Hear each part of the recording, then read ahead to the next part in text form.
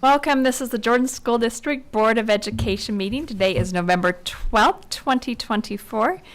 We are at the JATC South Building and we have all 7 board members present. First of all, we'd like to say Happy Veterans Day yesterday.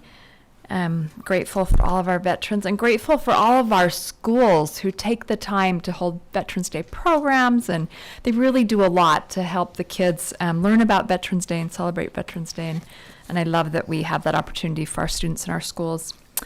We would also like to extend some congratulations to Bryce Dunford, Nikki George, and Daryl Robinson for winning re-election to this Board of Education. We are very happy to have you for 4 more years.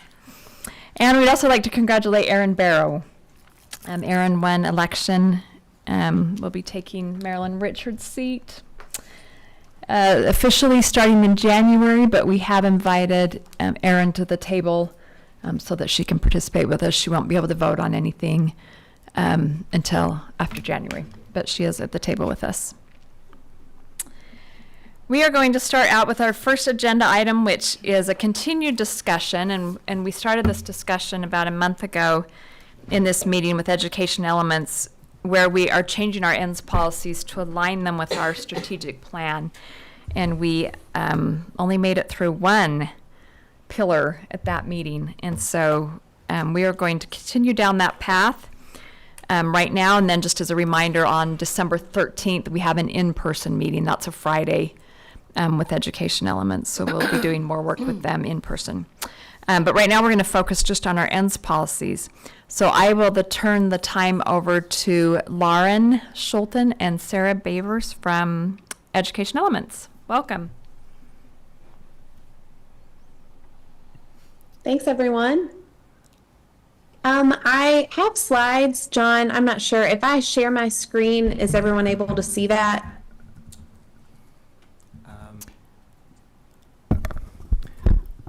No. They do have the slides on board docs. I can pull them up. Okay. Well, It's a PDF file on board docs. yeah, if you all have it, then maybe you can follow along.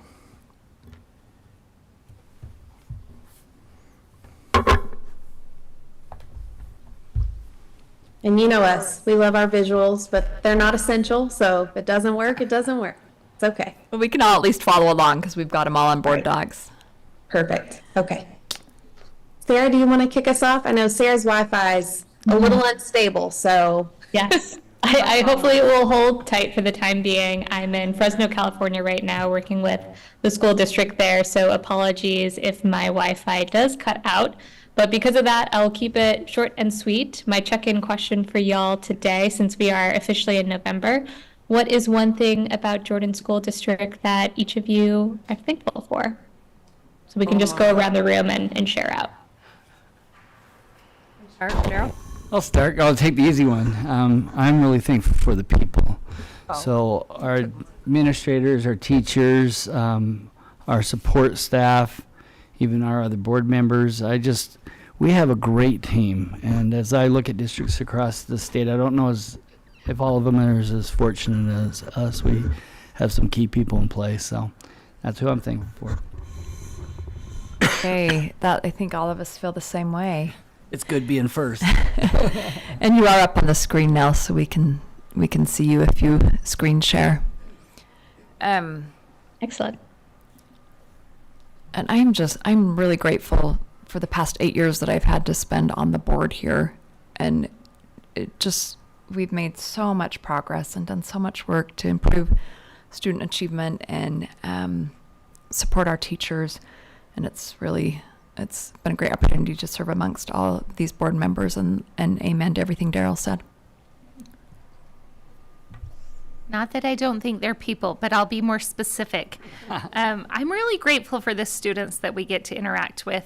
They are top notch. They impress me at every turn, and I'm really grateful for the interactions that I get to have with them. They are people. I know. They are people. I was just specifying which people. Yeah, the people are very important to me too. I think I would like to say, because it's all been said already, I would like to say that I'm thankful for the reputation that Jordan School District has. I've been proud to be part of it for a long time, ever since I was 6 years old. And I'm loyal. I'm loyal to the district. I wouldn't want to be anywhere else. So I'm just thankful for the reputation and what it stands for. Well, I'm grateful for the trust I've been given by the voters in my district to represent my community. But I am especially grateful for the fact that Jordan School District has allowed each school access to a counselor and a psychologist. That has made a huge difference at our local school. I am really thankful for the love and care that the people in our district have for the students in our district and the families of the students in our district. As a board member, I am grateful for the three men who sit across from me at this table, Anthony, Mike, and John. Very happy to be serving with you and watching your leadership. This is Bryce. I am grateful for teachers, all teachers of all time. There always, at some point, was a teacher who came along. I've used an analogy, I hope you'll bear with me, but if those of you who've heard it, but I've used this analogy a lot. My wife Jen and I have 10 children, and we've taught each one of them we toilet trained every single one of them. And not one of them have ever said thank you for toilet training them. And I would think that that's a critical life skill that you ought to be grateful that you possess, because if you didn't, your life would be dramatically different. But none of our children have ever said thank you for potty training us. And as I pondered that, I thought, because our children just have always assumed that that's a skill that they've just always had. And that is not the case. And I wonder how many in society just assume that the skills I use on a day-to-day basis, I've always had. And that's not the case. Somewhere along the line, there was a teacher who taught you how to do it. And you're probably not thanking them because you've just incorporated that skill into your life and just assume you've always been able to do that. So on behalf of all the unthanked teachers out there who passed on a skill that now has become a major life skill for everyone out there, I would say I am thankful for teachers.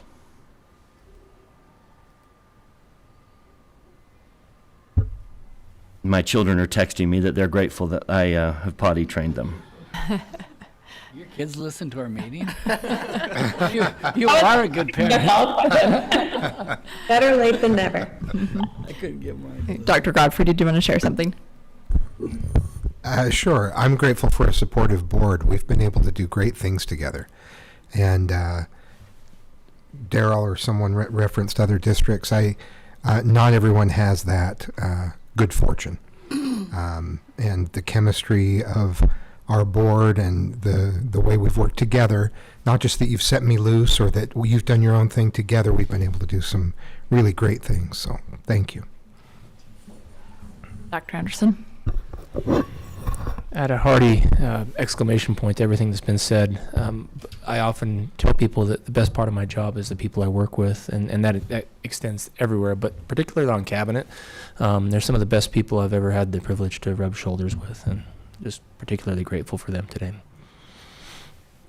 Mr. Larson? Well, at this moment, I'm very grateful for technology staff that are here to help me remember how to project onto the screen from my computer over Zoom. But along the same line, I'm very grateful for the many, many staff members who make the district function and work, and all the behind-the-scenes things that happen that people have no idea about. People working hard to do a good job that help things run smoothly. Thank you. All right, back to you unless there's anyone else that wants to jump in. Okay. Well, thank you so much for checking in and also for helping us to co-facilitate since we're not physically in the room with you. That is very, very helpful. I'm going to pass it to Lauren to get us set up for the conversation today, but I'll say the thing that I'm very thankful for is just these continued discussions and the shared leadership and wisdom that is in the room and how y'all are continuing to really engage in this conversation in a very thoughtful and intentional way. That is the dream for Lauren and I when we're doing this work, so thank you. Yeah, thank you, Sarah. And for me, as you know, we travel all around and work in states across the country. This week, I was at a joint conference between the State Superintendents Association and the State Board Association. And I attended a session about board superintendent relationships and how to foster healthy ones. And the first half of the session was, superintendents along with the board member kind of sharing about, things that have gone well, ways that they keep and maintain healthy relationships. But then the second half of the session was Q&A. And there were a lot of stories and questions about unhealthy relationships between boards and superintendents. And I kid you not, I thought the whole time, I'm like, oh my goodness, if Tracy Miller and Anthony Godfrey could come and just give everyone a master class on how to collaborate and lead with trust. And I picked those two out as the leaders of all of these groups, right? Cabinet, the board, and as some of you've mentioned, even in this particular process, seeing how you all have collaborated together and created something, a strategic plan, a portrait of a graduate, and now these ends policies just based on trust and mutual respect is just, it's great to see. So very thankful for that. So we are going to kick this off. Again, as you all know, and as Tracy said at the beginning, the purpose of our time together today is to wrap up the facilitation, mine and Sarah's facilitation of this ends policies discussion. You are not going to vote on this tonight. That will come later. But our part of gathering information, providing recommendations, and facilitating this process, we're hoping to wrap up tonight so that our third and final in-person retreat together, we can spend some time digging deeper into the strategic plan, mapping out potential timelines for implementation of those objectives of the plan, and then also, and I know this is something that many of you have expressed you're really eager to do, we really want to dig into the portrait of a graduate. And so in order to do that when we're with you on December 13th, we wanted to hopefully tie a nice bow on this ends policy work. So what we'll do is we are going to do a brief overview of how we got to this point, and then we're going to share mine and Sarah's recommendations based on the work you've done, based on the expertise and support that your accountability and data department has provided, along with mine and Sarah's expertise, just having done this work in other school districts. And so we'll wrap up by sharing our recommendations and then allow for a discussion, questions, and recommendations for what that final draft should be. All right? Okay, so we said this at the beginning, the road to implementation success, a lot of people want to just jump head first, and we can't blame them. You have a great strategic plan, you have a great portrait of a graduate, let's go ahead and implement. And a lot of districts miss that there are some foundational pieces that have to be set in order for the actual implementation of the plan to work. And so year one is really about looking at things like ends policies, looking at some of our internal systems and making sure that we have the systems and structures in place to be successful. We don't want a false start. Of course, your board is on top of it. Nikki and Tracy came to us at the beginning and said, one of the things that we want to look at is our ends policies and make sure that they align with our new strategic plan. And you all were proactive in this process. And so this is what year one's all about. We also said the first time that we were together when we jumped into this ends policies work that there were three primary reasons why we wanted to adjust the ends policies from what already existed. And let me see if I can, there we go, make this a little bit bigger. So one is just accessibility, right? If you have a consistent format and template that each ends policy follows, it makes the information easier to understand for our community. One thing that we did here in the strategic planning process was that people wanted more, I don't know if transparency is the right word, but just wanted to feel like the information was easier for them to access between the board, between their schools. Communication is one of the pillars of your plan. And so this ends policy works toward that end. Also, the usability piece, your previous ends policies, or I guess your current ends policies, had a lot of data sources. And when we gathered feedback from you all, you said, we're not actually looking at all those pieces, and some of these could probably be taken out. And so we wanted to refine the data that we're using in order to make our ends policies actually something that are meaningful and something that we can use. And then again, most importantly, we wanted, after all the work that we put into the strategic plan, this community-based strategic plan, we wanted to make sure our ends policies reflected that. And so a few of the recommendations that we had at the beginning of this process was that, there are 5 pillars in your strategic plan. So we suggested having one ends policy per pillar. And so the board agreed that we would have 5 ends policies, one for high quality instruction, and on down as you go throughout the plan, which we'll look at in a moment. And then also the ends policy would have 2 pieces to it. Not only would that impact statement that we have in your strategic plan be represented, this is the ultimate goal of the pillar, but also the way the actual impact and the way that we want to quantify that impact would also be in the ends policy as well. So we would have the measurement criteria. So here's the process that we've used as a recap for those of you who may just be joining the process for the first time tonight. So Sarah and myself proposed a structure based on the strategic plan, the existing ends policies. Also, there's a great book about school policy and particularly ends policies that the Carvers developed. We use that framework, and then also examples from other districts. The board agreed on that proposed structure that we just talked about, and from there we brought in the Assessment, Research, and Accountability Department. They suggested multiple measures for monitoring progress towards these ends policies, and we've spent a significant amount of time really and having a very rich discussion about data, and not just what data should be included in the ends policy, but also going back to those original questions, like what data are we actually using? What data is actually relevant to what we're really trying to measure? And so we've had a lot of really rich conversations. And I also want to pause and just share gratitude one more time for Brooke and Ben and all the work that they did in that department. Also Carolyn Goff for leaning into this particular piece of the work. They were invaluable to this process.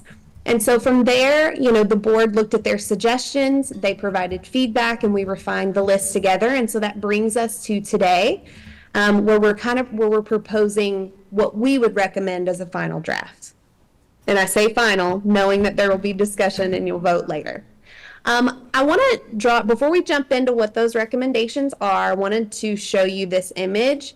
We use this a lot in strategic planning. We use the design thinking process as we're creating our strategic plan and our portrait. And one critical part of design thinking is converging and diverging. And so we begin the process by diverging. That means getting all the ideas that we have, putting it all out on the table. That's what we did with our conversations with Brooke and Ben. We put all of it out on the table. What could potentially be used to measure this impact? Is it relevant? Is it valid? Is it reliable? And tonight, what we want to do, and what Sarah and I have taken a first pass in doing, is we want to converge. Because if we go back to our original intentions that we set at the beginning of the process, we want these ends policies to be usable, digestible, and accessible to our community. And so in order to do that, we believe that now it's time to converge and refine our document and simplify it. And so here, before we click into the document, and you may already have it open, I just wanted to share first and foremost that mine and Sarah's proposal for you as a board is to have one data source that you are using for each ends policy. And I have an asterisk there. So two caveats to that. One is that, there is at least one pillar that talks about like wellness for students and wellness for staff. So there are two sources of data that we're using to measure the same thing. So that's kind of a caveat. And then also we know with high quality instruction, we want to measure student achievement. That's a given, I think. And so with that, there are multiple assessments that we would use to measure that achievement. So we say one data source per pillar, knowing that there's always an asterisk, right? So again, before we dig into what those data sources are, the reason why we propose one per pillar or one per ends policy is first and foremost, like I've said over and over already, we want this to be user-friendly. We also want to monitor this with fidelity. So we don't want it to result in multiple data sources that we can't really keep track of, and it's not feasible to even report on in that annual report every year. Also, we wanted to be sure that we proposed ends policies and data that were actually measured and tracked every year.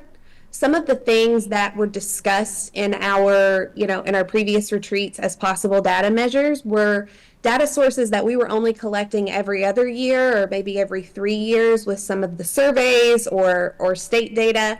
And so we wanted to make sure that each item on this list was something that we would actually have data for every single year, and a lot of them multiple times a year. When we had all of the data sources and all of the work that we had done together, the glossary of terms was endless. And so that to me is a sign that it's maybe not as transparent or user-friendly if we're having to have a glossary of 30 terms that explains exactly what we mean. And so by having one data source that we feel really confident about and only using that, it shrinks that glossary of terms actually to where it's reduced it to none, as far as we think there's nothing that needs to be defined in this draft. Finally, and I think these last two are really the most important thing and something that we haven't really touched on yet. When we have a smaller list of data sources, it allows us to account for changes in technology, new learnings that occur. When we're having a list of 4 or 5 data sources per ends policy, not only are we muddling the process, but we're also blinding ourselves to new possibilities with data collection. There may be new survey tools that we learn about in the next year, 2 or 3, or whatever. So it allows us to be more flexible. And then finally, and this is what I believe is most important, and I said this at the beginning when I showed what this implementation process looks like over time. We are not implementing everything all at one time. That would be foolish, and actually it's just impossible. And so, like I said, on December 13th, one of the key things that we wanted to work with the board on is looking at all of our objectives, looking at cabinet recommendations and their feedback, and trying to prioritize some of these strategic objectives for the first year. And then also developing a timeline of when we will actually jump in head first with implementing on each of these objectives. And so knowing that if we are selecting data that we're looking at annually over specific data points or specific points within each pillar or within each strategic objective in our plan, it's kind of an unfair, we're kind of setting the superintendent up for failure, because we're not going to ask him to prioritize moving the needle in 30 different data categories, and yet our ends policy says he's going to be assessed for that every year. And so Sarah and my recommendation instead is to zoom out and to think, okay, what are we actually trying to achieve with this pillar, with this ends policy, and what is the one data measure that we feel truly encompasses the heart and gets at the heart of what our community said they needed for that pillar. There's a lot of talking, not going to be talking nearly as much anymore. I do want to pause for reflections on what we've shared so far. And we can dig into the details in a moment. And John, they are on mute. I'm sure you know that, but. So just for those that aren't completely aware of our ends policies are what we as a board have created to say to the superintendent, this is what we want you to do in our district. And then he reports to us every December and brings us back a report of how we're doing. And now we've worked closely with our community to develop our strategic plan. And instead of the 4 ends we had before, we now have 5 pillars. And so the whole purpose of our ends is just to be able to say, here's what we want you to do, report back to us. That process. And I think it was interesting. Do you want to share what you said about before Dr. Godfrey was hired, Dr. Johnson would bring us in her report a 3-inch binder of just all the data points and everything that we've done. And when Dr. Godfrey was hired, we told them we don't need all that. We need to simplify. But Yeah, and I really feel like we have, our leadership is such that they are going to be limited if we are too prescriptive.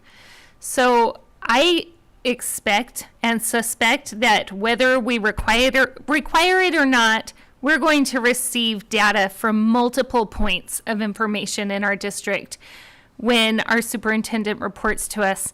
And what I don't want to do is have this so prescripted down that he can't expound in ways that allow us to really get a full picture. And I would feel really uncomfortable if we were to limit the genius of the person at the helm here. Our superintendent is able to bring us the information that we need. And I don't think we have to babysit him and say, but what about this one and check this box? I think that he's able to bring us a better picture if we kind of unhandcuff him a little and let him go.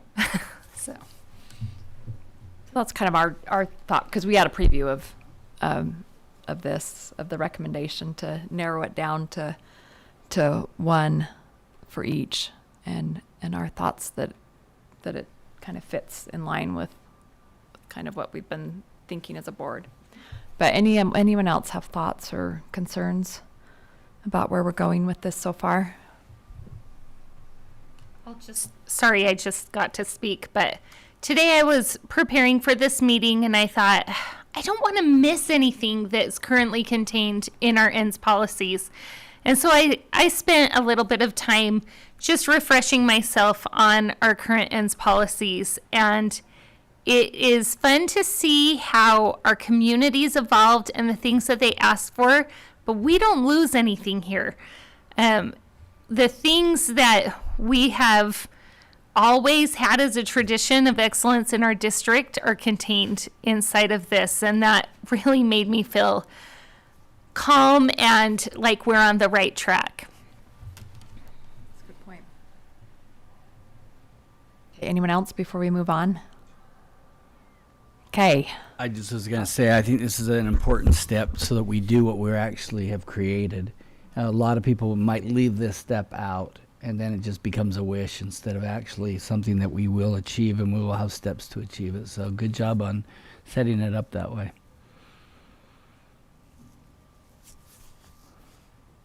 Okay. All right.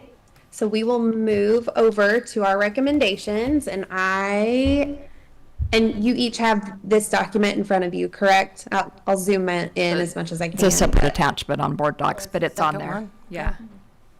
And then also, yes, if you're in the slides, I also, oh, no, I think I did that later after it was posted. Apologies. But yes, you should have this in board docs.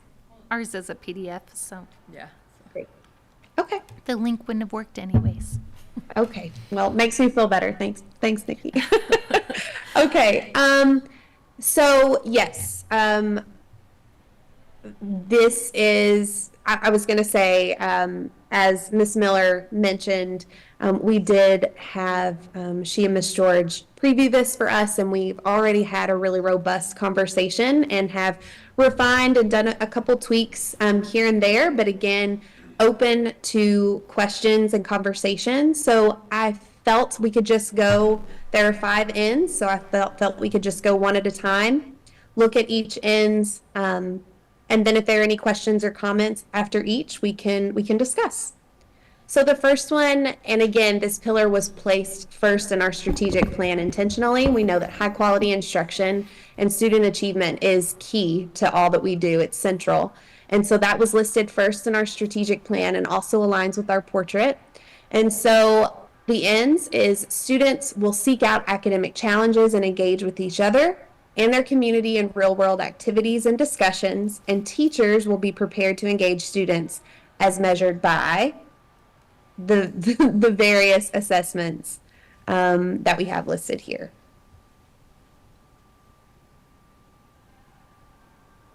And are these all the ones we discussed last time we all met together? Yes.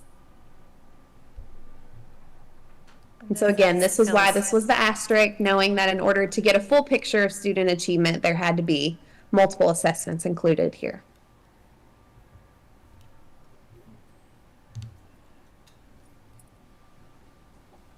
And this seems like a lot, but it lines up what's on the school report cards that the state does. And so it's all stuff that we're going to be held accountable for by the community and by the state. And so you also may recall we had some data sources in there about, teachers and teacher, accountability and the, support that they're getting. But again, zooming out and really wanting to focus on the ultimate, measure for success and high quality instruction. Ultimately, it's student results, right? And student outcomes. And so we felt like this one measure really encompassed all the improvements that we'll continue to make in our instructional practices. If you look at our existing E401, it's actually trimmed down, surprisingly. I know this one looks like a lot of data points, but it's actually less than we had before. Yep.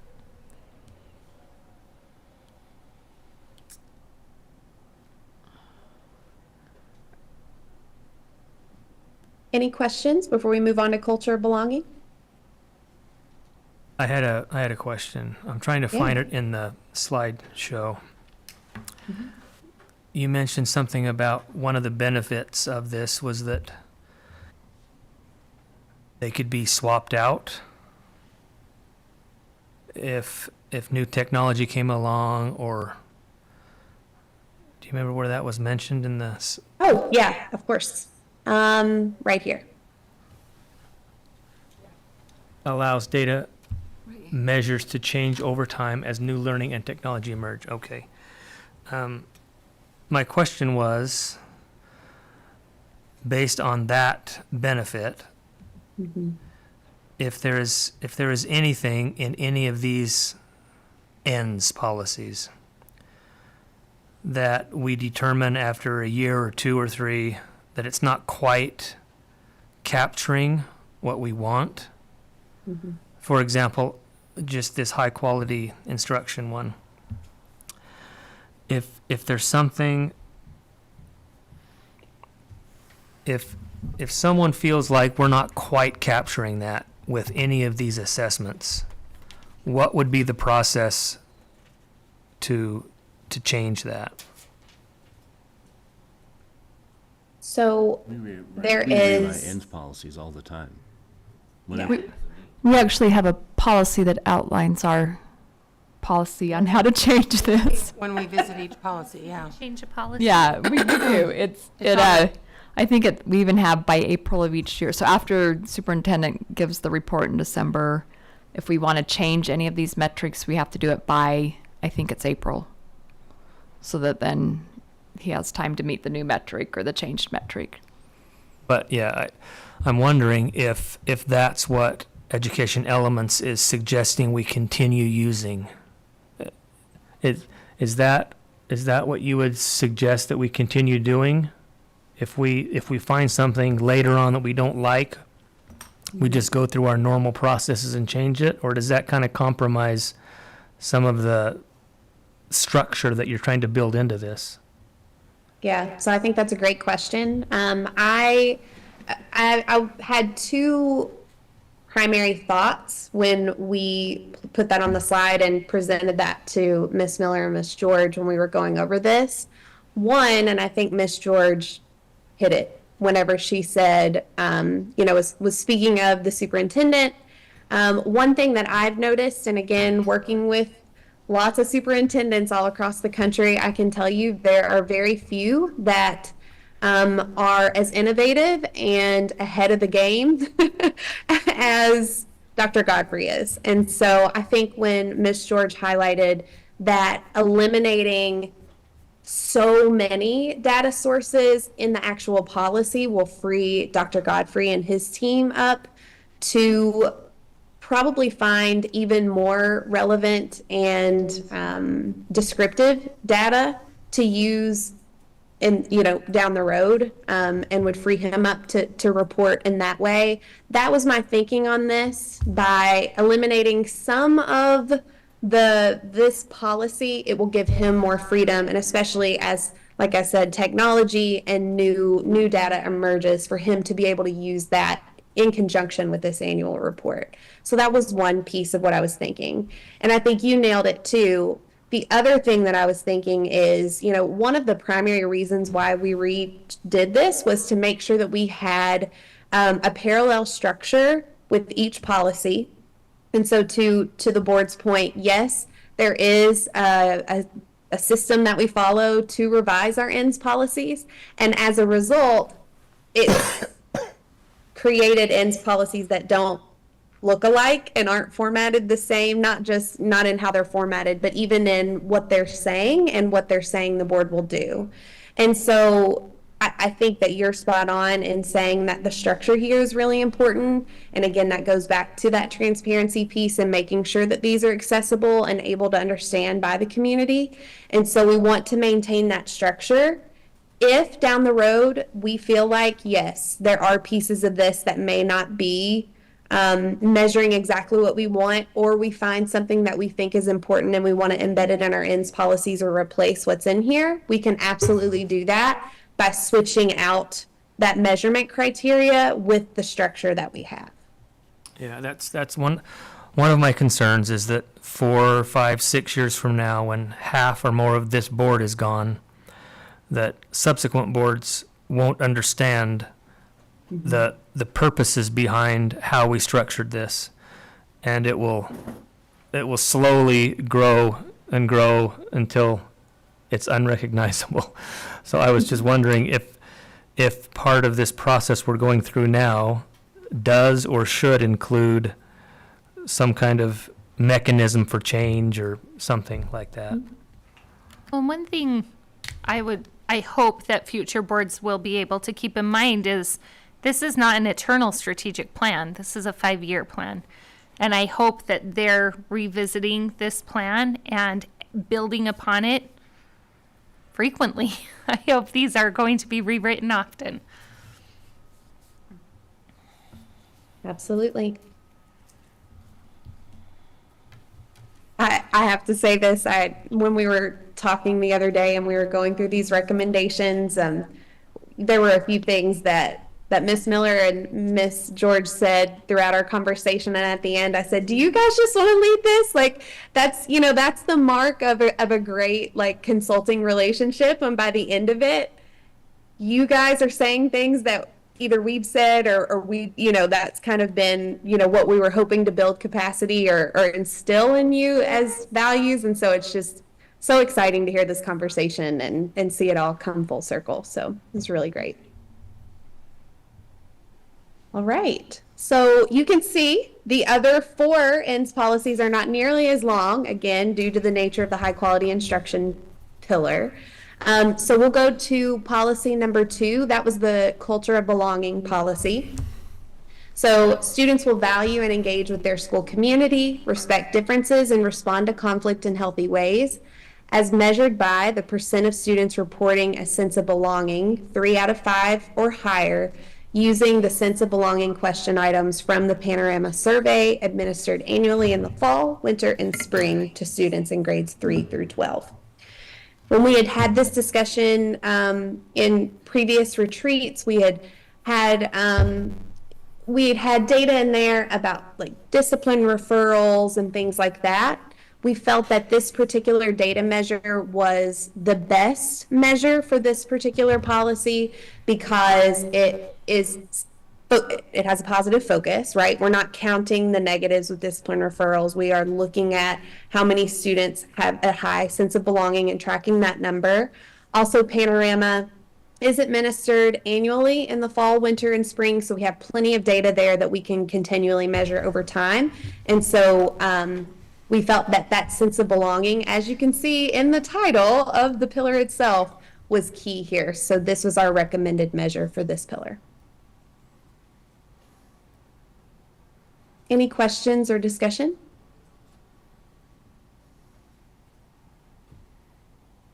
And is everyone okay with just the one measurement? Yes. We have one resounding yes. I mean, it really is the best measurement because it gets right at what the pillar is. Mm-hmm. And honestly, I think that there could be kids that are getting a lot of referrals that still feel like they belong in their school.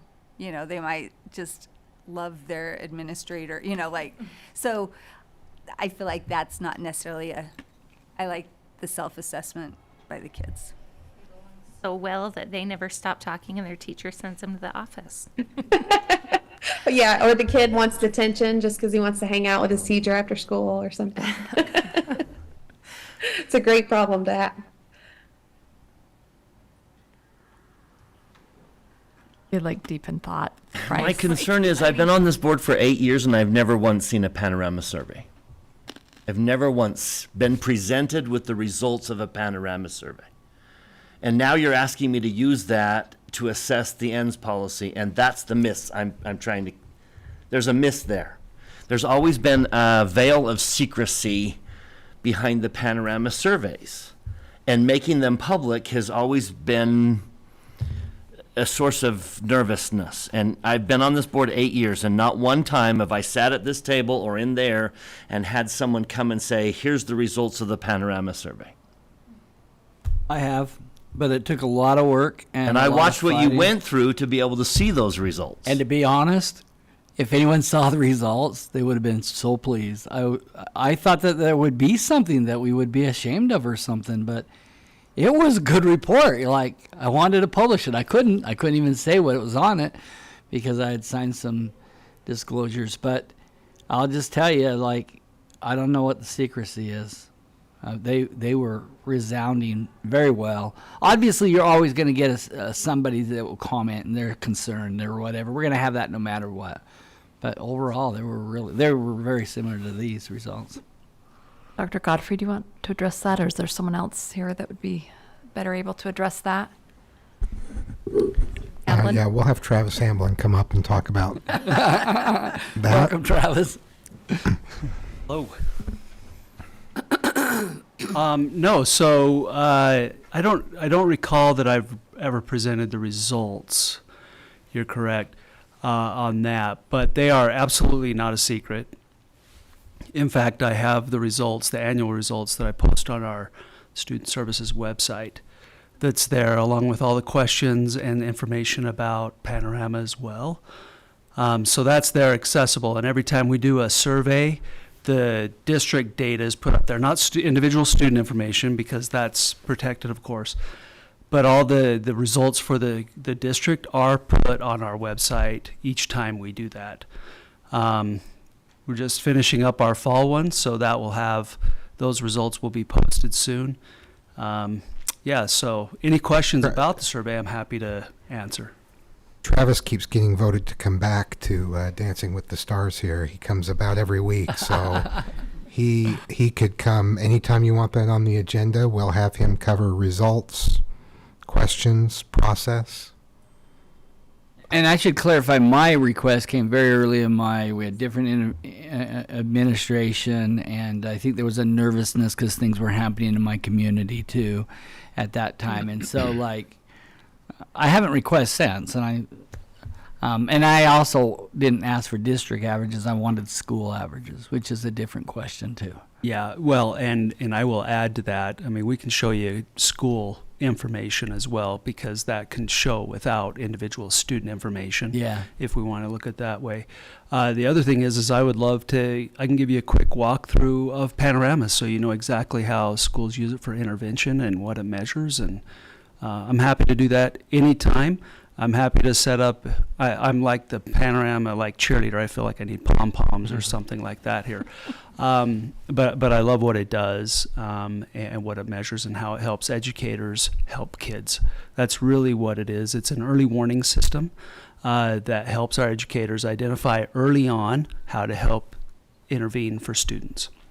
I wouldn't mind a small presentation, not now, but to the board, because there is an alert out in the community that this is like some dangerous thing or something. But it would be nice if we could say what we're trying to measure, what we're trying to do, so a short presentation to us at another date, I think would be very valuable for the community. I can do it right now. Anytime. Do it right now. Aaron wants a meeting to get out after 1 o'clock. Exactly. Right. And I think the other thing that if I could add really quickly, I would just simply say this is that, this year with the change in the law, we had to do the opt-in for any survey.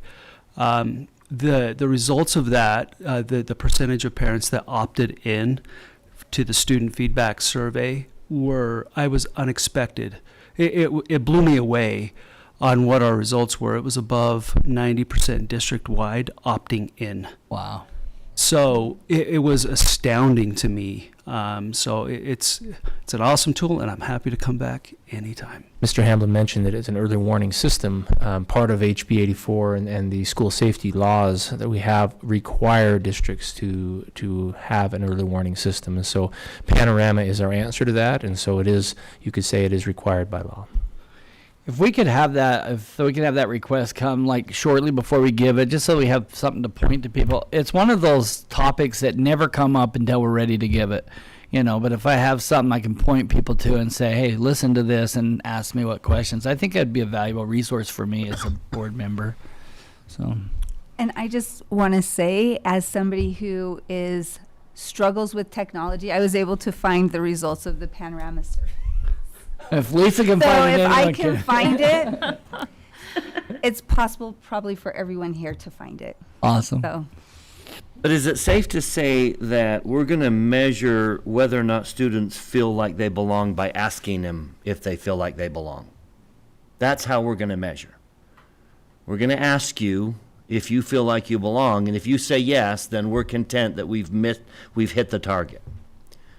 I have a nervousness about that. There's just something that says we're missing something if our data is we've asked them if they feel like they belong. who do you think would know better than the individual student if they feel like they belong? Like, what's a better measure than asking them, in your opinion? Asking all of them, not just the ones that answer the survey. I come from a background where if I ask my students if they like my class, I know exactly what they're going to say, and it's not going to be helpful to me as a teacher because they're going to say they like the class. Mine always say they don't. I don't understand that, bro. So there's just part of me that's a little hesitant to put so much on a survey where we ask if they belong to know that we're meeting that need and helping them feel like they belong.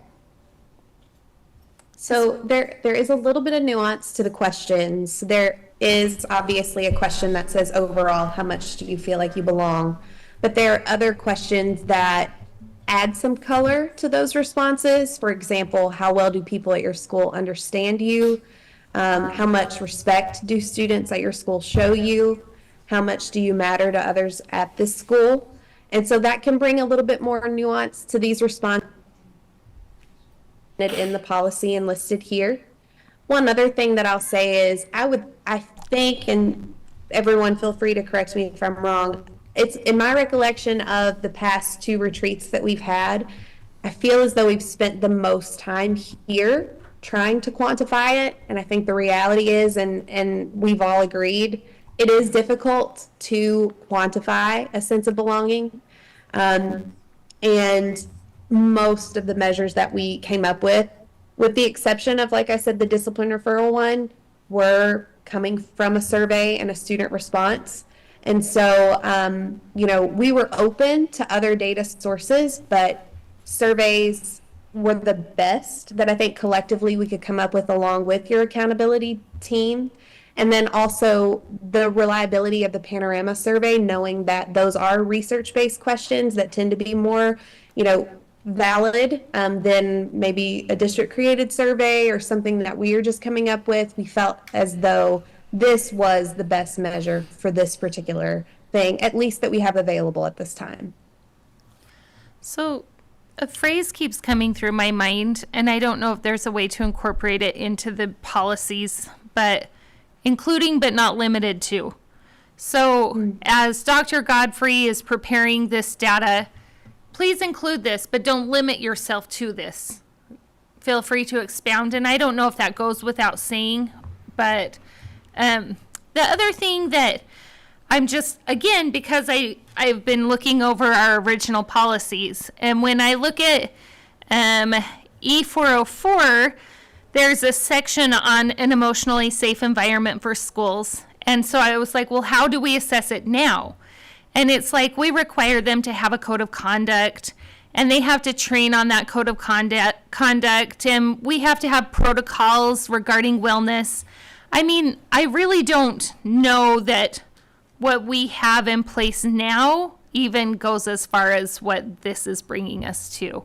So while I've been talking for a whole year, I have a constituent who's asked for, give me results on how you're spending money on mental health. Show me that it's helping. And that is so hard to quantify by nature. I don't think that it's this specific pillar, but just by nature, how do you report on something that you prevented? We don't know what would have happened without supports in place. So how can you possibly report on that? And so I think in this case, we just have to be satisfied with knowing that there's efforts being made.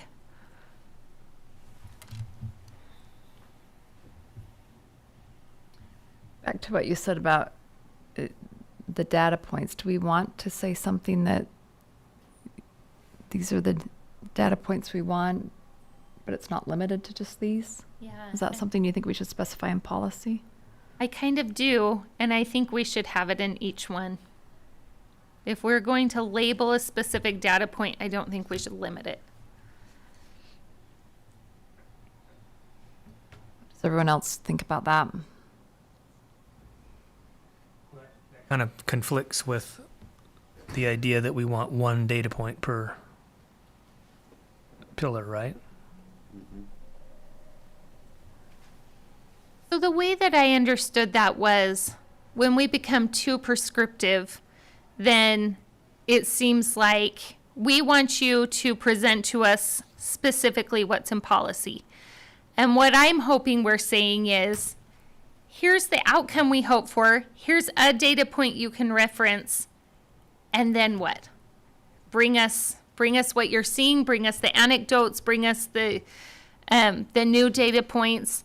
I feel like there are so many ways for this to be expressed, and I don't know that a culture of belonging is a statistics. I think that is about personal experiences of students, and that's more anecdotal to me. And I think we have to make our expectations clear. Like if we say, here's the data point we want for this pillar, that's all we expect to see. And if that's what the superintendent brings us, then he's done his job. But if he feels like there's some other data that we might want to see that we might be interested in, he can. Mm-hmm. Is that what you're thinking? Yeah, that's exactly. But we're not what I was expecting anything else. And to illustrate that, your strategic plan, if we go to culture of belonging, just to give an example of what we discussed earlier about how we're not going to be actively working toward each of these strategic objectives every single year. We're going to have to prioritize. So the thought behind selecting this particular measure in each of these pillars is if we were prioritizing this fifth strategic objective, incorporating restorative practices into our systems, we believe that's going to increase the sense of belonging. And what we also believe is, so the overall measure that we're identifying here, that's going to increase that sense of belonging. Enhancing student voice will increase the sense of belonging. But then the superintendent also will report on, and this is the objective that we prioritize this school year.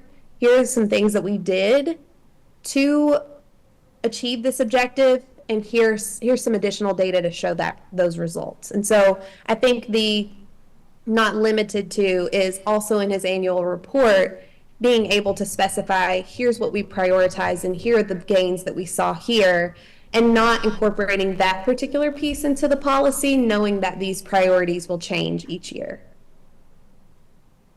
I like that. I think, so if we have our ends policies of here's how we're going to measure, here's what we want you to report on, but then at the same time, or maybe the next meeting, whatever the board wants, we also get a report on the strategic plan and where are we at in it, because different years of the plan will be working on different things. So we do as a board at some point need a report on where we're at with the strategic plan, what we did last year, what we're doing this year for it.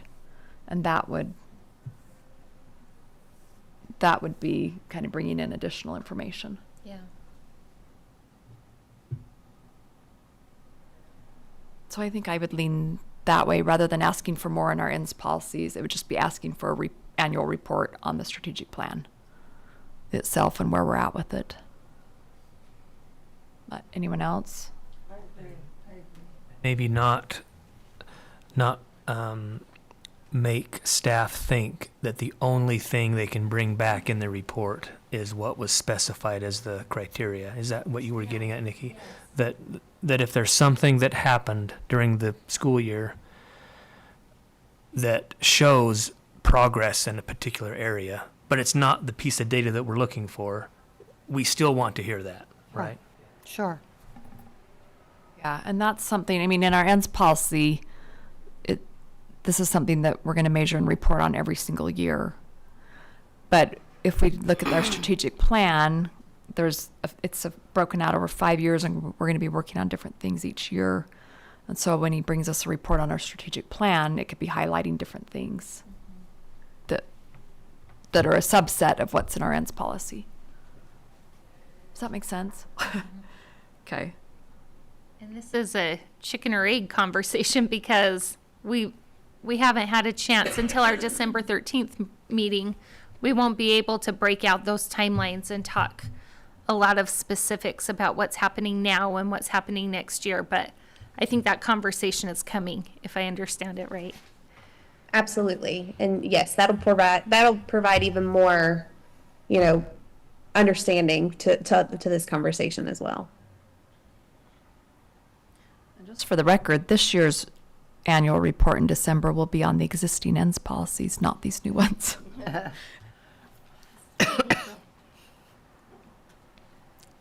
So I do want to note the time. I know we had an hour allotted. Are we okay to move to the third policy? Yeah, we actually took off the time frame and left it open. Oh, okay. As long as you're okay at Elements. Oh, we're fine. We're fine. Okay. So for this third policy, opportunities for every learner.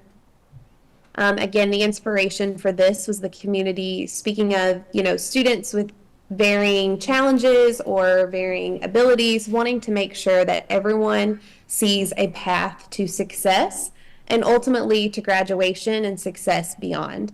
And so our ends policy for opportunities for every learner is every student will see a path to graduation that meets their individual learning needs as measured by state graduation rate as currently calculated and reported.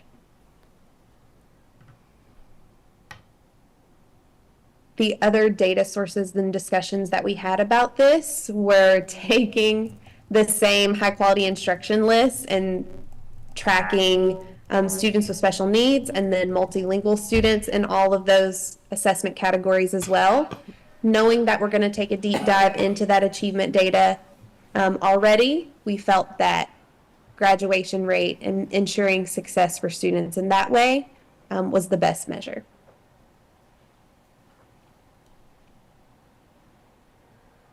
This is where I want to say including but not limited to, because I see yes. so So I wanted to many say other that too. ways We of took measuring the word this. increase out. Oh, sorry. I think I jumped. I'm talking about a separate conversation. Go ahead, Nikki. Sorry. No, please go ahead. That was all I wanted to say. Yeah, well, one of the things that Miss George had brought up in our conversation to preview this with them was making sure that she had a concern over the word increase, because, is it really feasible for us to increase the graduation rate every single year? Is that fair to expect that, knowing that there's so much out of our control? And so, we talked about maintain, increase and or maintain or whatever. And so one of the things that we did and we made in our final draft was getting rid of increase, maintain, decrease, all of those numbers, and just saying that that is something that you all will measure. If that's something that Dr. Godfrey wants to set an actual target for, great. But we are only putting the measurement criteria in, not specifying anything beyond that. Which I'll point out, our current policy does define it.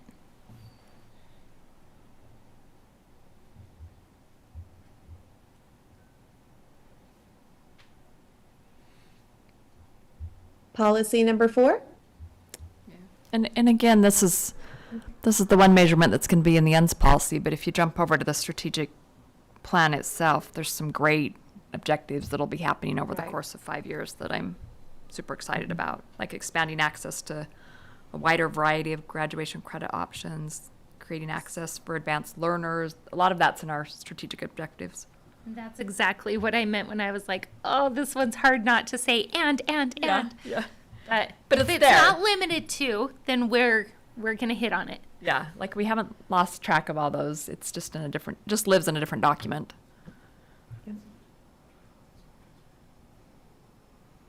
Okay, number 4. All right, number 4. This was the one that I said was the other asterisk, because this is student wellness and staff wellness. So there are 2 different data sources here. So we want to ensure that students and employees feel empowered to excel personally and professionally and have access to resources, programs, and curriculum that support a safe and healthy learning environment. And so that'll be measured again by the Panorama survey taken by our students, and then also the educator engagement survey.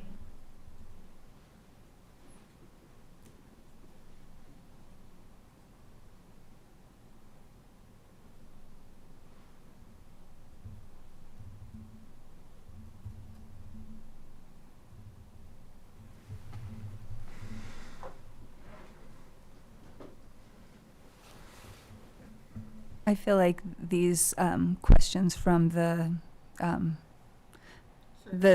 both surveys are good measures, will give good data.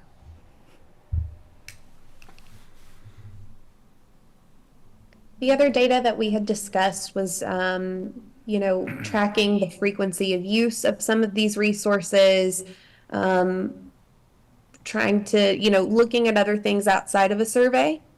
I think the limitations of that is it's not giving us a broad enough picture. It's great that a student's accessing a wellness room or accessing some of these, but are they really internalizing it? And is it building their capacity to cope with stress or continue to maintain a healthy lifestyle outside of school? And so we felt as though, this survey really was the best measure for this particular goal. And I really appreciate using the questions from, results from the Panorama survey, because I feel like if we try to figure out how how much students feel like they belong or how well they feel based on their actions. I think we're just making assumptions, whereas I think the students will be honest about how they're feeling. So I like using the panorama questions and also the educator engagement survey questions.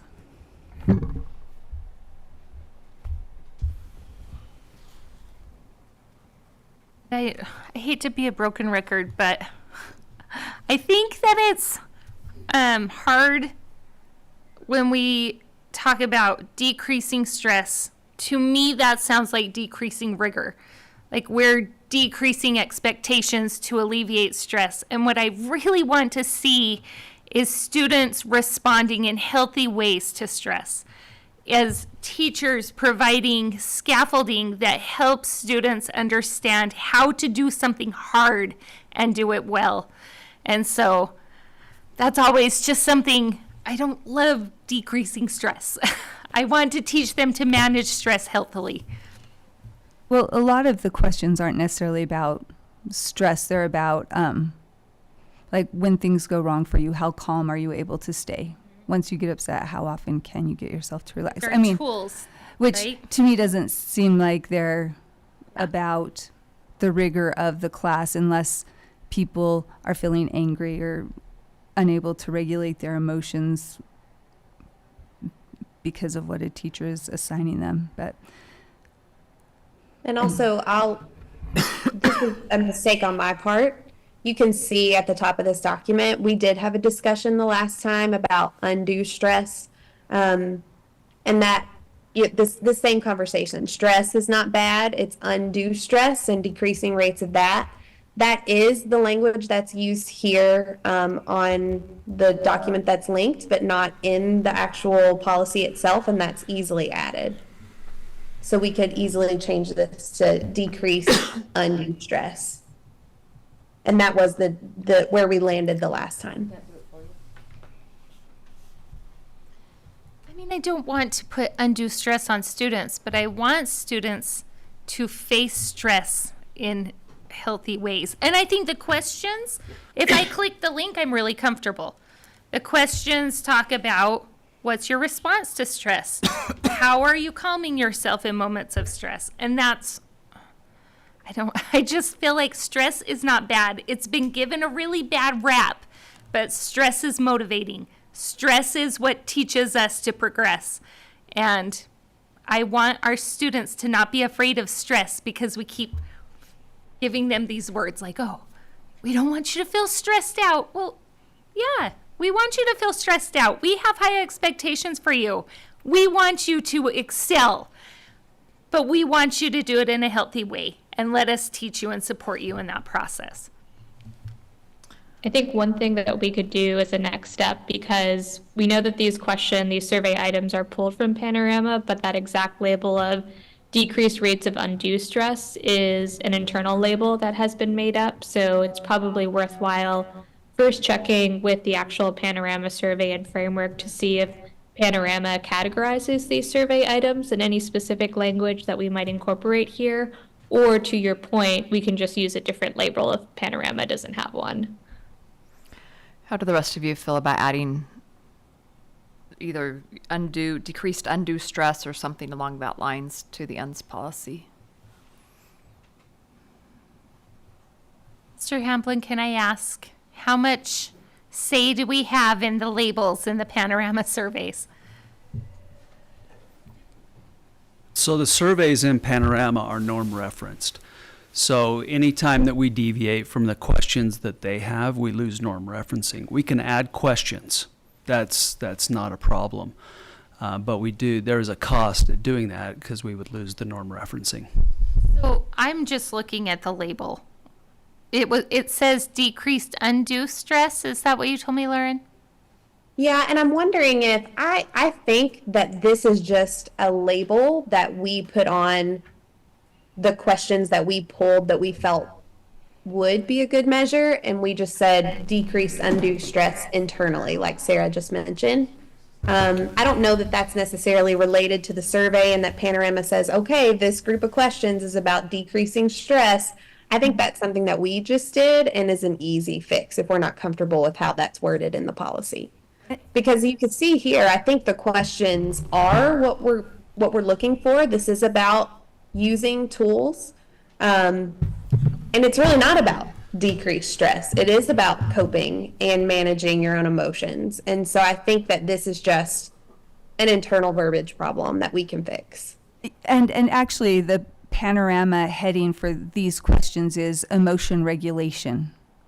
So, I mean, if we want to say responding favorably to the emotion regulation questions from the panorama survey, then we can see exactly which section it's coming from. I like that. Or I would just say healthy stress management. It is another way that I would feel more comfortable.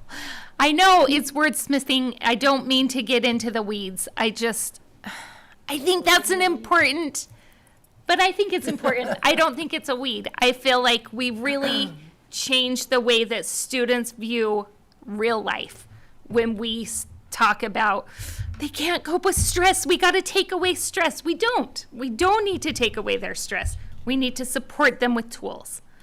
And really, I would support changing it to emotion regulation so that when people are looking at it, they know exactly which section of the panorama survey we're looking at. You know, so that it is the same words that are used in the panorama survey. I would be happy with that change.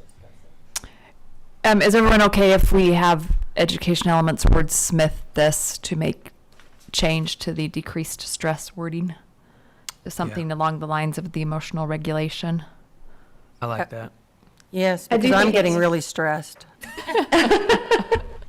I do think it's really wise to mirror the language in the actual survey. So I think my recommendation would also be the emotion regulation. Okay, I think we're in favor of that, and we'll have you come up with the exact wordsmithing for it. Okay, and we'll make the same change here, again, just to make sure the terms are parallel in your policy document, knowing that the educator engagement survey is a district-created survey.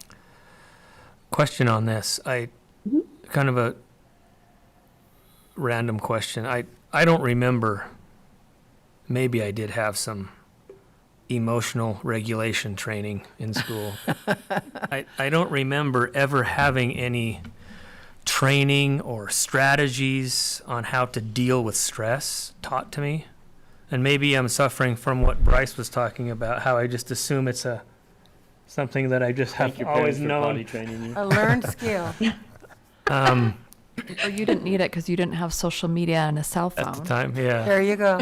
Stress levels are higher now, I guess. But I guess if someone were to ask me, hey, Brian, how do you deal with stress? What are your strategies?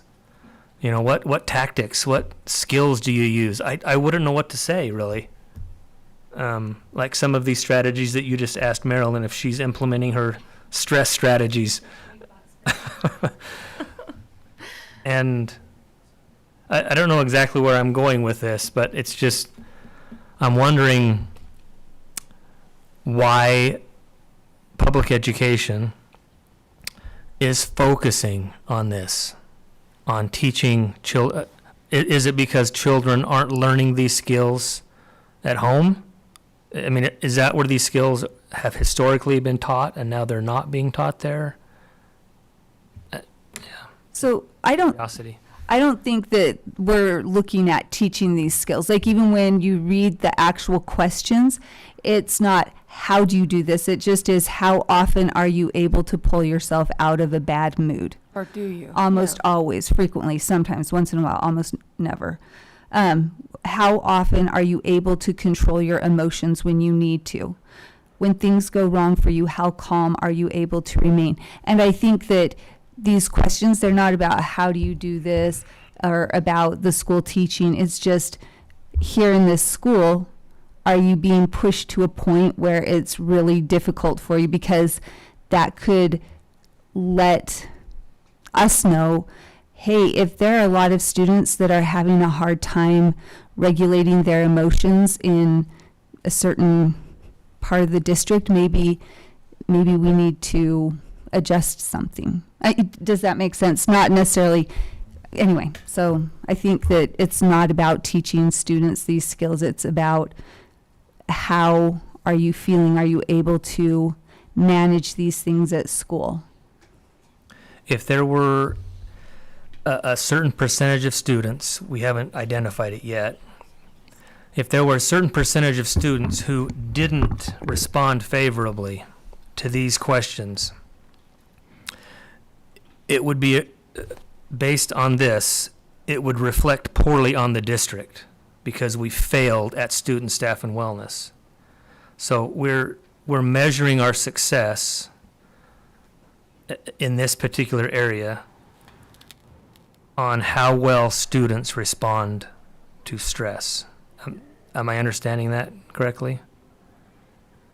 Is that accurate? We're measuring the success of the district based on how well students deal with stress. To some degree, Yes, yes. and one- Okay. Because that was Go one ahead, of the, please. that was an area of focus through this process that we felt was important for us to address. That our public thought was important for us to address. Right. And actually, that's been the case, especially for the last few years. And when you ask, why do we focus on that as a district, I think it's because we've seen that when students I don't know why they aren't are dealing with greater issues or are less prepared to deal with those issues, however we want to couch that. But when students don't know how, are dysregulated, is the term that's used frequently, or don't know how to regulate themselves or bounce back, what you see is poor academic performance, troubling behaviors, bullying.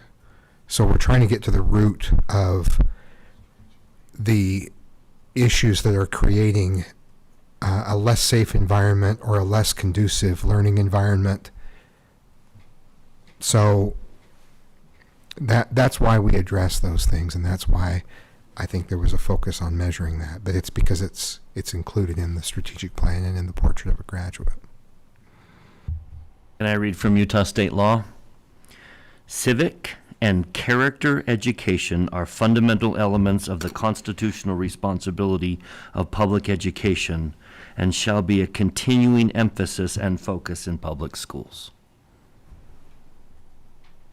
We have been commissioned by the state to educate their character as well as their mind.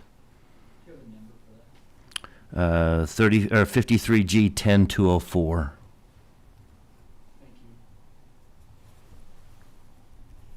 Now you can debate whether or not that's part of their character, but given the climate in which we live, I think that falls well within character education, and it has been imposed upon us as a responsibility, a constitutional responsibility from the state of Utah. And I think in our strategic plan, it also says under this pillar that we want to support a healthy learning environment. That's really our goal, is so that kids can learn. Yeah, I guess my main concern on this one is if there is something happening outside of school that's causing a student to be dysregulated, the schools then take on the responsibility to address that, something that's happening outside the control of the school district. The school district is taking upon themselves, maybe constitutionally mandated, the government is taking upon itself the responsibility to regulate a particular student because of something that's happening outside of school. I'm just a little uncomfortable. And I would Go you can ahead. finish. Just would disagree with that statement. It's the parents' responsibility. The school is a resource, and the school doesn't ever take over. The school works with the parents. From the and same provides section of- resources. Yeah, from the same section of Utah state law, the primary responsibility for the education of children within the state resides with their parents, and that the role of state and local governments is to support and assist parents in fulfilling that responsibility. Absolutely. But what if the parents aren't the primary? What if they're not doing what the state thinks they should be doing? If they're not teaching the characteristics and the regulation strategies that the state thinks they should be teaching, then the schools take on that responsibility. I guess that's what I was saying. Or the state does, because then if the kid is out, like destroys school property, then it's possible the county will step in and the kid will be arrested. You know what I mean? So it's not, sometimes the state steps in, sometimes the city, sometimes the county. It's not just the school. The school works with families.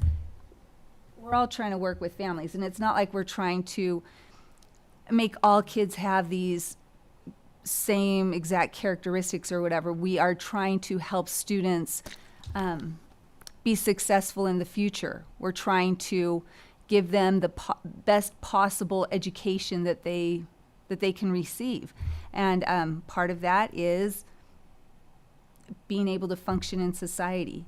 And if they're not, then like Tracy said, we work with parents. We try to help parents.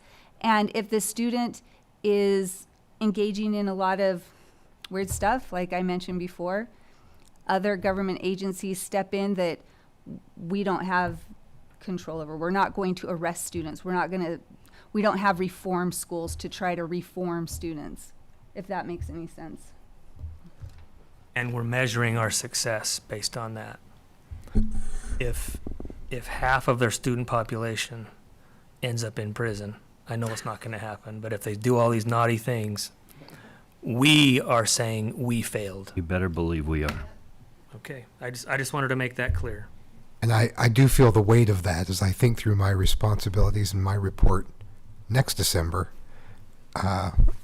It's a big goal. It's a big measurement.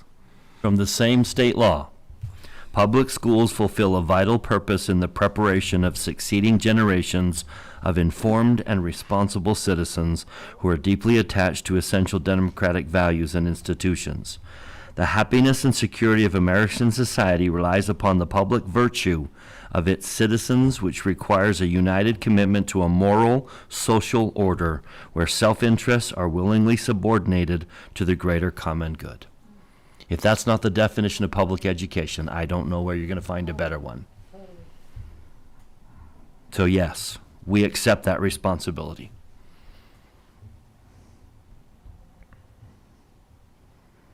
Okay, so is everyone, except for Brian, comfortable with number 4? I'm comfortable with it. I just wanted to make sure I understood, and everyone else who's listening understands what it is that we're talking about here exactly. The school district is taking responsibility for, and we're measuring our success partially on our students' ability to regulate stress and those types of things. I just wouldn't use the word taking, because it sounds like we're taking it from the parents, and we are not. We're sharing responsibility. Yeah. Yeah. There's one word in this pillar that is totally unrecognized in this goal monitoring approach, and that is safe. So when I look at E404, there is the vast majority of that policy talks about how are we going to provide physical safety. And I don't see anything regarding physical safety there. And I don't know that this is where it belongs, but I would suggest that we not lose these important measures that we have here in monitoring and maintaining and increasing the physical safety of our school campuses. So whether that means we need to develop a different policy, house it somewhere else, I don't want that to be missed. It's in the strategic objectives under this one. But not the expectations that we outline in E404. So when we talk about emergency preparedness, safe and secure buildings and grounds, and then we go through and talk about how our district is going to maintain the monitoring of those expectations. You know, the Jordan Safety and Security Assessments 3 times per year, school self-inspection surveys. We've got an entire list through letter H of ways that our district is currently expected to monitor physical safety. And I think that's an important expectation that we can't lose.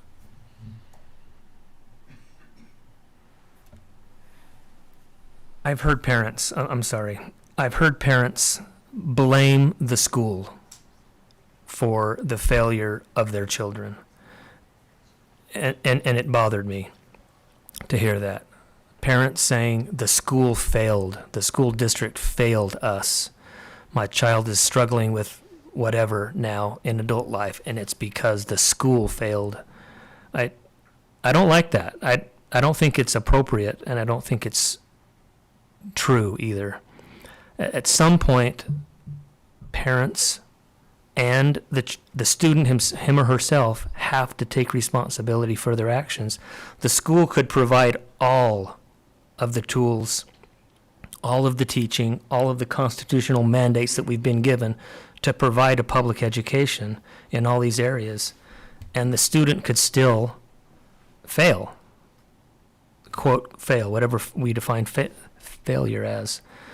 And as a board member, if I feel like that student has been given every opportunity, just like all the other students, we've trained him in the way he should go, we've provided all of the tools that he should need, that student should not be able, or his parents should not be able to come back to the board or me and say, you failed me.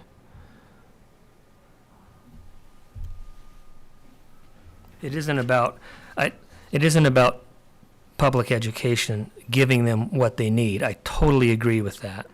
That according to all the things that Bryce mentioned, that is our responsibility. We need to provide all of those things.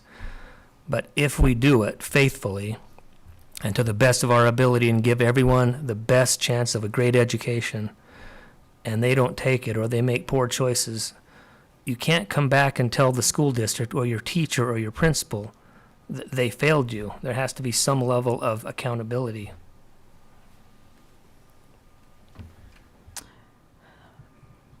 I would feel more comfortable if I knew that the Panorama Survey, which I have never interacted with, was really reporting those who don't feel like they belong or don't feel safe or struggle with wellness. If they are using the Panorama Survey, then I'm very content with this. Because I want to make sure that we're getting data from the people we need to hear from. And I don't know. I don't have enough faith. I don't have enough experience in the Panorama Survey to say that. So that's my caveat here. Is I'm comfortable with this. I'm comfortable with the data source. I just don't know that the data is going to capture the data I'm looking for. So I'm willing to try it. Let's see. But I'll never know if students who don't feel like they belong or students who struggle with wellness, unless they're using the Panorama Survey, I won't know that they're struggling. And I won't know that we missed them. That's my nervousness. Is this completely depends on their response to a survey. And my opinion is that those who are struggling with wellness and struggling with a sense of belonging are less likely to participate in the survey. Can I ask a question? It was mentioned that the survey had to be opted into, that parents needed to give permission. Is that through all grade levels? It is. Yeah. So I think that's what is going to happen, is that we have to rely on the parents in order to have them opt their child into taking that survey. And if the parent doesn't opt them in, then we're not going to hear from them. So I think the survey is going to do the best it can with those who are willing to take it. Does that make sense?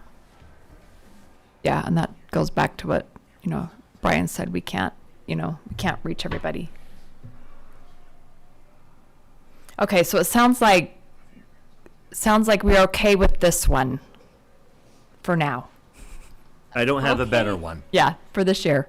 I need safety housed somewhere, physical safety. It doesn't have to be here, but I need a commitment that it's going somewhere. That is too important. I'm committed to make sure it goes somewhere. And we've talked a lot about goals, and I'm holding off on there's a difference between goals and ends policies. Because there's a whole lot of goals that are not reflected in our ends policies.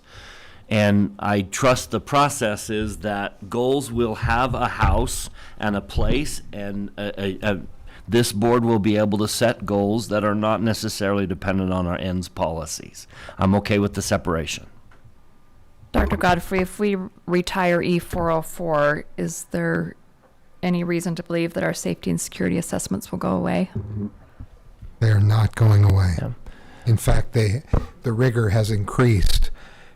We put them in place, and then too many people were scoring 100%, so we had to make it harder. So, well, it was a good thing. So we thought, okay, how do we take this to the next level? And we've had that in place a long time. It was in response to a serious school shooting, of course, in another state, and it's been very successful. And we talked just the other week about other things we can add to measure. So, for those listening, we do assessments of each of our schools on a very regular basis on a number of physical safety criteria. And at first, some levels, high school, elementary, middle, were scoring better than others, and some schools better than others. Everyone is scoring very high, and so we've had to raise the standard to go even further in making sure our schools are safe. So that will continue. There's no question about that. I would add to that state law is requiring that it either be an annual safety assessment that will oversee and the physical safety of each school. That includes adding police collaboration at each school. So that's definitely not going away anytime soon. Okay, so we'll just make note of that as something to follow up on to make sure we stay in the loop on that. I'll make sure to follow up. I would like it to be a part of our policy. So that's what we're discussing right now. You want it to be part of this ends policy? Not this ends policy, but Okay. I would like it to be addressed. It's a high priority for our board, and it's something that I think should be addressed in our policy. It doesn't have to be here. Okay, so we'll circle back to that discussion. Let's move on to number 5. Okay, number 5, effective communication.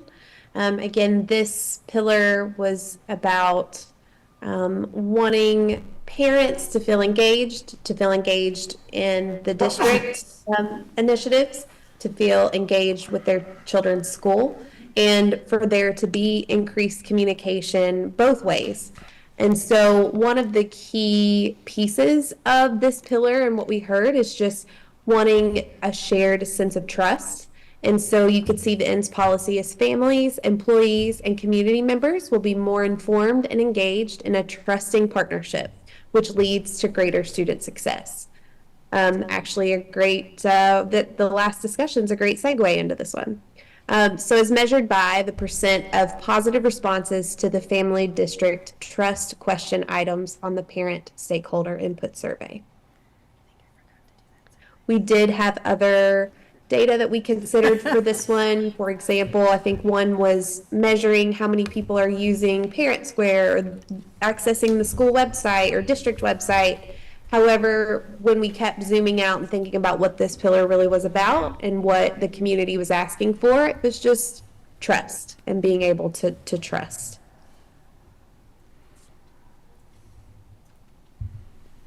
There is an element of irony here. If they don't take the survey because they didn't get the email, there's a little bit of irony. Then in we that. haven't communicated We to them. didn't communicate them the need to take the survey.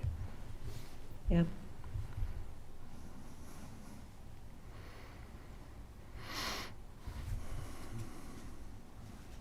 everyone comfortable with this measurement? Yes. Yes. You know, and maybe that's information we're going to want is what was the response rate to the survey? How many emails went out but didn't get opened? And I like the questions on, like these survey questions also, and the nuance allowed in the responses. So I think it's a good measure. Great time to publicize. Those surveys are open right now. Check your email. Look at Parent Square. I hope they're still open. I haven't done mine yet. Okay, we're okay on number 5 then. Okay.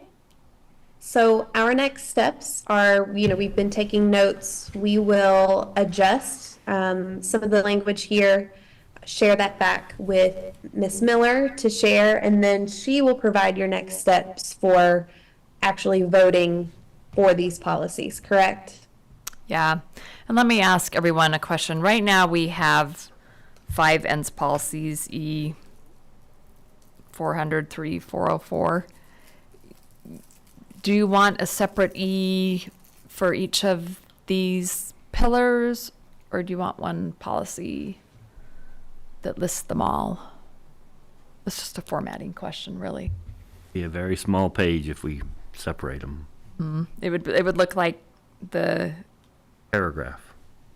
yeah, like E400. That's just one sentence. One sentence. I think yeah. it's more They would look like accessible that. if they're all on the same page. Just one policy that, Can we have them on one policy but separated?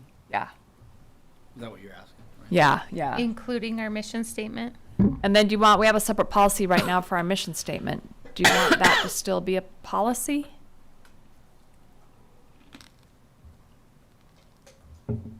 I don't have a preference. It's on our, our board page. We actually have our mission, vision, and values all listed on there.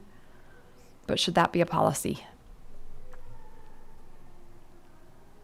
No preference. It doesn't sound like there's much preference on that issue. Okay. Is it still our vision? Being replaced by this statement, isn't it? Yeah, it's this mission, vision, and value. We could do one policy that lists those 3, and then one policy that lists our ends. 2 documents. I like that. Oh, I just noticed they're on the wall. That's great. I know we need to give you a tour of our remodel. You would love it. I'm so excited to be there in a few weeks. Do a 360. Okay, we'll scan them. Okay, we'll work on just the documents and give it to you as a draft, and if you want it in a different 360 format, we can scan. work on that. Okay, great. So this is not goodbye. We will be back December 13th, but next time we will be in person. And again, we wanted to look at what we were talking about, thinking about prioritizing these strategic objectives that we looked at tonight that are within your strategic plan. And then also talk about the Portrait of a Graduate implementation. I know that there are some questions about what's the difference in the 2 documents? What does implementation look like for both? So we're looking forward to that time together. Thanks, everyone. Have you seen the snow in the mountains in Utah yet? No, don't make me jealous. We were here last winter. It's still 70 degrees here. I don't understand. Don't make It's me getting jealous. dark We'll at bring 5 you out in o'clock, a big but it's still- storm. We'll make sure and order They're up plenty of thrilled white and so stuff excited. for December 13th. Please do. There will be plenty, I'm sure. After you're here. Okay, any more questions for education elements while they're still on here? Okay, thank you. Good Great to see discussion. everyone again. Thank you. Have a great evening.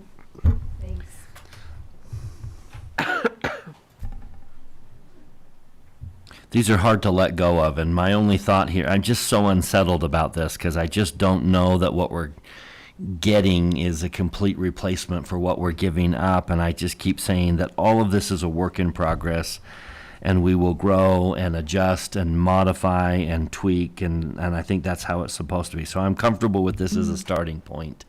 I'm not comfortable with this as an ending point, and I think that's how it's supposed to be, that those policies that we're walking away from were not lightly produced.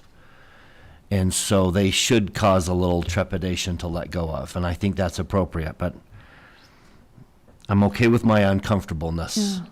And I actually think it'll get better December 13th when we actually dig into the strategic plan more, because a lot of what we're letting go in is actually still in the strategic plan, just not in our ends policies. Which was their critique of our ends policies. You guys have put so much in your ends policies that don't belong in your ends policies. I'm very comfortable with that, as long as it has a place. Yes, as long as it's housed somewhere. Yep. Yeah. And my one hesitation in voting on these ends policies before we've had that discussion is I do think I would like, if this is the rubric, if you will, for our superintendent's report and renewal of a contract, I would love for us to have it include all of the pieces. And I do think that it's the intention of the board to include like follow up on goals that we set year by year. And right now it doesn't say anything about it. Yeah, and I think that's going to have to come in a, That's a piece that has to be Yeah. fit. That's a puzzle piece that has to fit in this somewhere. So do we approve them before we've even had that conversation? I want to do it with this board intact, but I am also hesitant. I think our ends policies, I think we will want a report on our ends policies as a board, but we'll also want a report on our strategic plan as a board. But what you're saying, Nikki, is there's nothing here that you don't want reported. Yes. So there, we can approve. We definitely want this reported. What you're saying is, I want more than this. Yes, And I'm very and- comfortable saying, well, we can go ahead and approve this because there's no question that this needs to be reported. And as long as we have that in place before April, everything else will be reported as well. And then at our December 13th, when we dig more into the strategic plan, maybe we can figure out how we want that reported. So then we approve it in November, we meet in December, and we approve it again in January? If we're adding to it? Or you're saying you don't want those pieces to be a part of our superintendent's accountability? Yeah, I am seeing that we would approve our ends policies, but then we would figure out what our reporting mechanism is for our strategic plan, but that wouldn't be part of our ends policies because that's going to change every year. We're That's gonna a have different goals policy. every year. I agree. I don't want to write any specifics in there. I would like a general statement, a report on the years determined, so don't say what that goal is for the year, but say a report on that year's goal. So maybe in this that, topic. and maybe that belongs in BSC 204. Yeah, it's not in 400. It's in the in the Okay. 200s where those you're asking for different policies. Okay. A BSC The ends policy. policies have never asked what you're asking for. And I'm totally fine with putting them somewhere, like I said about the physical safety. I just don't want to lose sight of them. Okay. So are you okay, is everyone okay if we vote on the ends policies at our November meeting? Our next meeting? Okay. And then we will make note of looking at our BSC policies. And then we'll also make note of, of looking at our BSC policies. So let me read to it. The board will recognize the relationship between superintendent performance and organizational performance. Organizational accomplishments of board stated ends and adherence to other board policies will be viewed as indicators of successful superintendent performance. That's what you're calling for. But it doesn't necessarily say it all has to fit in the ends policies. I feel much better about that. Was that in That's where the plan- 204? 202. In 202? Okay. It's D of 202. Oh, the accountability, yeah. Okay.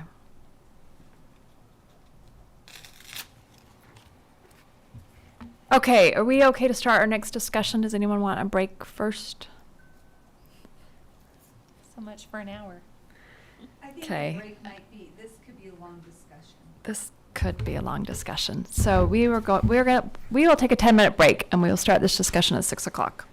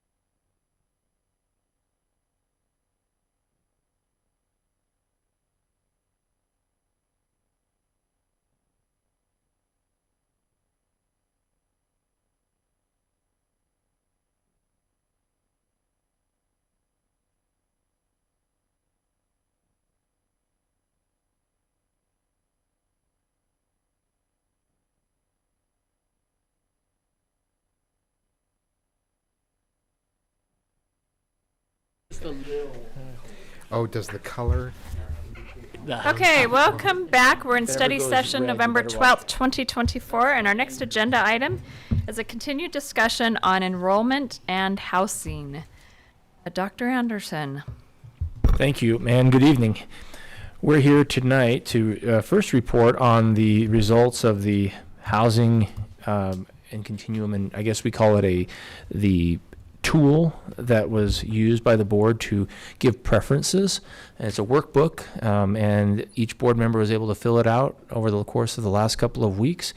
So we're here to review the results from the board preference tool and then talk next steps. Now, some of the responses within the tool are going to lead to more questions, and that's going to be the natural, I think, part of the conversation that needs to be had as part of the next steps.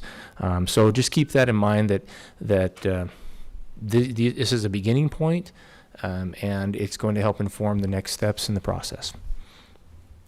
So we appreciate everybody jumping on the spreadsheet. It was open so the board members could see others' preferences.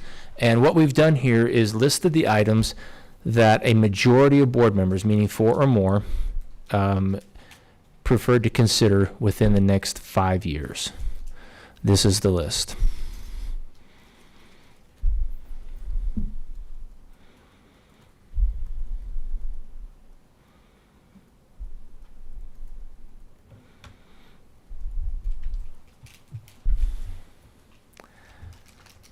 If we're okay to move on to the next.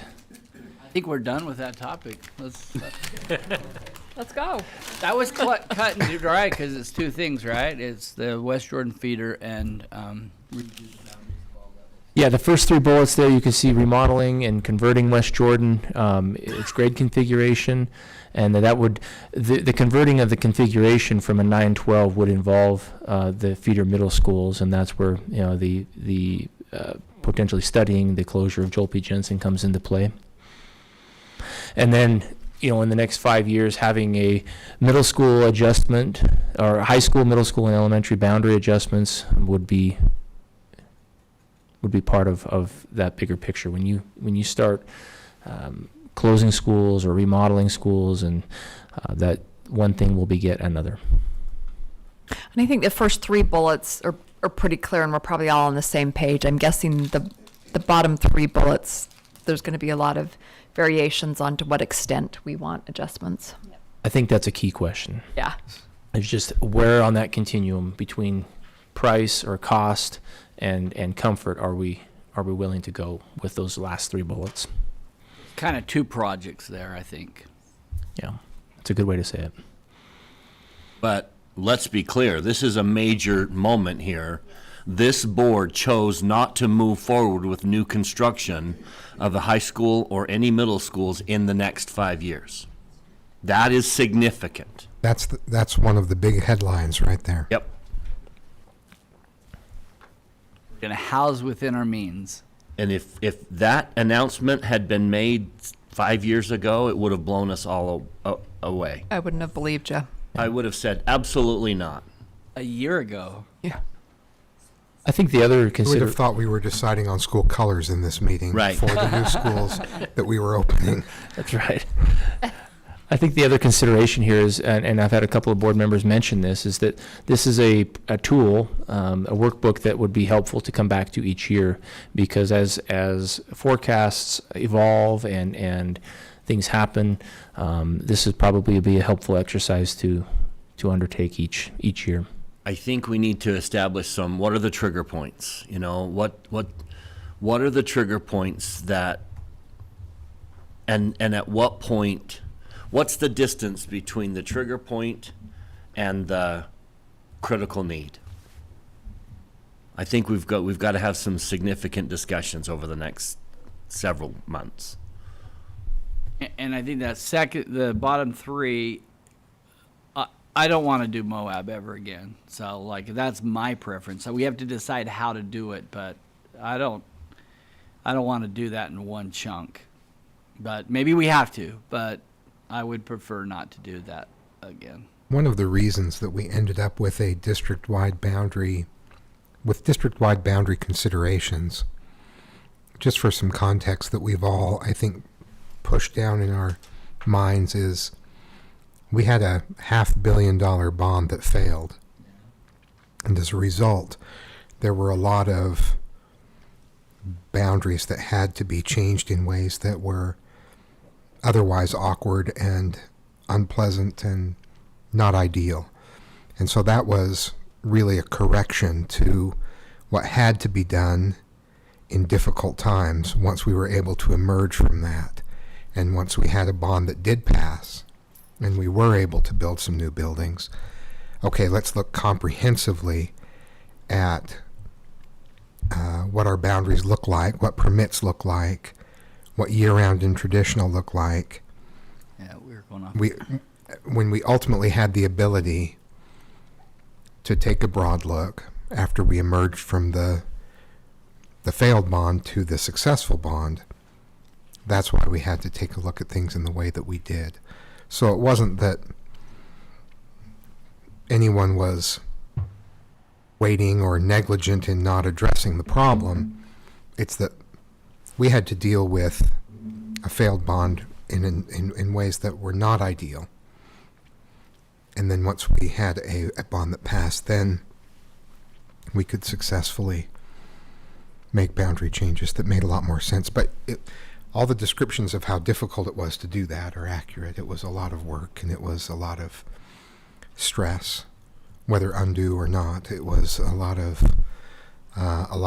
pressure on board members and staff and parents. So It was ideally, we won't be put in that situation again. It was the right thing to do for the time, but I think that there was what worked in the past doesn't always work in the future, and so there might be better ways to do the It future. was a unique circumstance I hope we don't have to address again. What was done with that $500,000 bond, or that Well, bond it- that passed? What 500,000 failed.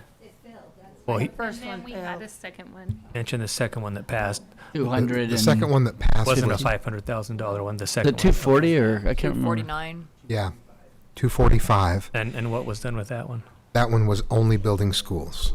It was supposed to build actually- 6 and Three they ended middle up building schools and 7. 2 elementaries. Did really well. We ended up doing 3 elementaries. Yeah. And We built- now, Doing can you extra. imagine what we could do a high school We and half of an elementary? we built all of the schools on time. By we, I mean people other than me. And under budget, and one more school than was promised. That Mountain Ridge High School then that was built with that? Mountain Ridge was one of Part those. the bond. Mountain Creek. But Antelope Hidden was Valley. Hidden Valley. throw-in school. Mountain Ridge was built for Aspen. the same cost as Harriman 10 Antelope years came later. Antelope came into picture during the boundary changes when we noticed that one area was causing a cascade of boundary changes, and if we built this school, we eliminated 6 boundary changes. So now we had one more to add to the list, which we ended up using those bond proceeds to do it.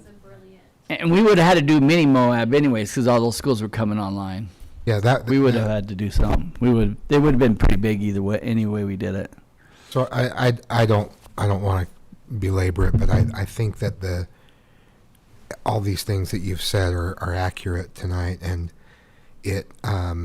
some great things came from it. Let's build this school now rather than cause all these issues and then build the school anyway in a couple of years. But it really came from failed bond. We did difficult things to survive a bond that passed that was significantly trimmed back because we got the message that when we bond for new schools. We don't bond for all the other stuff.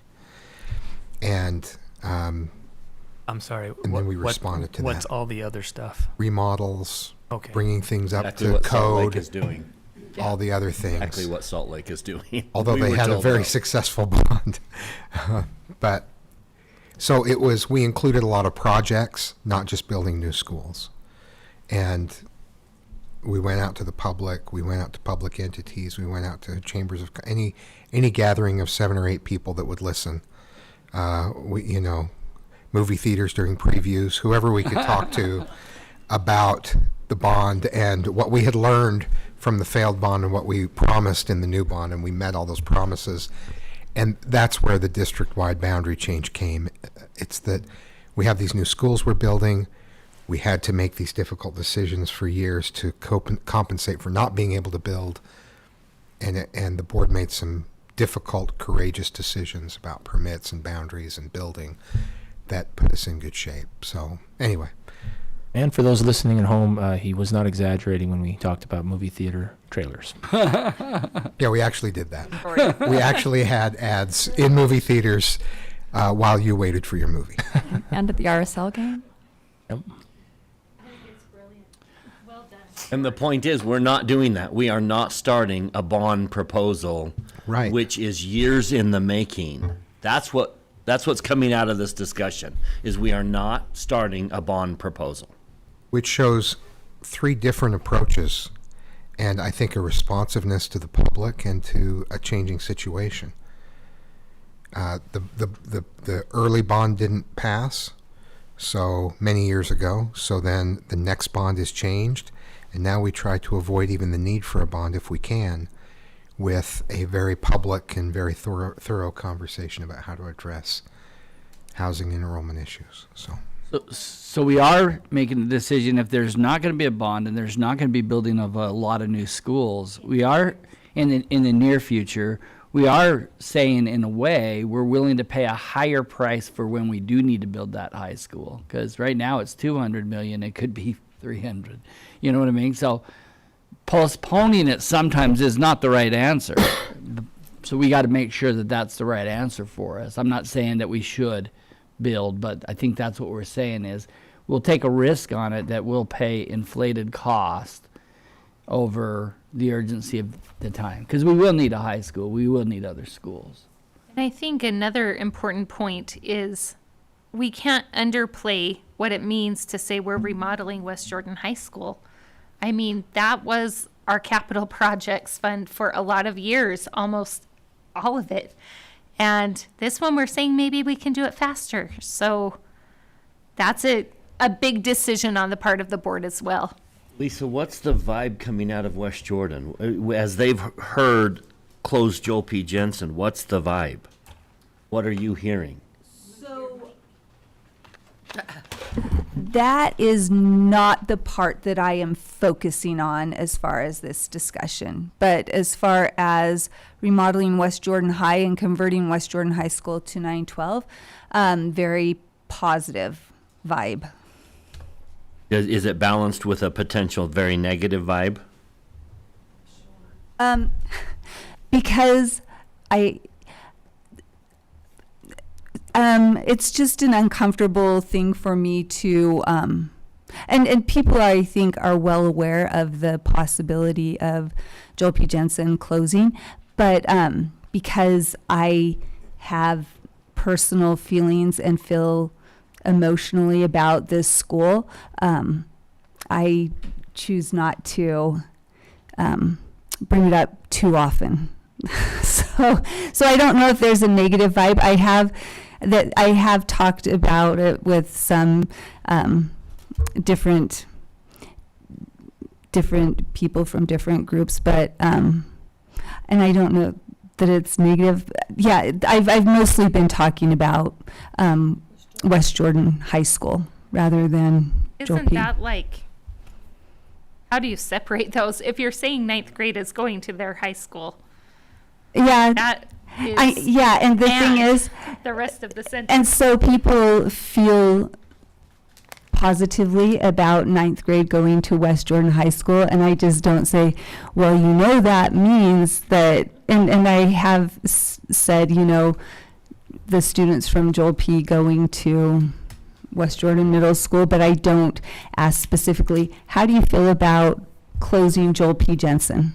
But I think we can all acknowledge as a board that closing a school is hard for a community, no matter what the circumstances. And that's what worries me. This community is now going to feel targeted, that this is the second school that's been closed in their neighborhood.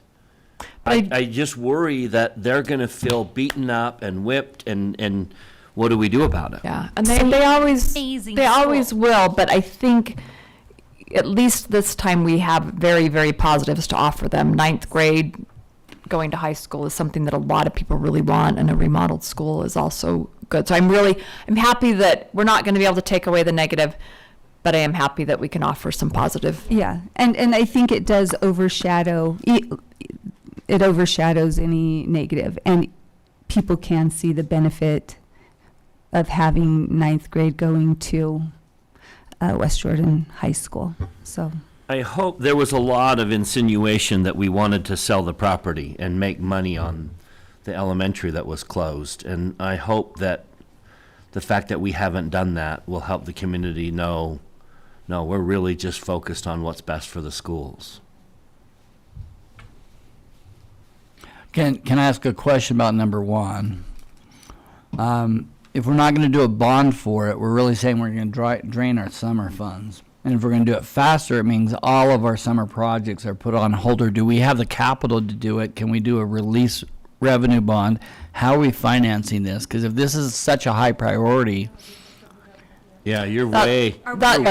That's a whole separate agenda item. Is I how we're totally gonna do agree. this. But if I'm going to commit to do this, I've got to know that we have the means to make that a high priority. That's what I'm asking is, if this is going to be a high priority, do we have the means to accomplish it? Because if we don't, it should not be a high priority.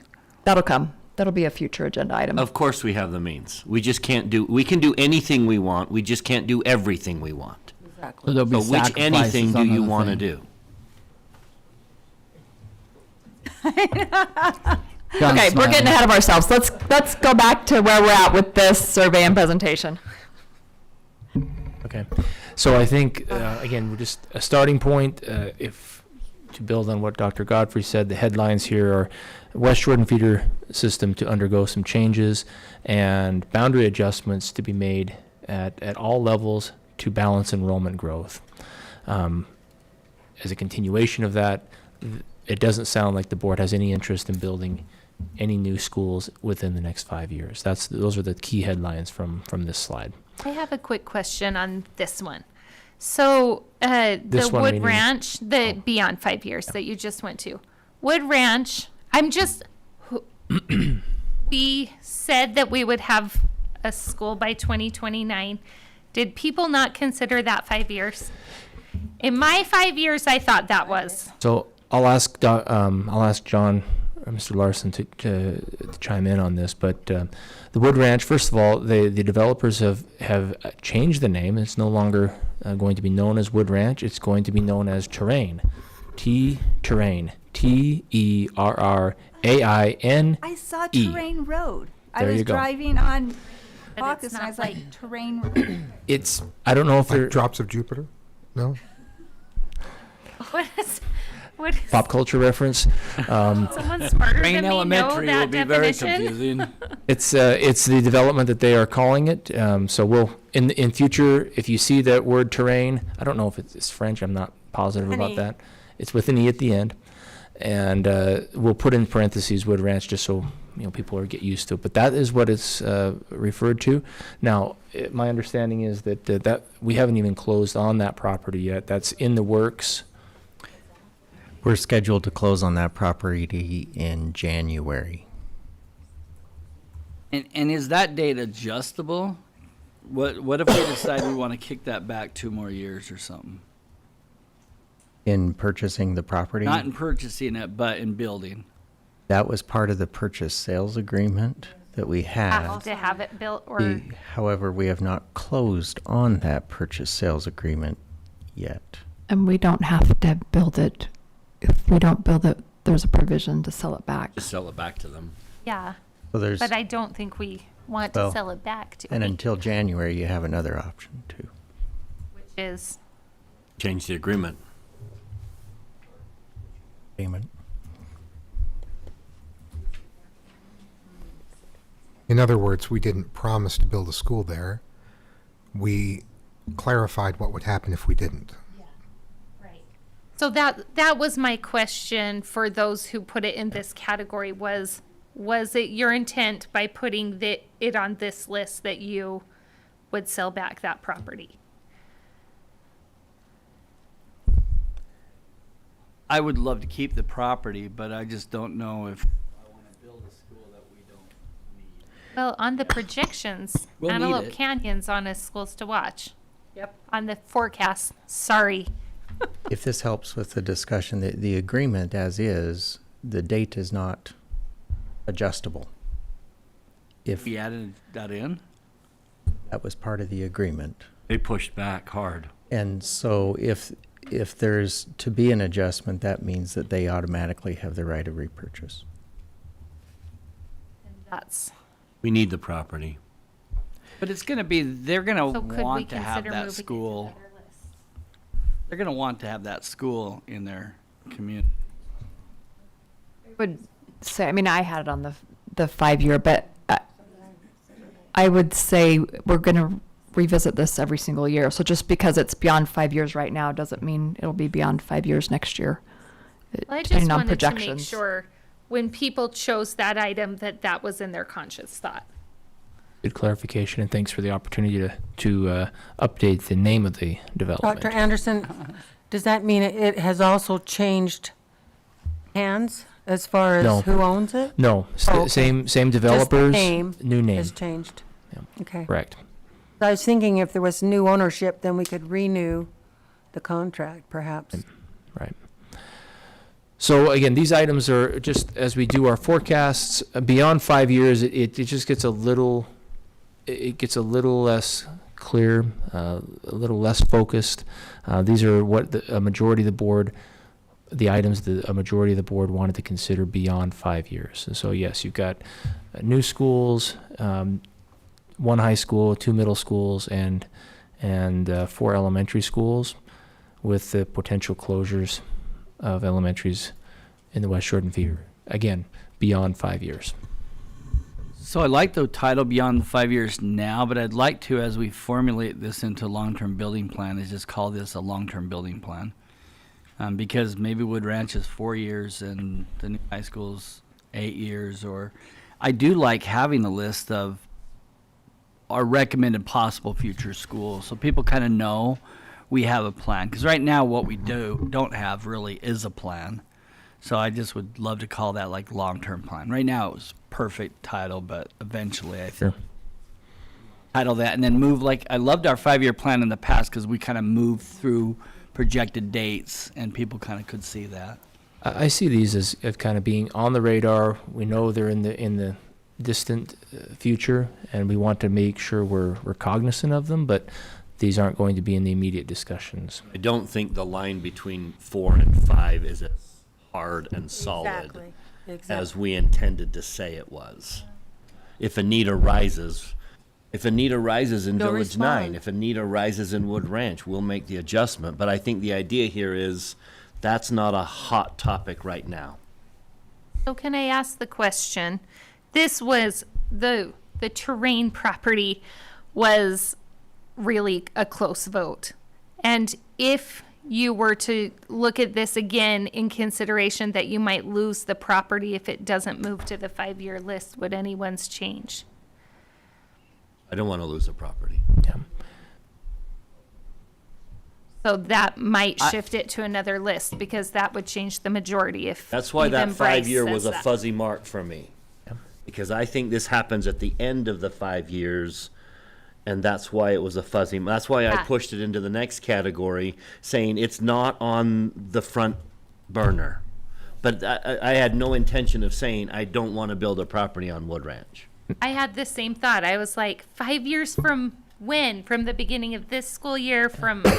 So, because this one is right on that edge. So I would just say, I think we should consider it. And I want to just reiterate that, I mean, this is a tool, the workbook. It's more preferences, not votes. It's a working document, a working list, if you will. So it was always intended to be something you can be iterative. It can go back and forth. You can update it as the board wants to. This is not binding by any means. The suggestion was made by Dr. Anderson, I think, or maybe Tracy, that we review this every year. Right. So next year, when we have this tool in front of us, or 2 years from now when this tool is in front of us, the terrain property might move from the second list to the first list, right? And with Yeah. the closing date approaching, it may need to be a conversation even sooner, just to consider that when it comes time to signing the agreement. This is what makes me nervous, though, is by putting these all beyond 5, I don't want to get in a position that we did before when we're desperate that we have to get the bond passed. And so, like, obviously we need to get some things taken care of, boundary changes and other things, but I just want to make sure that we're still being very proactive with this list. That, like I said, Wood Ranch needs to be built, then we're ready to go, and we can figure out the finance. And the longer we can push it off, the more we can afford it, because our bonds will start being paid down, and we can refinance some things like that. But so that's what we got to be aware of in the long term, is not getting back in the position that we have to pass a huge bond, or maybe we do want to fund a bond with that. But I think those are later discussions. And I in its previous form, the next 5 years, it was a 5-year plan that was approved, and we actually put dates, as I recall, on when things would happen within the next 5 years. So in year 1, we're doing this. In year 2, we're doing this. 3, 4, 5. And then beyond that, there was a bulleted list. So if we decide what time of year we need to look at it, and we look at it every year, then we can never will be adjust jammed those. up, because things from the bottom of the list that are long-term get added to the year 5. And as soon as that high school gets added to the year 5, then we have to plan for the bond so that we can do the design, so that we can build it, so that it's ready to open. And 5 years gives us the time to avoid what you've talked about. So as soon as things come from the bullet, if we format it the same way, if things come from the bulleted list at the bottom onto year 5, then you still have the time to plan, to bond, design, and build. And I love that process. I would probably say, though, on here that's missing, we all voted against it, but we have to do something with West Val and the That's coming. eventually. I am yeah. going to speak to that. Okay, Marilyn's going to speak to that, but I do think that in that space of time ought to probably be added to this list, even though we voted that out. But It's on the next slide, and if the board's okay to proceed, we'll move on to the next slide. So these are the items not that were a majority of the board members did not want to put under consideration for the time being. Again, I want to stress this is a work in progress. This can be changed at any point, but these are things not currently under any consideration, either in the near term or the long term. So that you can see retrofitting and rebuilding Westvale, and then considering several school closures, and then the last bullet point, no new high school. We put an asterisk there because that did not garner any majority from anybody. It was one of the only ones. It was the only one on there that did not garner a majority vote, or a majority preference, I should say. It's not a vote. I would like to say how very disappointed I am that Westvale was not considered at least in the second classification. It's our oldest elementary school, as you're well aware. It has a pretty steady enrollment. It isn't going down like the rest are. I just think that should have been at least up into the second category. I'm really disappointed.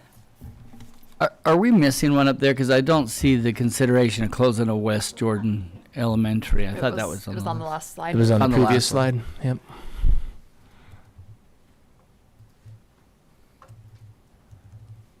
Because to me, dealing with Westvale might also deal with that other topic. I think we should have a separate slide for all three of those.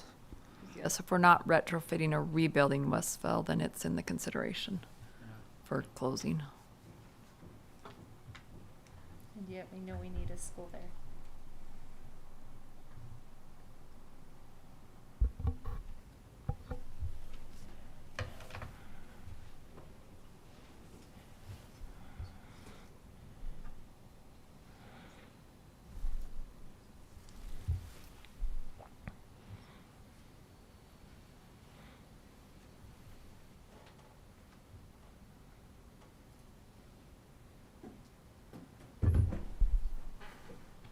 So I have a question on the retrofit and rebuild. So there's 4 board members that said no to that, but only 3 that would consider closing a West Jordan feeder school. It doesn't make sense. So is one person, if we don't retrofit and rebuild, is there a case just to leave it open as is?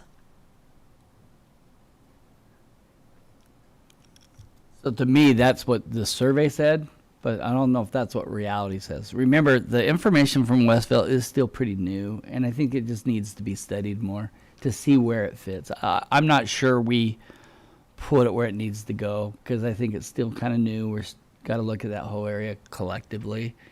And so I think that would be a good one. Those 3 bullet points should be a good one for the facilities and finance to look at and come up with a long-term plan. Because that could be rebuilding it, could be retrofitting it, keeping it open. It also could be like building a new school and closing another one. There's so many different options. I just think that there's just not clarity.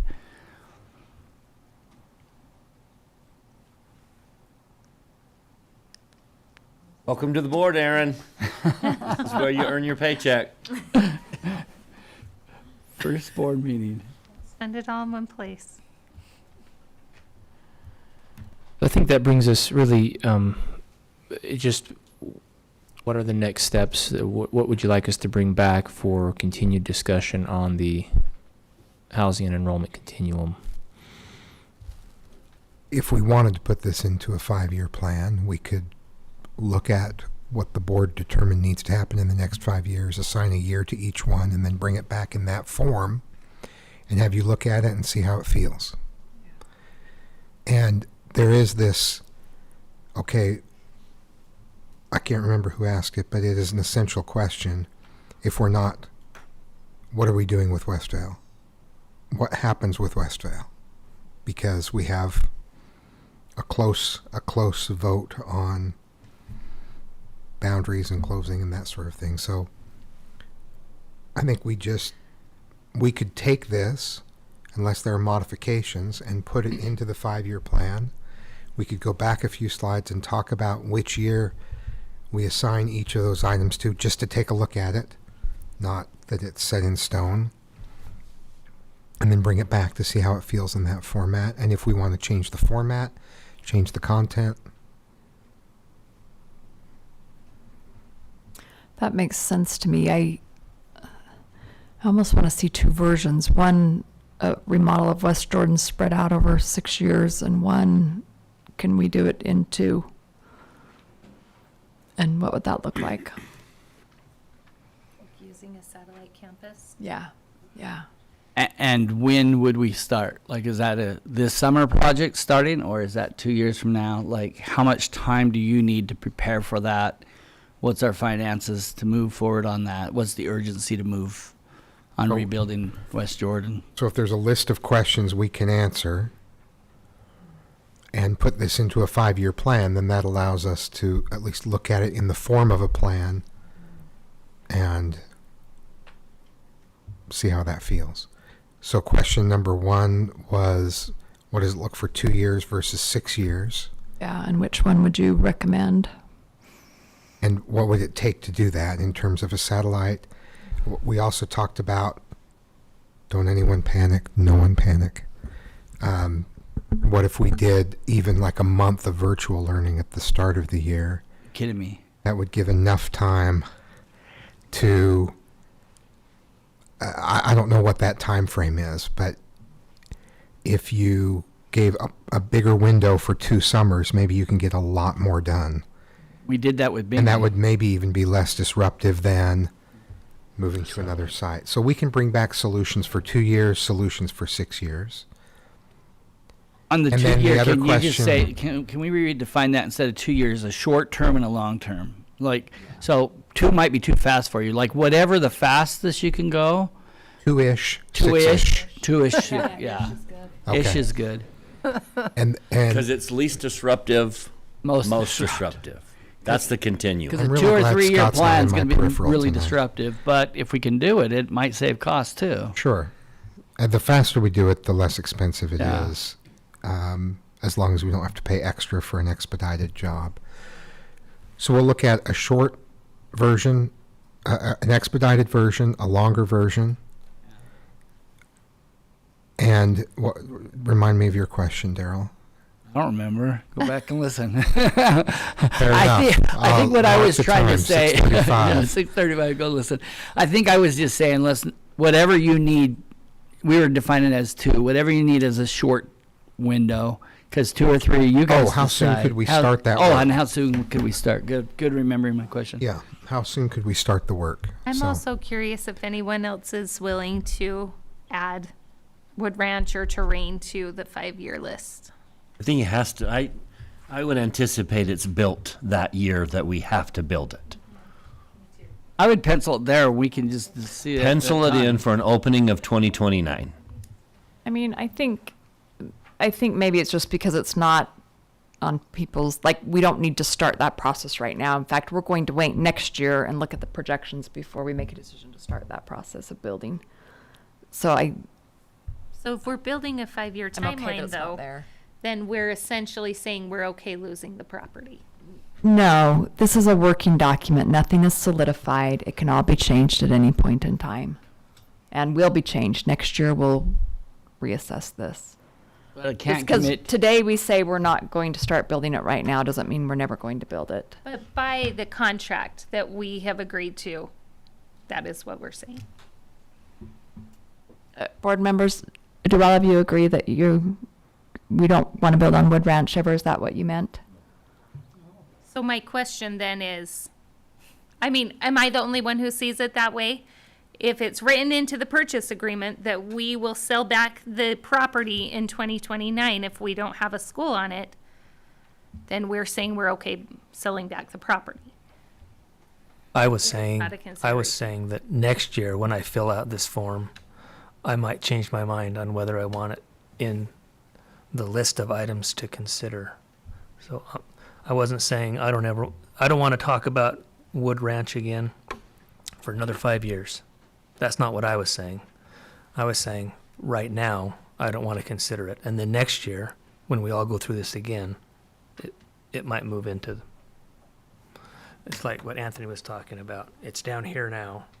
Next year, it might get bumped up. But it's on our projection now. We need to consider something to help Antelope Canyon. Well, we haven't done boundary changes though. Like a lot would change in boundary. If you have a need and we have the finances, I could, and I've been one who's been resistant in building it. If we have the need and we have the finances, then I say let's build it. But if we don't have either of those, and we do the boundary changes and you don't need it anymore, I can't commit to that, even if it means losing the property. But I do, I need to hear. but I do want us to pencil it in on the date that we've said in the contract that we would build it. Which would put it on the 5-year. I would just put it on that day on our long-term plan for now, and then we adjust as we look at the other options, because boundary changes have to come first, I think, before we can really see, do we need that property? I do have a question about Westville again. Yeah.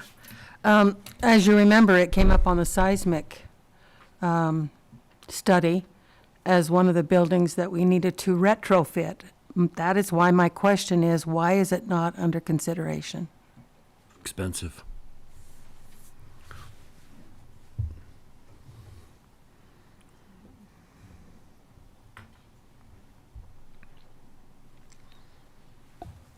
Just for anyone listening, it did not come up as a building that was unsafe to house students. Correct. It just came up as a building that, out of all of our buildings, we should give it first consideration. I think both schools can't be answered until we look at boundary changes in those areas.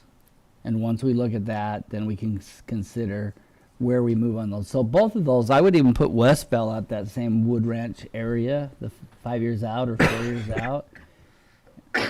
We didn't vote for that, but I think that Exactly. as we crystallize those boundary changes, which have to come first, then we can see the need of moving forward. And by then the West Jordan project would be over, which then gives us a whole new look at our budget. Well, Depending how on which expedited which it- one we do, yes.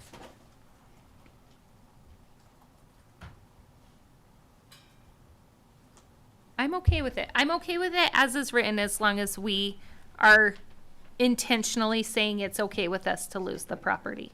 So If that's what we're saying. That is not what we were saying. You're the only one saying that. 6 other board members are not okay with that. No, Daryl just said it. Oh, that's true. I Those actually words voted came out against of his mouth. I actually voted against the contract to begin with because it had that clause in there. So I remind everyone I voted against it.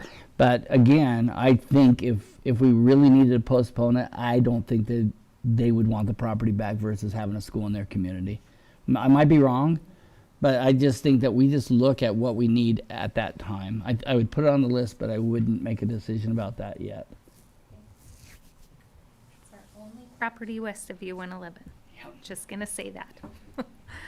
We don't have to make a decision until 18 months before the deadline, because that's about how long it takes to build an elementary school, right? Because they've got to get design and stuff. It'd be about 2 years would be preferable because of design work that So takes 2 place years, so before that puts it at construction. 2027, that we Yeah. don't actually have to commit.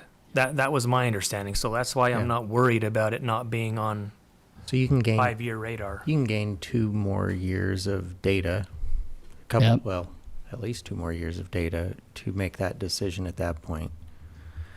As it is now, the only thing the board has voted on with this property is the purchase of it.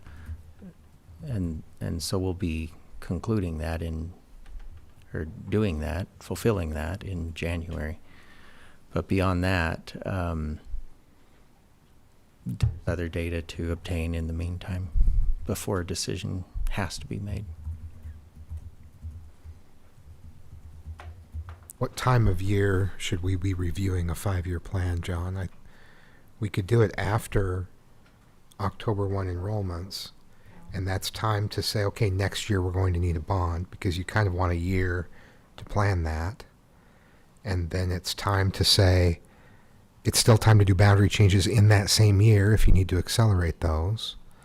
And it gives you time to design a school, not for that fall, but for the following fall.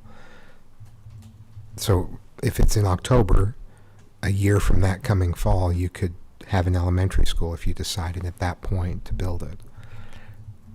So I would propose that in October is when we review it.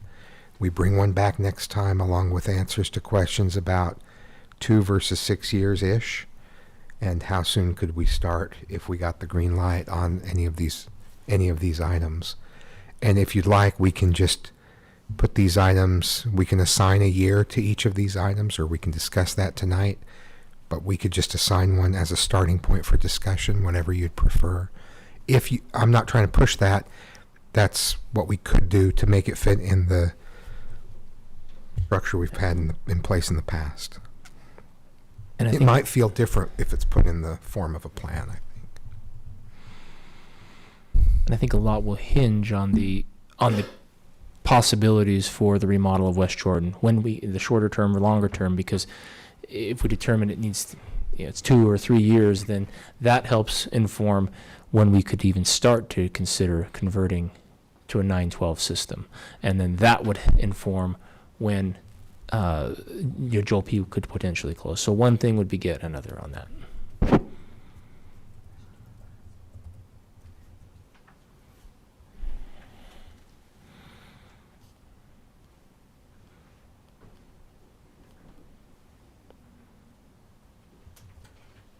Just for clarification, this tool was meant to serve not as a way to vote whether we wanted something done.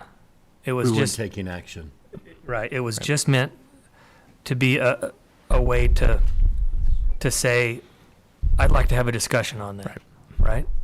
Okay. Correct. That's exactly right. It's whiteboard 2.0 and subject to new upgrades, and we can add or take off anything at any time. It's a work. I think it's a workbook. It's a tool. So that if we can someone use. votes in favor of, not votes, if someone said, this is a preference of mine, retrofit Westville Elementary School, that doesn't mean that they're in favor of doing that. It just means they're open to a discussion about that, right? That's correct. Yeah. Yeah, Okay. it triggers the discussion. It's a starting point for further action. Yeah, nothing has been decided, but everything has been put into one of 3 categories for future consideration in the form of a 5-year plan. I think you could create a 5-year plan with the definites. This board is definitely going to remodel West Jordan High School. That's a definite. You put that on a 5-year plan. And then you could include the question marks. Westvale is a question mark. Wood Ranch is a question mark. And you could say, here's the deadline. This is when we, by contract, would have to have that school. And we could see the 5-year plan. We'll put together a document that conveys all of that, and then see if that's something you like and is helpful, and we'll go from there, if that sounds good. Everyone good with that? When do you want us to bring that back? How long do you need? As soon as you're ready. Later on this session, we can. You are good. We'll get Scott Thomas on the Zoom and crank it out. We'll bring it back as soon as we can.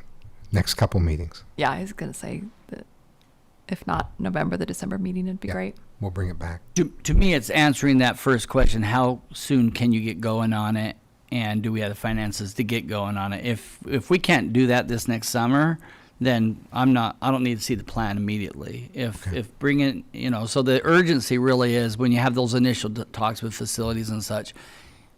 How much time do we need to plan this? I think that would dictate how much time you need to bring it back, because there is an urgency if it's going to be next year.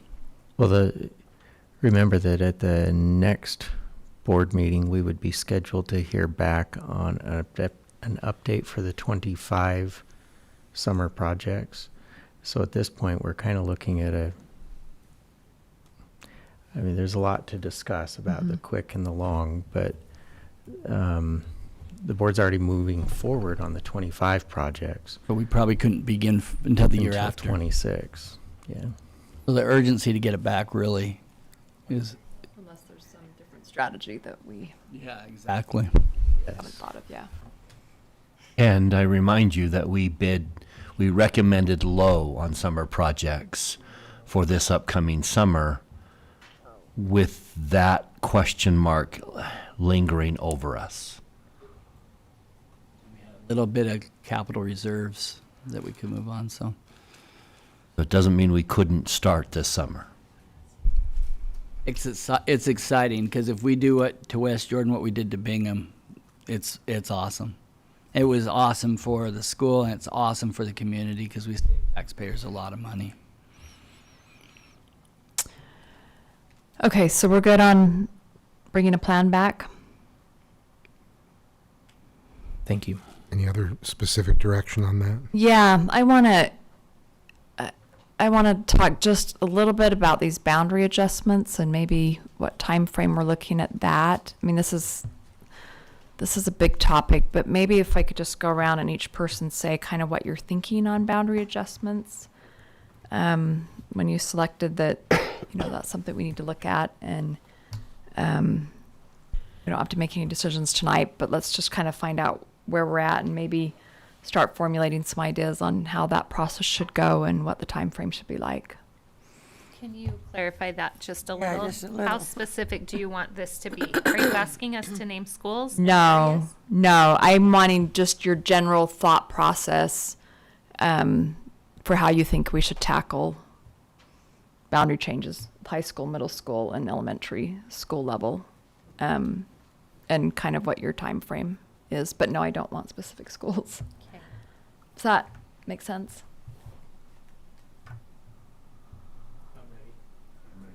Okay. Who wanna wants to go start? first? I'm ready. I'd like to start. Okay. I represent some very crowded, growing schools. I'd like to start looking at high school boundaries at least sometime next year, middle school boundaries as well. I think we need to start asking ourselves, what's the trigger point that triggers a boundary change at the high school level and at the middle school levels? Just like we came up with a closure policy that had a trigger in it, I think we need to have a boundary change trigger as well. I would like to ask that question first, is what's the trigger point for a high school boundary change, and what are the trigger points for middle school boundary changes? That's, You gave that assignment to the facilities, and we're working on that. that That is what's driving my greatest concern is I very much foresee the high school boundary changes coming, middle school boundary changes coming. Is that a policy? I just think it's a discussion and a decision that we make. I don't necessarily think it's written into stone. I think it would change. It's different for every situation. But at what point, what triggers the high school boundary changes that are coming and what triggers the middle school boundary changes? I think we've identified when an elementary school changes. That's my preference, is I would like to start immediately looking at those two secondary questions. Will you refresh me? What was the trigger point we identified for elementary? I don't know that we've ever identified a trigger point, but we've never really, there seems to be a greater resistance to changing high schools than changing elementary schools. And so when you change a high school boundaries, there's a lot more emotion, a lot more involvement, students in sports, students in activities. And so I think there is a little bit more of a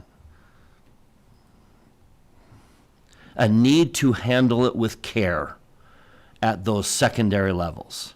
I don't think the elementary students, I mean, I know we have DLI programs and I know we have programs that would need to be considered, but we just don't seem to have that level of involvement among students at the elementary level. That's what I'm saying is we're a little bit, as a board, we're a little bit more comfortable making elementary changes than we've seen what happens when you propose high school changes. And I'd be interested too, because we have a trigger because they bring us schools to watch. And I don't, So how do they choose? yeah, I'd be interested to know kind of what your process is as to how it gets on schools to watch, but that can be a discussion down the road. Don't get me on this one. It's not an exact science. It's what we look for, dramatic swings or potentially dramatic swings one way or the other, either growth or diminishing enrollment. And we go area by area. It doesn't mean that we don't watch all schools. It's just what makes the cut, and in the interest of time and brevity, gets on the.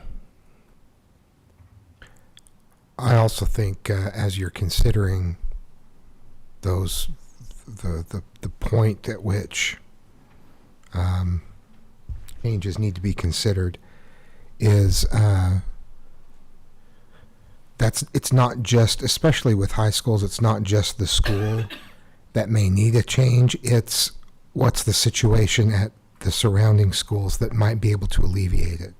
Because if they're similarly situated, then there's context.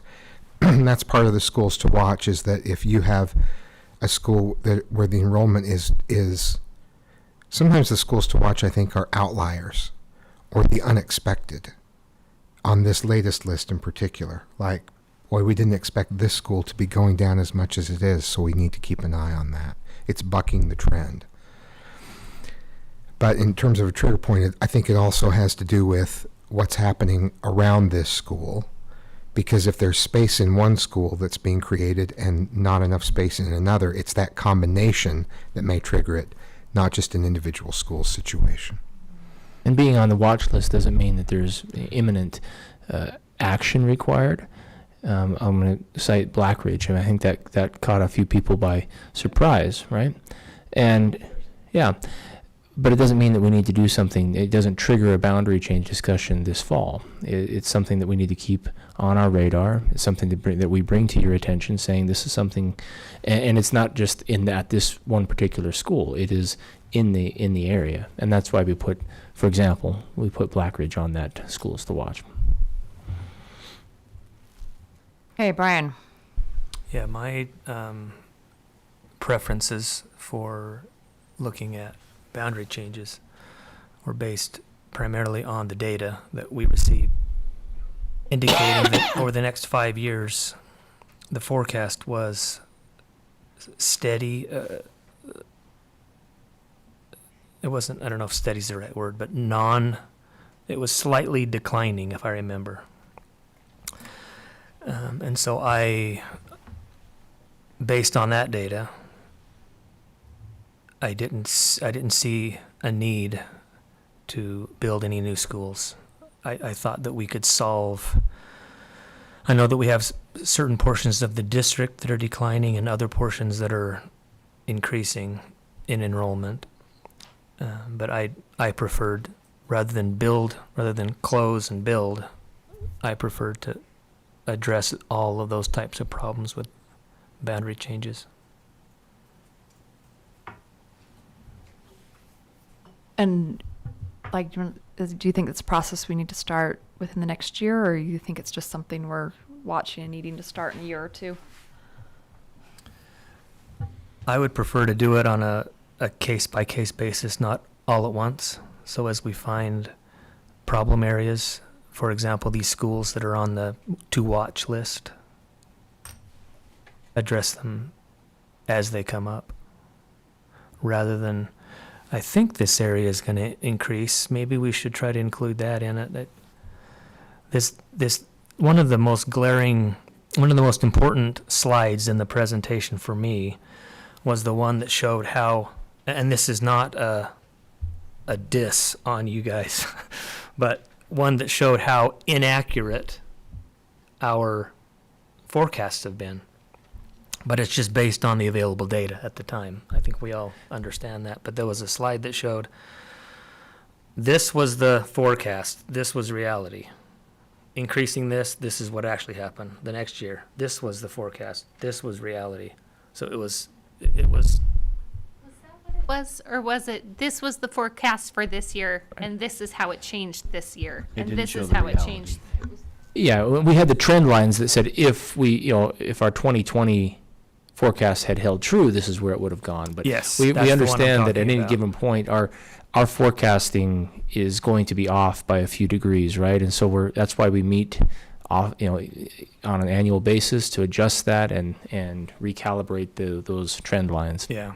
The point was that if we had made plans based on where we projected things were going to be in 5 years, we would have been in trouble. And that could have gone either way. And so I'm not comfortable making building plans until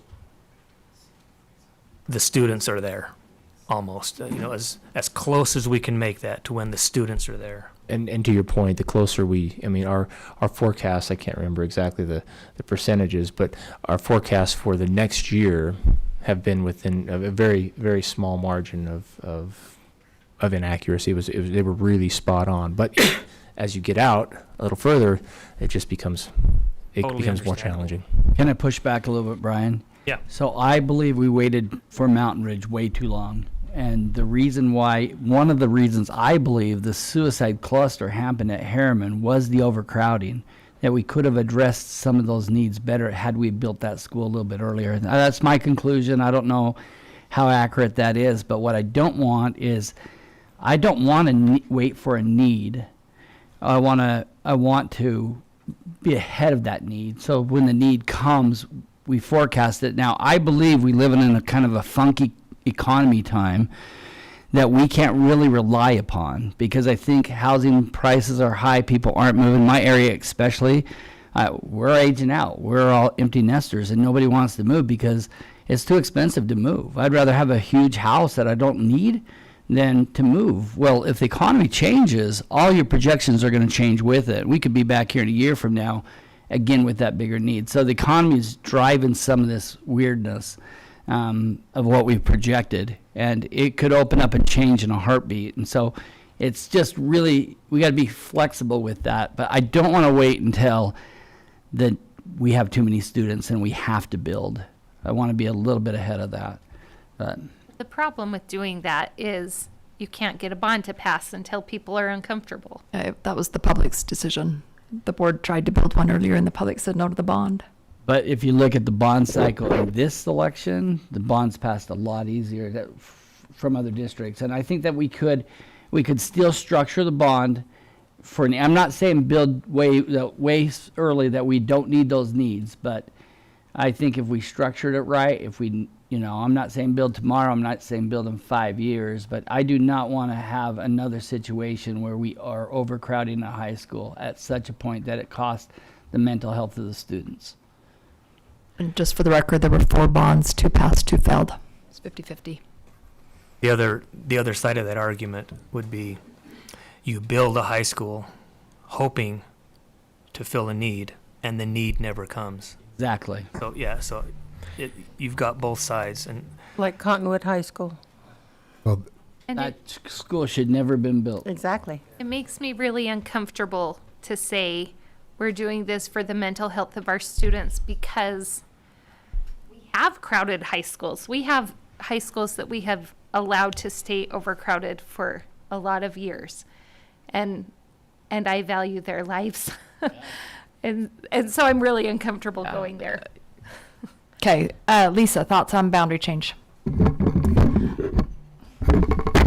I agree with Brian's remarks as far as I prefer adjusting boundaries to building schools and closing schools. And I feel like with this boundary change with Aspen, Bastion, Harriman, Butterfield Canyon, I feel like this will alleviate some pressure in our elementary schools.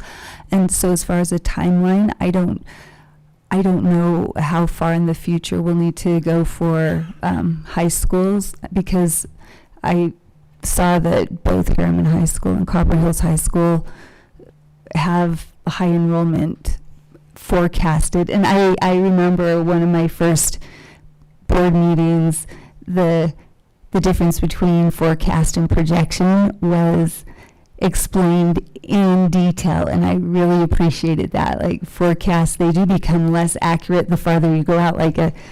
It's easier to tell what the weather's going to be tomorrow than what it's going to be next month. So I appreciate that explanation. Anyway, so I think that probably, and with, and I don't know how far in advance we need to do boundary changes, but I feel like right now, this one we're looking at tonight, I feel like that's going to alleviate some pressure and some future possible pressure at our elementary schools. So. Okay, Marilyn. Believe it or not, I agree with both of you. No, I agree with you a lot. I tend to think that a boundary should be looked at from the perspective of the forecast. I think those numbers, even though they're not exactly solid and not exactly accurate all the time, I think we need to look at forecasts and make adjustments where necessary based on data. And that's just how I feel.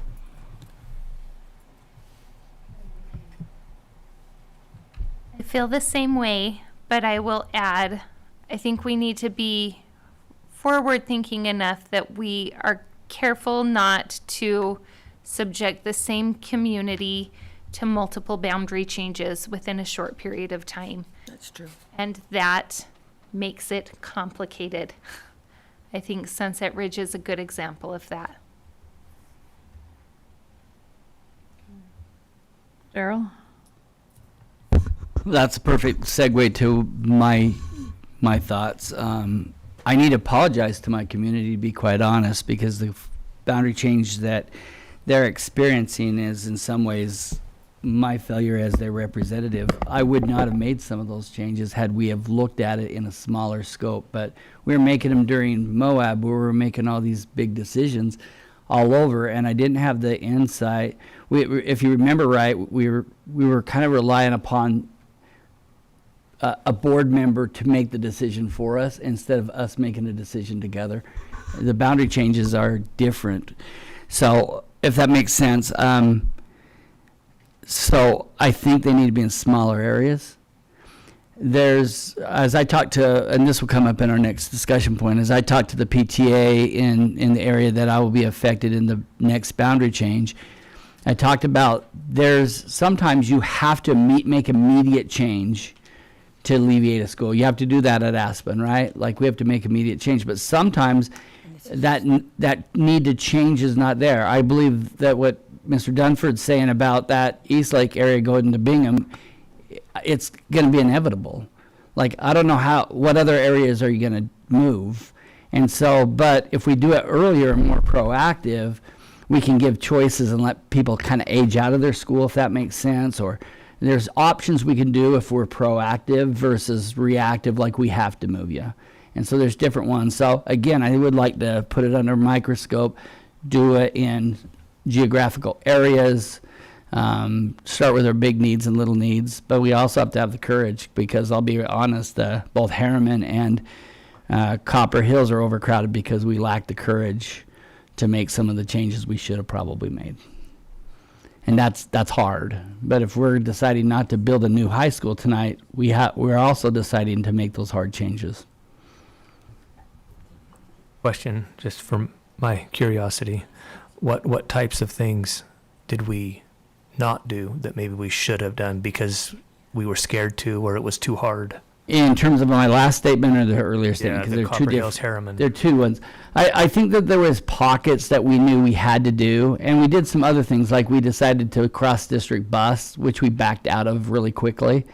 So we made some decisions like that. Certain neighborhoods were very up in arms against us, and we didn't move them where they needed to go. We moved them to where they wanted to go. But like I told my area, like eventually you're going to have to probably go.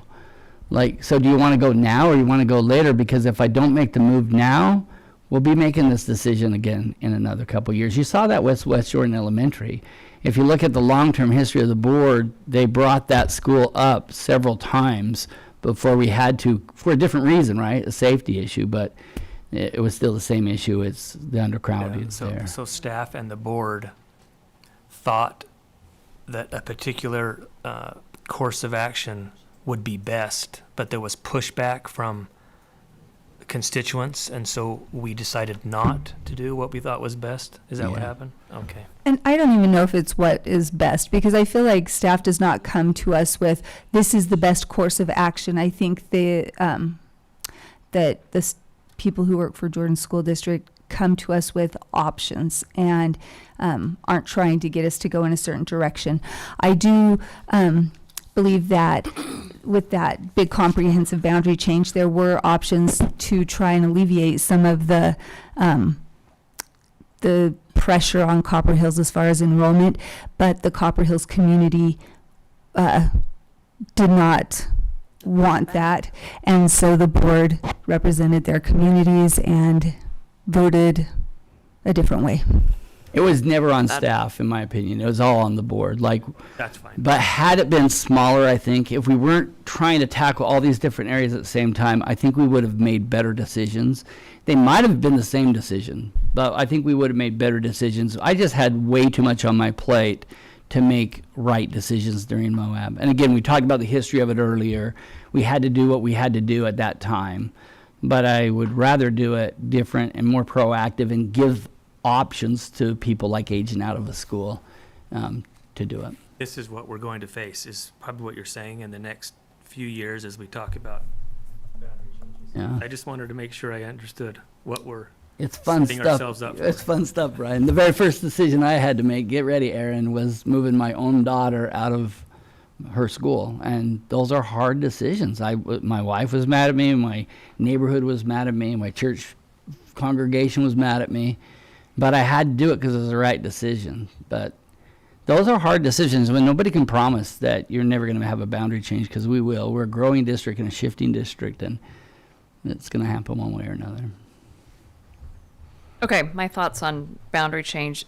I don't think we need a wide-scale boundary change, and I think because of Moab, we don't have to do it again. I think we're still seeing some positive effects from that. I do think there's some tweaks that need to be made or could be made to alleviate some of our overcrowding. I hesitate to do high school boundary changes unless you absolutely have to, because high schools are just so core to who people are. Those are tough ones.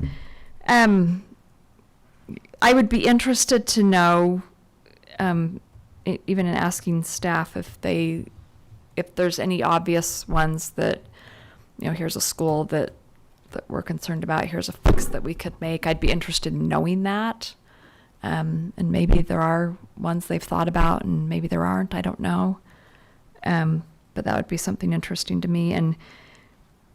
And starting out maybe focused on, like, I'm worried about Sunset Ridge, and is there something we can do to help Sunset Ridge? And maybe there's just a middle school boundary change we can make, but we might have to include the whole area. We might have to include high school and elementary too if it ends up throwing feeder systems way out of whack or something like that. So maybe start with problems, or start with a challenging area that we want to focus on, but expand from there if needed to. Anyway, those are my thoughts. But it sounds like, from what I've heard, nobody wants to do wide scale Moab. People are and from it sounds like the most people are interested in just doing adjustments where it's necessary. So where do we need it? Let's start there. And I am not against somewhat comprehensive boundary changes if that is what is going to have the largest impact and last the longest. Because I feel like it's okay for us to go through a painful process as board members so that painful process does not have to be inflicted on our students and families as often. So anyway. And I think I'm kind of like halfway there, because I'm saying let's just start with where it's needed. But if it ends up being a domino, then maybe it becomes bigger. But So what triggers that where it's needed? Is it a board member that represents the school coming here? What I tried to do that and it wasn't warmly received. And so what triggers it's needed? Is it staff? Is it finance committee? Is it facilities committee?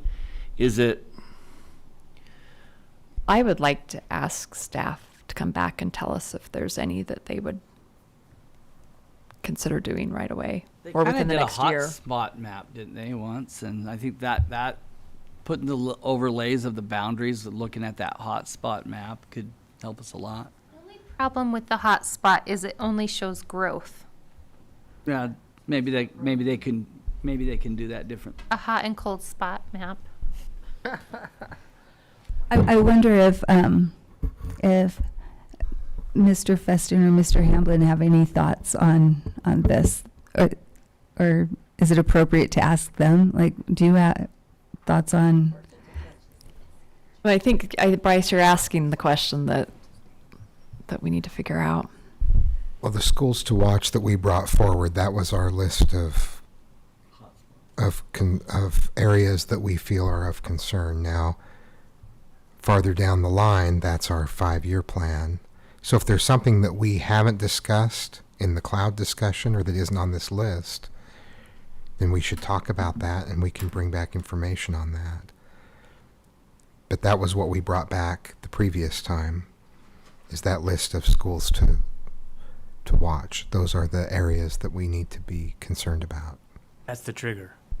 When a school shows up on that list, that's the trigger for the board to take a look at a potential boundary change. Is that what you're Right. saying? But if the board says, this high school is too big and we want to reduce the size of that school and we want to do it in the short term, then we would need to add that to the 5-year plan, and then we would start to put that in place, for example. But based on the history of enrollments and boundary changes, I think there are two different things to look at. We sometimes have like a unique area where there's going to be building and there hasn't been building, and it may make sense to change the boundary of that area before the building begins, so that we're not changing anyone's boundary and we're making the boundary make sense before people move into the area. We've done that over the years. And the procedure, instead of surveying, is that we've just gone out to the school community council to say, what do you think of this change? There are minor changes where even recently a board member brought up, hey, why is this neighborhood going to this school? It doesn't make any sense. And so is there a small adjustment we can make to really align boundaries? So we can take a look at kind of the the just making minor adjustments to make boundaries make more sense. And then there are the boundary changes that are needed because a school is going beyond its capacity. So we talk about capacity and number of portables, but we've really brought forward the hot spots that we would, or the schools to watch for this coming year. And the one that needs to be addressed right away is Aspen. Yep. And anything beyond that, one way or another, whether you decide to make a boundary change or not, whatever the options are that you choose to put out to the public, which we'll talk about later. The rest is, okay, what's after this year? And that goes on to the 5-year plan, and that gets put into. So if there's something that we haven't suggested that the board wants to consider, then we put that in for the rest of the board to look at. Maybe I'm oversimplifying it, but I see 2 trigger points, 2 general trigger points. And you mentioned one, which is overpopulation, and the other one is underpopulated.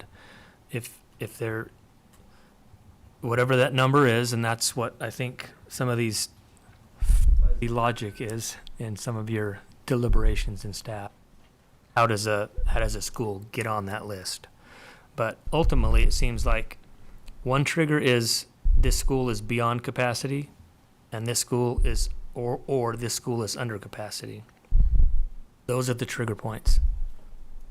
And are there others that I'm not? The third one I would mention is just an anomaly that doesn't make sense. And are there a couple of streets that need to be fixed because it doesn't make sense? So those are the 3. And let me just say this. I want to say this very clearly. All of that work that we do in creating schools to watch or making those adjustments is in service of what we think would be helpful to the board. We are never driving this as an administration. This impacts families directly. It impacts the resources that are required of taxpayers. So we view this as a board responsibility to set those priorities. We bring what we think as a staff, like, hey, the numbers are going here, or the numbers are going there, but we don't expect that to be the end, and that's why we had a great spreadsheet and discussion last time, and we'll bring back a 5-year plan next time, and it's because we're trying to bring you information so that you can make those decisions. We don't expect to make those decisions, and we don't want to drive that, but we want to provide a lot of good information and structure that allows the board to decide priorities. It's a heavy lift. Boundary changes are a heavy lift, and it shouldn't be made by staff. It should not be made by staff. We want to facilitate that, and we want to bring forward a starting point for discussion. But I just want to clarify that, and it's not because we aren't willing to take the responsibility. It's because it would be inappropriate for someone other than an elected official to be setting those priorities and making those decisions. So I need to clarify that, because as we bring forward all this information, for those listening, this isn't the staff pushing in a particular direction. It's trying to give lots of good information, structured in a way that allows the board to make the best decision possible. But I like the way you've growing enrollment, diminishing enrollment, or an anomaly that needs to be addressed on a small scale. Those are really the 3 categories. Can I add one more? When possible, I would love to have us follow a feeder system. That hasn't always been possible, but some of the decisions we probably need to make is that school, sometimes an elementary has a split into 2 different feeders, but if it's possible, we can fit it in 1 feeder. It's going to be easier because those kids won't be split up. And so maybe that's an adjustment of the high school boundary at the same time as the elementary, or vice versa, whenever that's possible. But we have 1 elementary that has 3 feeder systems. Like, that's just crazy. We somehow have to change and correct that area, and so that should be a priority, not a high priority, but should probably be. I think that becomes one of the considerations when we're making boundary changes. So we know we need to make this boundary change. As one of the considerations, is it possible? Does this improve alignment, or does it make the alignment worse? Yeah. And it can also fall into the anomaly category. That's what I was Hey, if we just switched these 2 streets over to this middle school and this high Yeah. school, then every kid from this school goes to the same three schools. Makes sense. Okay, that if we look at that wholesale, we looked at that when we did the district-wide boundary considerations, and we made improvements there, but sometimes aligning, you don't have concentrations of the same age of students. So you can't say, oh, well, in this neighborhood, we have a perfect distribution of elementary, middle, and high school students, so we can move them wherever we wish. So it's not always possible, but it's ideal. And it's something, once we've initiated a boundary change, then we always want to say, okay, what does this do to alignment, and how can we make that smooth? There are all kinds of reasons that that's a positive thing. I'm glad you brought that up too, though, because that would be something interesting to look at. Because, I mean, at the time, the schools were so crowded, couldn't necessarily line up those feeders like you wanted to. But now in some areas, we have some room, and maybe we can line up some feeders better. Well, and that's a hard question I have to ask myself, because in the next topic, that's a consideration I think we need to look. If you'd like us to bring that forward as an anomaly discussion and say, where do we stand? What's the current state of things when it comes to alignment? That's something that we would be able Or transportation or busing. Yeah, that's Do we have an Oh. opportunity to align and reduce transportation and busing costs? And for those cities listening, every time we reduce transportation, we increase crossing guards. So it's a give and take. But you're right. I mean, there are people. One of the adjustments we made with the district-wide boundary changes was that there were people being taken by bus to a school that was much farther away than the school they could walk to, but they weren't in the boundary of the school they could walk to. And that's been over the years, that's been set as a priority at various times. People preferred to be bused. And I have a school that is on the watch list for under enrollment that kids across the street do not attend that school. so that That hopefully over time can get corrected. The question on the table is, who triggers the discussion? Yeah.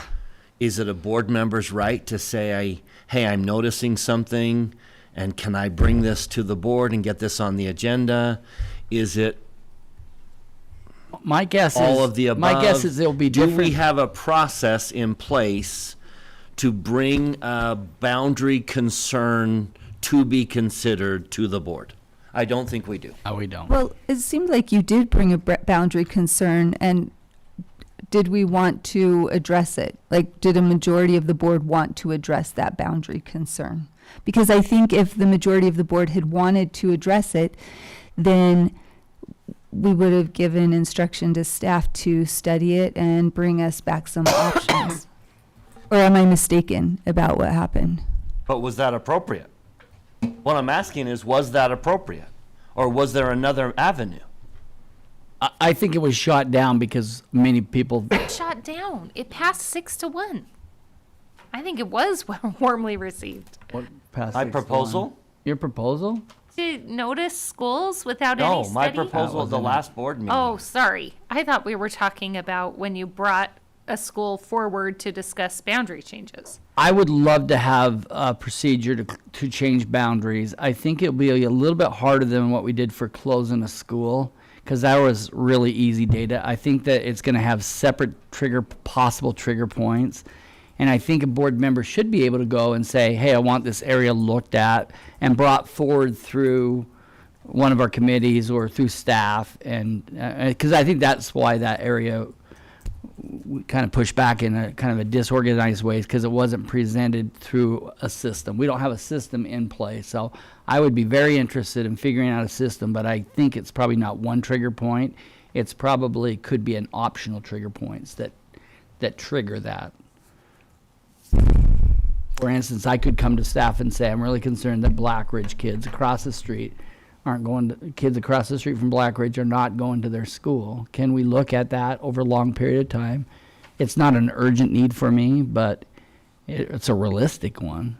You know, that those kids should be able to walk across the street to go to school instead of being bused to another one.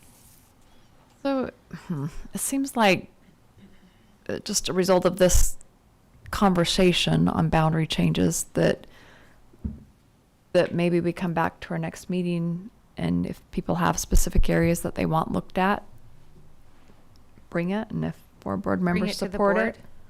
Yeah. Because so I'll give an example. I have an area in one of my schools that I was curious what would be the impact of changing. I don't even know if I want to bring it to the board unless I know that it's a worthwhile impact. So would it then be appropriate to bring that to staff and say, hey, can you tell me how many kids would be affected in this little area? Or are we saying that's not appropriate? Because from not the committee proposal, but the proposal that Mr. Dunford brought to the board in saying, let's notice these schools, I understood that that was appropriate. I mean, it passed, so. I think the word appropriate and inappropriate is not being used appropriately. Okay, tell me a better word. Kosher? What's the right word? Appropriate. Mr. Dunford can bring Procedural? anything he wants to the board. He's a board member. Yeah. If there's a concern in my area, and I want the board's approval on a Kind on a of, right? potential But board. did he bring it in an Usually appropriate it would way? need But to it's be not brought to an ina- agenda through inappropriate. for the support of 4 board members. And it didn't come in that way. And you're wondering if you're not sure if you should bring it, you want to talk to staff and get some data so that you know whether or not you should even bring it. And Right? I will freely admit, That's my appropriate. misunderstanding was that they had to be noticed before we could talk about it. That was my misunderstanding. If that had been clarified, I think I could have avoided a lot of pain. But it has always been our tradition to notify if we're going to have any type of public discussion. But the notification freaks people out. They freak out that there's a notification before they even hear a proposal. But the way it's always worked is you have to send the notification, and then the following board meeting, which is 3 weeks away or 2 weeks away, is when you can bring a proposal, which is not even near what the panic brought. And so what I'm saying is there an avenue where you can say, okay, look, you don't have to notify, now I know this, you don't have to notify a community to start asking the questions and begin the discussion, but is there an avenue to do that doesn't elicit panic in the community, so that when you've asked the questions and you've had the discussions and you've realized, okay, now is the time to make this more public. That's what I'm asking for, is what's the avenue to ask the questions, and then what's the trigger point to go public with our concerns so that we can begin to have the conversations? Because every time you go public, it creates panic. And there's always been a delay between the notification and the panic setting in and the proposal and then public feedback. And I got accused of not listening to a community because I sent notification out. But the process has been notification, proposal, feedback. And we don't get feedback until well after the notification. And I think there needs to be an avenue for a board member to say, can I start to have some discussions? Can I officially, with the board's permission, start to investigate a boundary change that may or may not be coming anytime soon without causing the panic? I don't think we have established a means to do that. So we don't know what's appropriate and what's not. And I don't know, appropriate. and so, yeah, I swung and missed, and I'll admit that, but it was built on a concern and an attempt to ask the questions. And so what avenue does a board member have who starts to say, I've got a concern at a school in my area, where do I go? And what happens if word gets out that I'm asking those questions? Okay, what if we continue this discussion at our next meeting and give executive committee the assignment to come back with a proposal? Or at least a starting point. You can all shoot it down if you want, but at least we have somewhere to start. I'm confused, I guess. If I had a situation like Bryce had, I had a concern in my district about a boundary change, what I would do is ask other board members if I could get it on the agenda. And if I get what, 3 board members or just 2? Which needs to be 2. 3 altogether, yeah. You and 2 others. Okay. And so if 2 other board members said, yes, I'd like to talk about that, it would appear on the agenda at some point, and we would have a discussion about it. Is that what we do? Isn't that what we do? But I can And then we could see- vote on whether we wanted to notice the communities Yeah. and then have further study made That's into it. that's the trigger is I But find 2 can other people see who a want to talk little about it. What Bryce is saying. So now my community sees their school and boundary change printed in black and white on an agenda, and that can be panic inducing, right? And if I have to do all of those steps just to say, hey, Scott, how many kids would be affected by that? And he's like, 3. And I'm like, it's not worth it. That feels silly to me. Like, why can't I just call Scott and say, hey, Scott, how many kids would be affected by that? Why can't you? That's what I'm asking. That's what we're saying. You can. Yeah. And so one way, when what Bryce described, when we are looking at, for example, Aspen, we bring Aspen forward as a staff and said a couple of meetings ago, or last year, but again this year, Aspen is a school to watch. It's very large. Would the board like to engage in a boundary change? Yes, we'll consider that. Which schools should we notice are going to be considered? Okay, these are the schools, we notice it. We can change and say we're going to notice them once we have a plan in place. We can talk about the order in which that happens. But to clarify, there's a process for getting on the agenda, as you pointed out. And so as long as a board member follows the process and gets it on the agenda, you can always talk to staff and say, hey, tell me about these 2 schools or this street or this alignment of the feeder so I can decide whether I ought to move forward or not with bringing something. So we're very open to giving information and helping board members decide whether that's something to bring forward based on the information we're able to provide. So we can adjust. We don't want to get in the way of any of what you're trying to accomplish. We want to give you the information you need to decide whether to move forward or when or in what way. So, and I understand that we can do that if the strain on staff is an hour or less, right? Yeah. So my problem is I have no idea how long that would take to research. We don't have a stopwatch. Will you tell us? We don't say, you better hold check on. with the board. Let me get an estimate to you.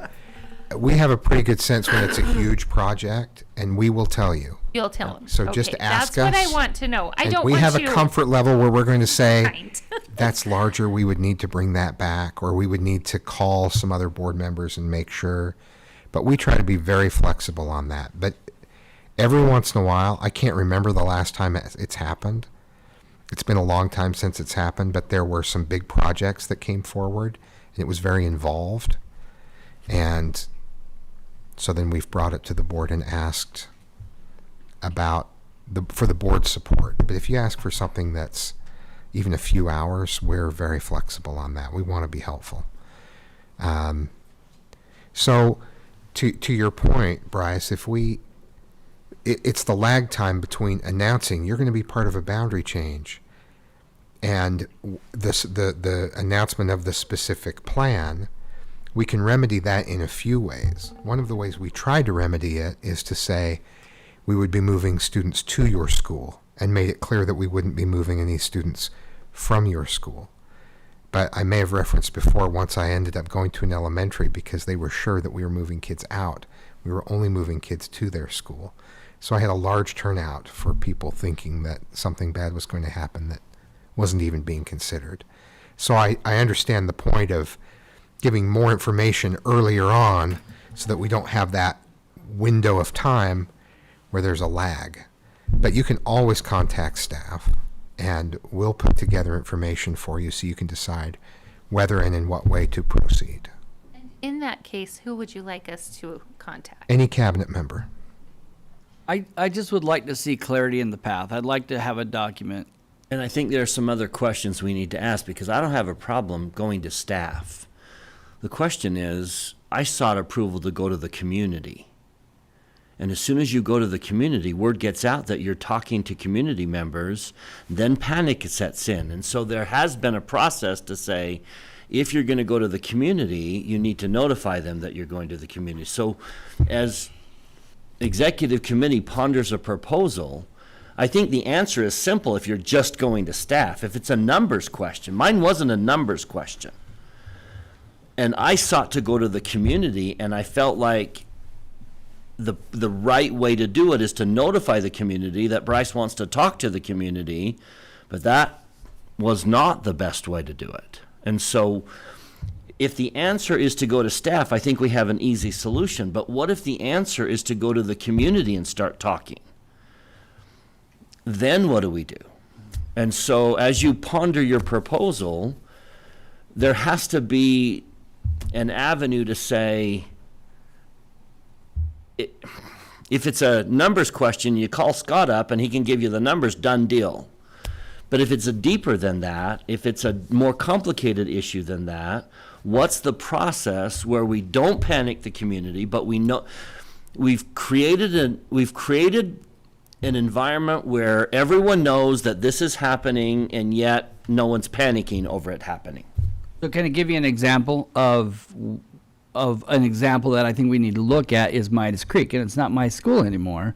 It goes to 3 different feeder systems. I would love to have a talk with that community and say, do you really want to go to 3 different community and have that discussion? But do I bring that to the And at what facilities? point 'Cause is that's it not even- appropriate to it's not have even that my discussion with area. the school? Yeah, and so those are the things that I think we need to have a process of how do I bring that to the attention of staff? How do I bring that attention to the board? I just think we need clarity in the process. I wouldn't want anything from executive committee to come back and limit in any way No. what I can do in my community. If I want to go talk to people in my community about something, I should be able to do that free And of you any. can.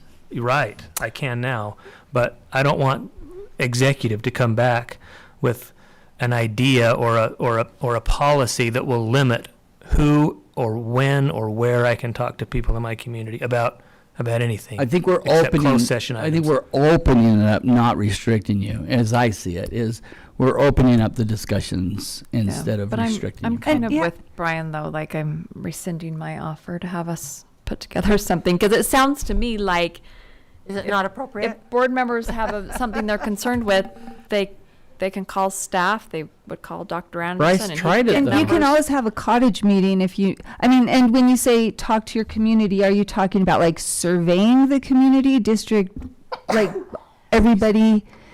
Or are you talking about just having a cottage meeting where you invite all, I don't know, people and talk to them as a board member? I mean, I was seeking permission to use more than an hour's worth of time of staff. And I felt like I had to have board approval if I'm going to ask staff to commit more than an hour's worth of their time.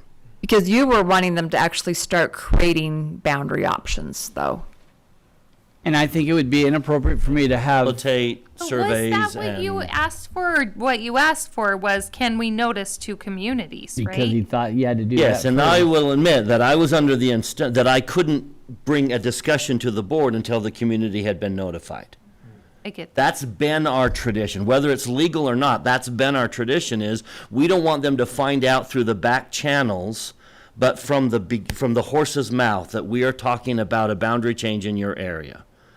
Potential. A potential. And so that's why I felt like I had to ask for the notification, because what I was asking for was certain people to be on a committee that we could come together and talk. Well, that was going to be more than an hour's commitment. And as I understand it, I can't do that without board approval. Now, I can go talk to them, but I needed their help in what I was trying to achieve. And so I was asking for board approval to use their time. Now, when you say form a committee, to me that's different than asking somebody for information or to do some research. Or so you wanted to form a committee with staff members. Yep. Okay, that's what. That was my proposal. That's the proposal that I brought, and it was going to involve more than an hour's worth, and therefore, I had to have the board approval. Therefore, I felt we had to notify the community because it was going to come up in a discussion, and they needed to hear it from us. So now I think I understand, like the proposal that you brought last meeting that had the committee that had a certain number of parents from this area, a certain number of parents from this area, and staff members. That was your goal. That was the goal of the whole proposal. Yep. Just still think we need a process. Because I think it would be inappropriate for me to have a discussion in my community with people that live across the street from Black Ridge that I'm going to move them there without going through staff, without going through other board members. I can talk to my community about anything. Yeah, I have that permission, but I don't think. Because word's going to get out. Daryl's talking about a boundary change. About a boundary change, and I just think we need a process. That's all I'm asking for. And you're going to be notified that Daryl's talking to people about a boundary change. And you had no idea he was. So, to me, what felt unsettling about that process was it was like the first time I heard that there was a consideration, I was also asked to make a vote. And so I wonder if there's a way that we could instead say, hey, I'd like to study an area. Would the board be okay with sending that to facilities? Or, I've spoken to Scott and it seems like this would be impactful. Some way that we can at least understand what's happening before being like, here's my idea, vote. I was not ready for that. That's exactly, Nikki, what I'm asking for, is that process. Yep, me too. I don't like the word process, though. Process implies that you have to follow it. I would like something that just says, here's some best practices, here's some suggestions, here's some guidelines if you want to talk to someone about potential boundary changes. If you do it this way, these are some potential problems.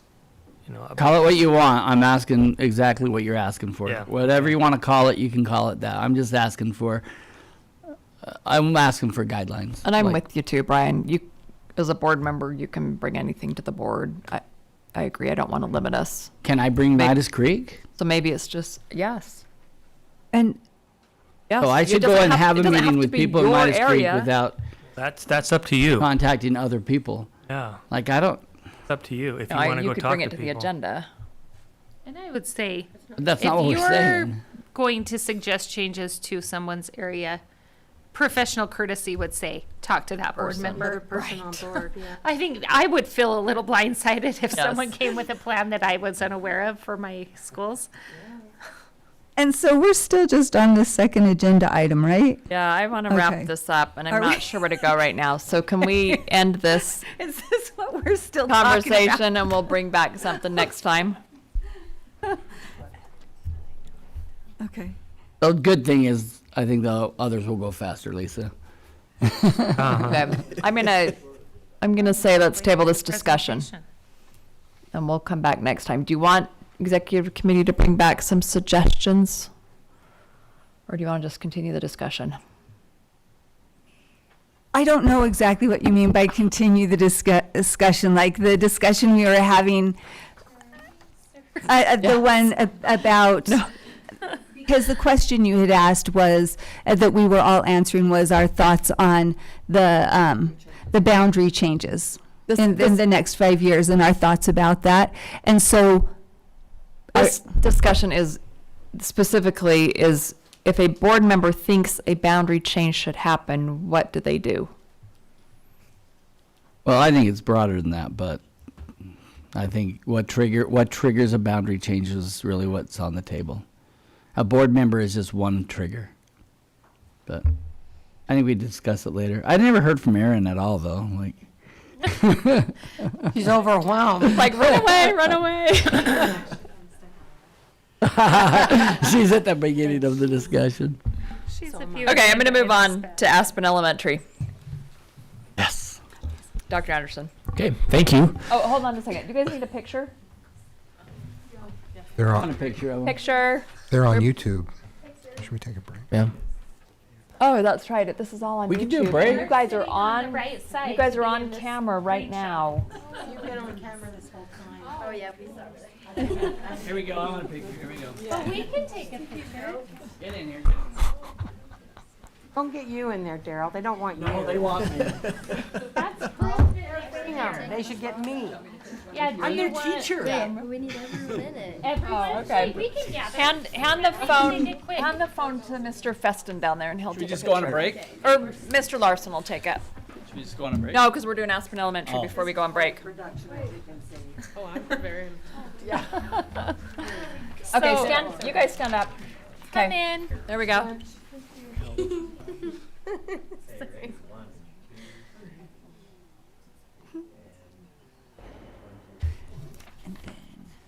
Okay. What school are you from? Is that Awesome. corn on the cob?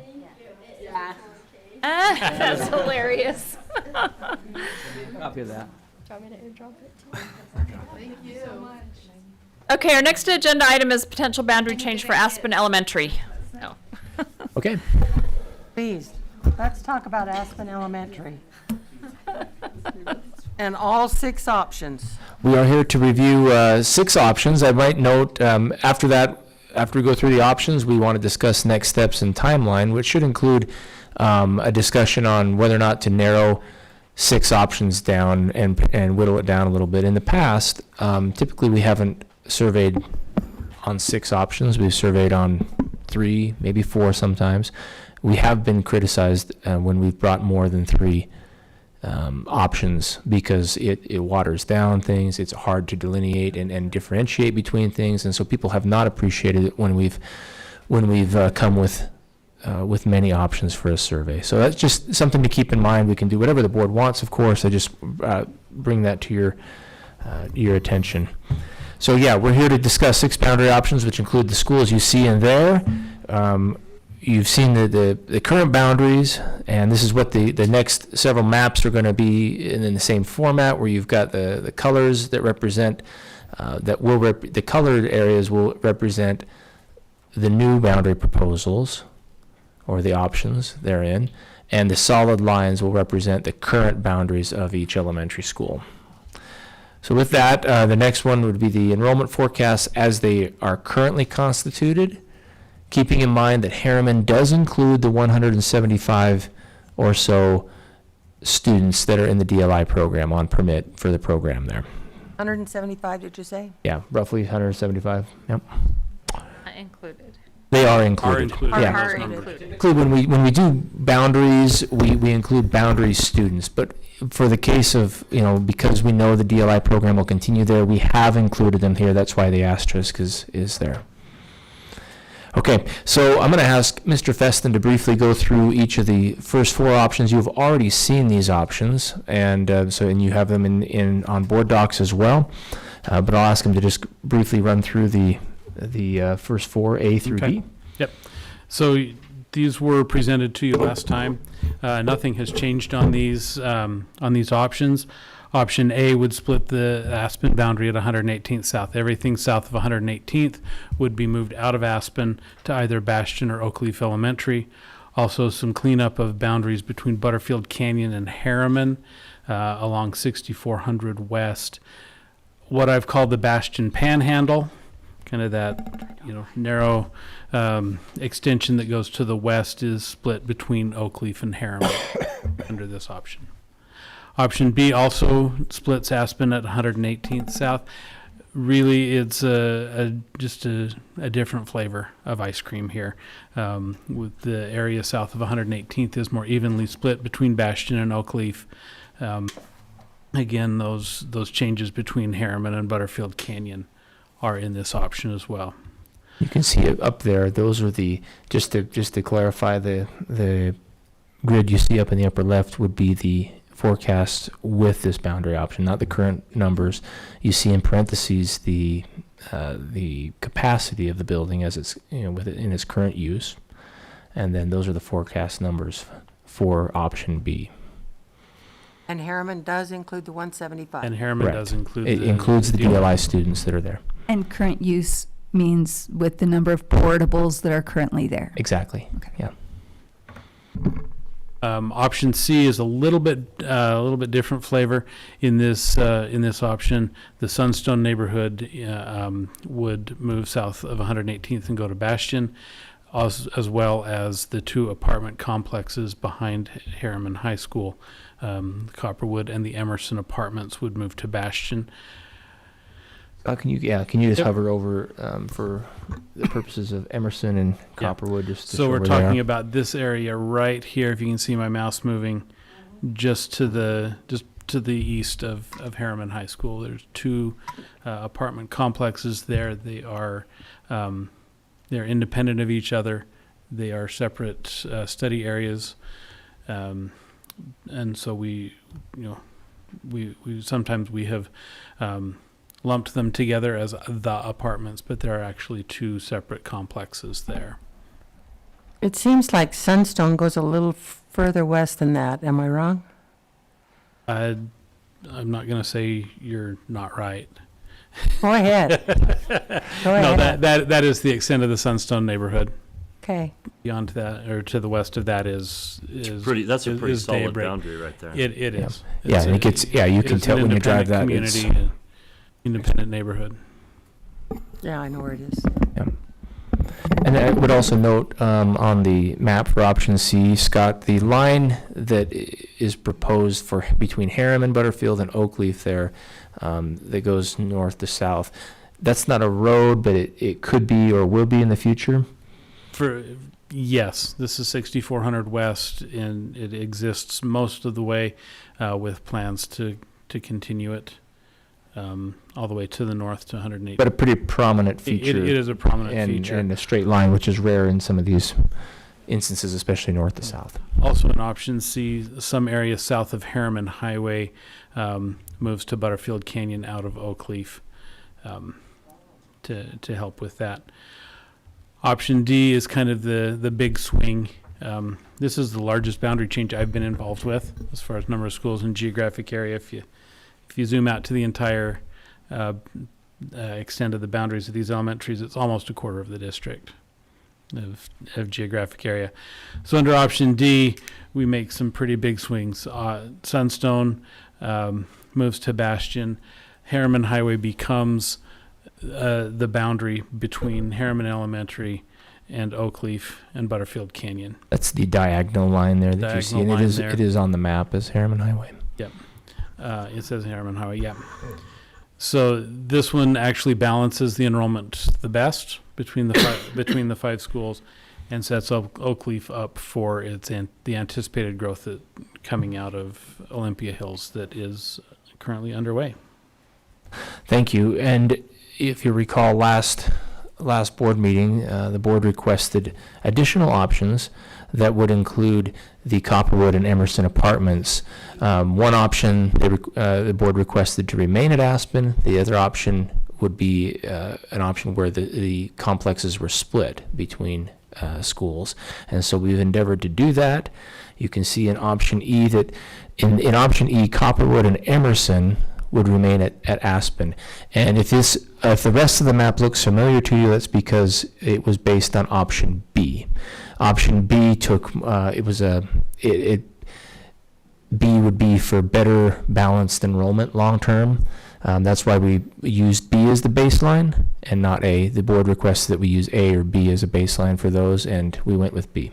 So I thought Mr. Feston just told us that option D was the best balanced. Yeah, thank you for the clarification. So it's not, B is not the best overall, but between A and B, which is what the board asked us. Sorry, thank you. No, I'm so glad you clarified that, because the board asked us to consider A or B, and when we looked at it, we thought, okay, if we're going to do this, B better balances the enrollment between those two options. Thanks for that. Because it would have The looked really alliteration. weird to send Sunstone to Bastion and then the apartments to Aspen. Right. So A or B was the very best option if we're going to do. When we're talking contiguous boundaries, that's why we were asked to consider A or B. So B is just the better between the two for balance long term. But D is the big swing that long term over the 5-year course of the forecast balances overall the best. It's also the largest disruption to students. He is D would be the most involving the most students. Yeah. most disruptive. Okay. Yep. Okay, so that's E. Can I ask a question about that? How does Certainly. D align with the feeder system? Because it does look to me that especially in Oakleaf, does clear that feeder system up a little bit better, does it? For the high school, we're talking, these are, Harriman, Maine is the high school boundary. For the middle school, between Copper Mountain and Fort Harriman, can you tell us really quick there, Mr. Hamblin, where the, Harriman Highway again is the middle school boundary. between Copper Mountain and Fort Harriman? Yeah. So, It would be nice if maybe you prepared a map that overseed the middle and high school boundaries in this area. Just because again, back to that 2 streets or whatever. yeah. Because that's the selling point, I think. I have received a couple of comments on the boundary email address indicating that, talking about the middle school boundaries as well. Moving to option F then. Option F is the option that takes the 2 complexes and moves them to different schools. The Copperwood apartments, as you can see on here, and there's a little arrow that's pointing to Copperwood. If that area in pink looks larger than the complex, it's because the area immediate to the west of that little arrow is Harriman High School. That's the field. That's the 55 or 60 acres of Harriman High School in its entirety. That's just part of the. No elementary school students. Most students live in Harriman High School that we know of. Just that's why it looks bigger. So that would be the Copperwood apartments would remain at Aspen. The apartment complex to the east of that, that's the Emerson apartments, they would move to Bastion. You can see that in tan there. That's option F. You can see in the upper left the long-term enrollment forecasts for this option.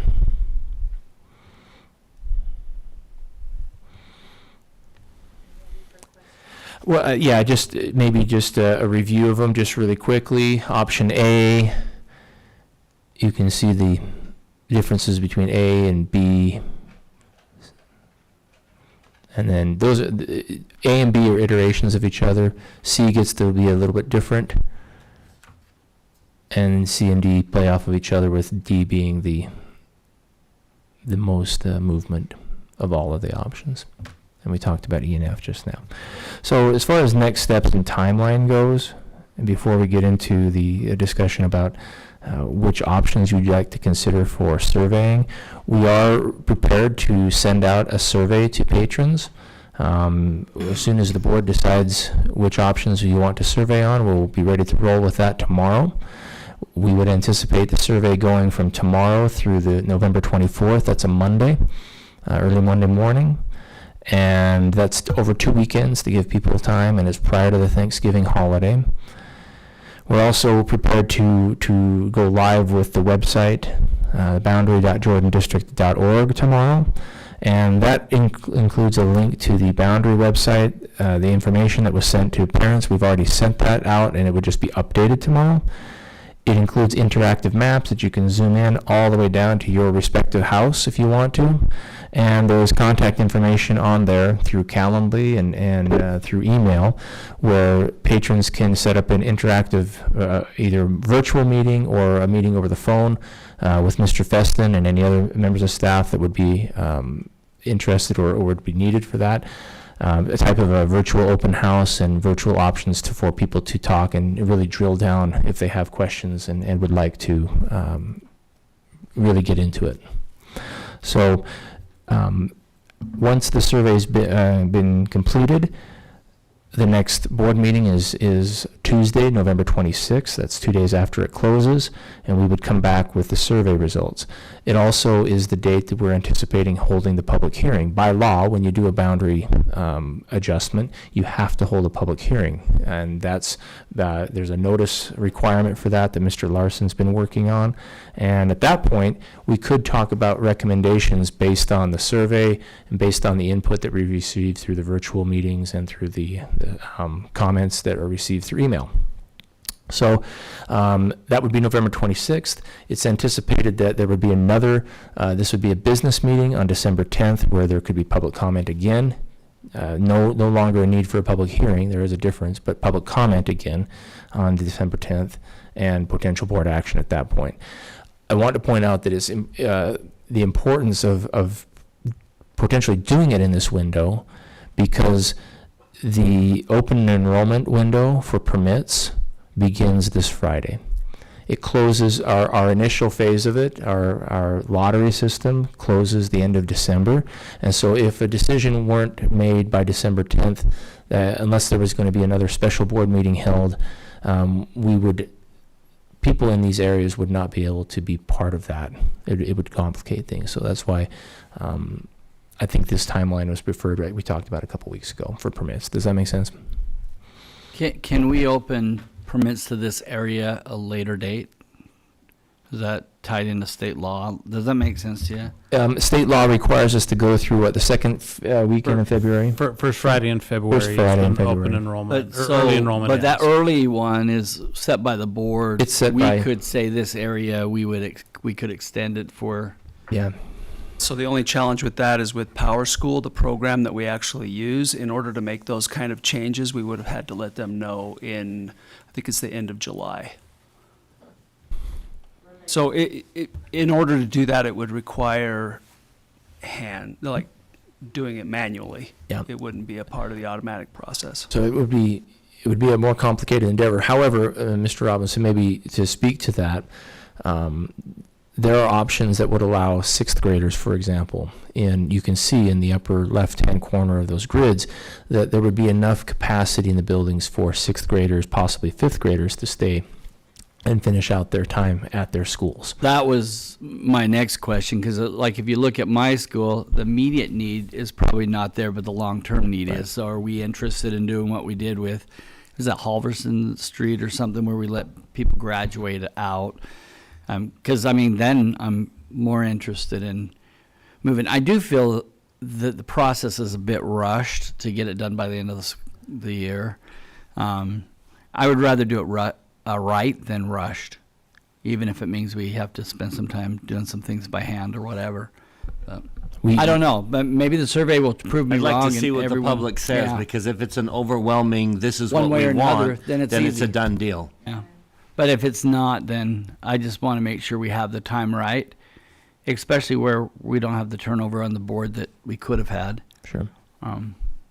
Yeah. We do have some turnover, and we would like to be involved. I think we move forward with the process, and then if we get to a point where we feel like we need to put the brakes on, we can, but I don't think there's any reason right now not to move forward. Oh, no, I'm not asking them to stop the process.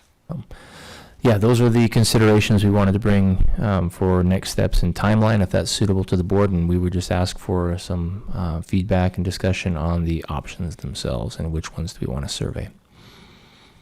One more question can I ask? The star, the asterisk on Harriman Elementary, is that the support units? No, that's the 175 students in the DLI program. Oh, DLI, okay. So I have a question. Options A and B seem like the least aligned with the priorities that the board showed in the spreadsheet today. So I understand that C and D are the most uncomfortable, but that seems to be the pathway that we have chosen. And so I'm just curious if we're to say, would you like this one that's really easy to you that means I have to build a school really sooner, probably within the next 5 years? Is that really an option that we're okay with making?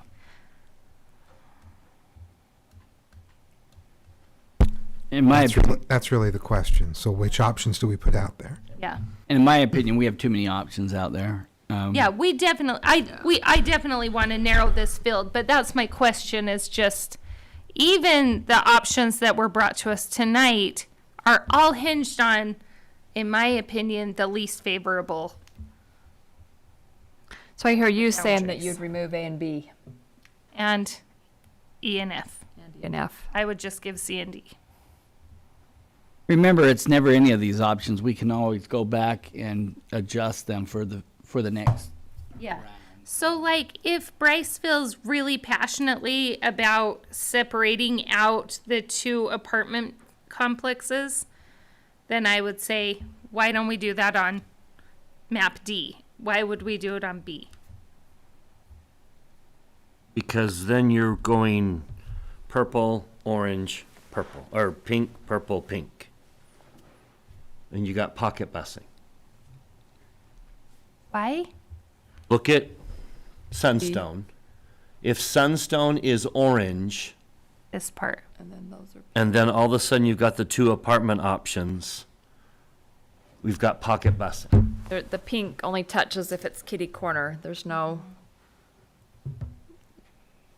But Well, if you I mean, make there's Harriman pink, nothing saying we can't do that though. I don't know. What's the feedback been like since dividing those two complexes up was suggested? Have you guys heard anything? Everyone thinks it's a great idea, and everyone thinks it's a bad idea. Of course. Sounds about right. Everyone says, yes, we should divide them up and divide the load, and everyone says, no, we shouldn't divide them up.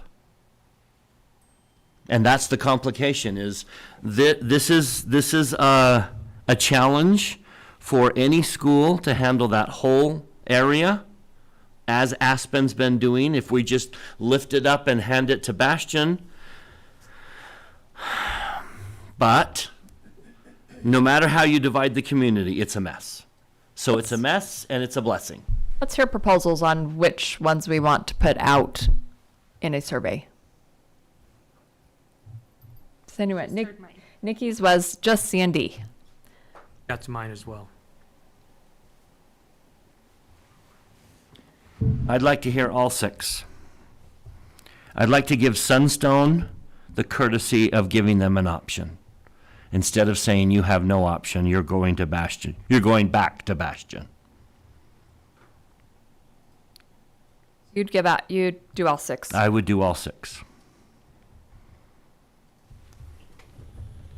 Wouldn't narrow the field at all?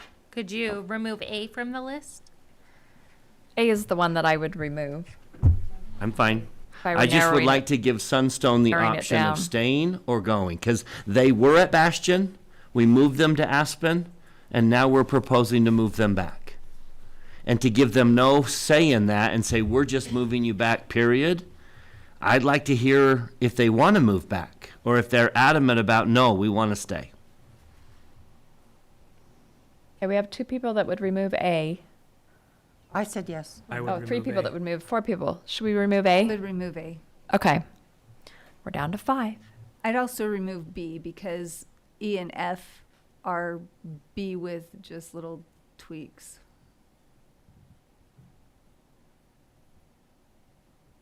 I like The that problem too. with B doesn't move them all to Bastion. Or E and F doesn't move them all to Bastion. I We've would- got 3 options. Move them all to Bastion, keep them all at Aspen, or split them up.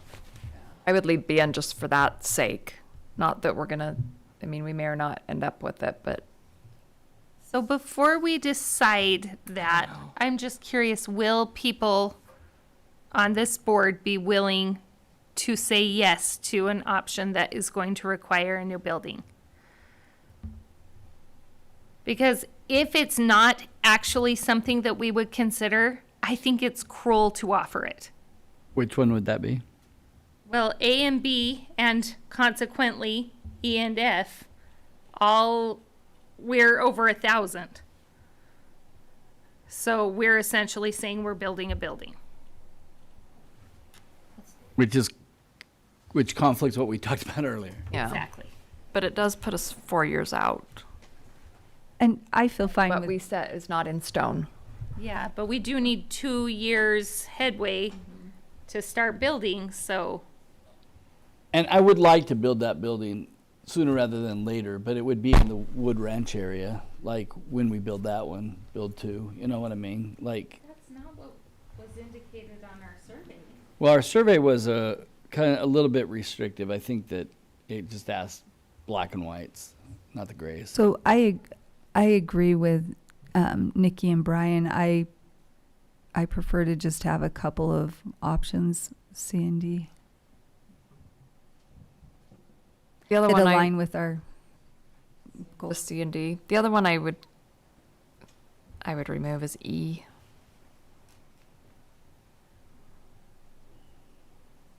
Not keep them at Aspen.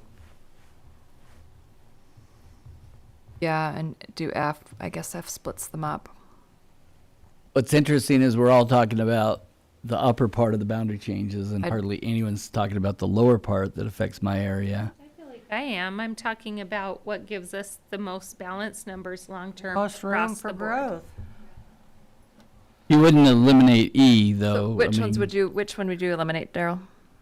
Well, I don't like any of them, so like, Throw them all out. I think what I would do is I would give like C and D, and I would change it after the survey comes in. I don't really like 6 maps out there because I just think it's going to be a hard decision. But I'm just gonna I can guarantee I'm gonna probably change it. But I have to see the numbers. I have to see because I've talked to the community. I don't want to split up certain areas, and it doesn't make any sense. Tracy, I would vote in keeping B, C, and D.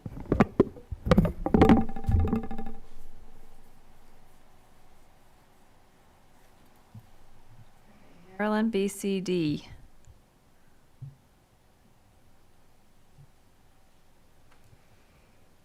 Bryce, you All on 6. All 6.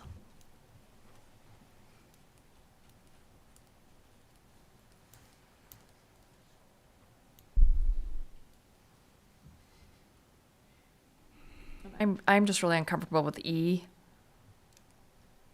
because that doesn't alleviate Aspen at all. Right. By 2026, they're over 1,000, and so we would need to start that new school conversation this year Right now. if E was out there. That's why I'd like to get rid of E.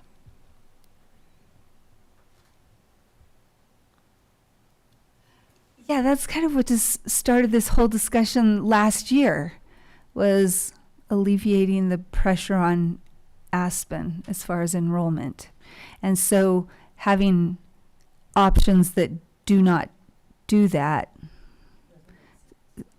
it doesn't accomplish the goal of the discussion started last year. Option F only gives you 1 additional year at Aspen. I know, but I'm like, I'll take at least that. But yes. Happy anniversary to the Aspen boundary discussion. And at least Aspen would go down for 1 year. But yeah, I'm kind of uncomfortable with F too. Yeah. But for survey purposes, I would go B, C, D, F. Just because I want a lot of good feedback from the community on different areas. That helps us narrow in on things.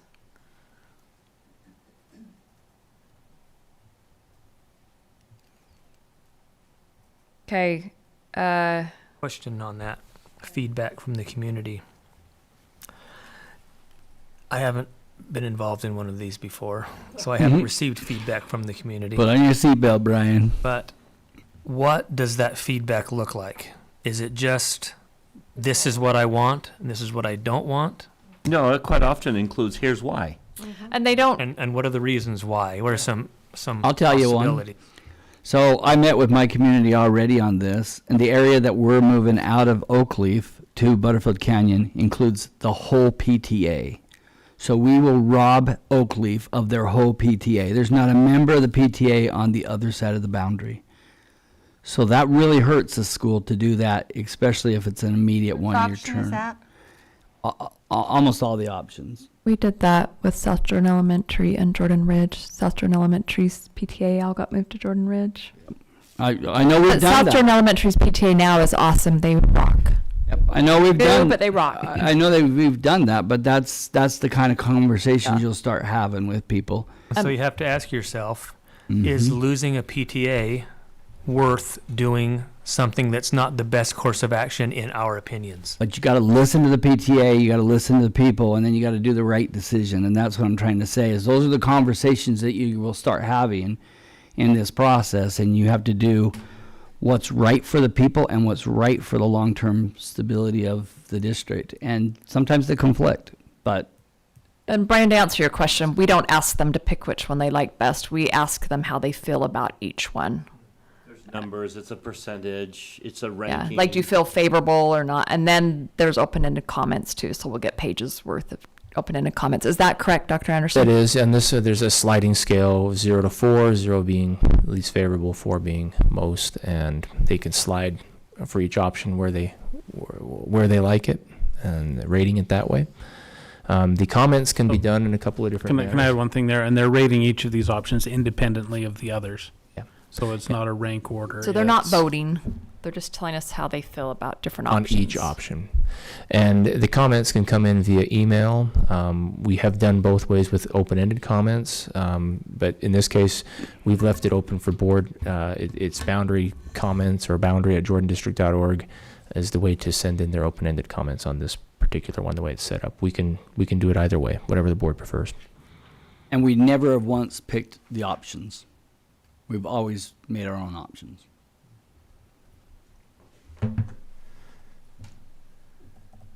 Okay, so which schools do you want, or which options do you want to go out on a survey? I'd like just 2 to go out, like C and D, but I'm willing to go all 6, actually. Okay.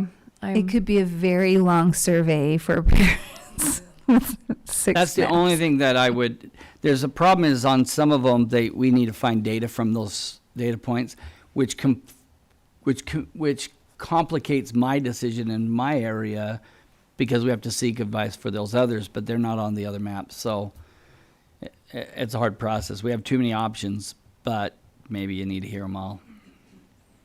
Okay, so you'd go all 6. I'd go B, C, D, F. You'd go CD. CD still. Marilyn? BCD. B. Lisa? I'd go CD. Brian? And Bryce. A through F. Have 3 C and D D. are on there for sure, right? B Everyone. and D are on there for sure. Yeah. But, so we don't have a majority Just go map by map and ask for votes. Tracy. anywhere. Okay. To scratch So or the- to keep? We can What scratch A. I don't option- think, option I mean, A? besides. Option A. scratching Who wants option A on there? Okay, A's scratched. B.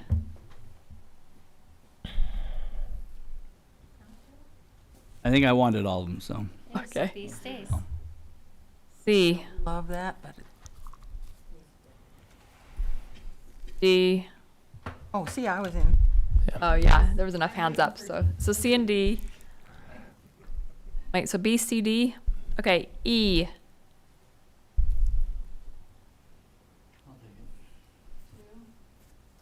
F.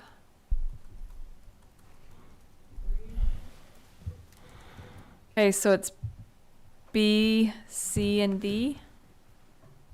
We'll go out on the survey. Did I count that right? Okay. Called it. Woo! Thank you. Okay. Thank you. We will get the survey on those 3 options out there. We'll probably, if you're okay with it, we won't call them B, C, and D in the survey. We'll just refer back to them as A, B, and C for, Yes, you can re-letter. and Or it's okay if it's CD. I was hoping for P, Q, and I can do Y. I We want can an re- animal. If I'm renumbering, I will. we can renumber, we can re-letter, we can use, Number them, then they're prioritized. we can use, Sigma Yeah. and Okay, Tau. we're going to take a break now. Thank you for your work on boundary changes. We will take a break.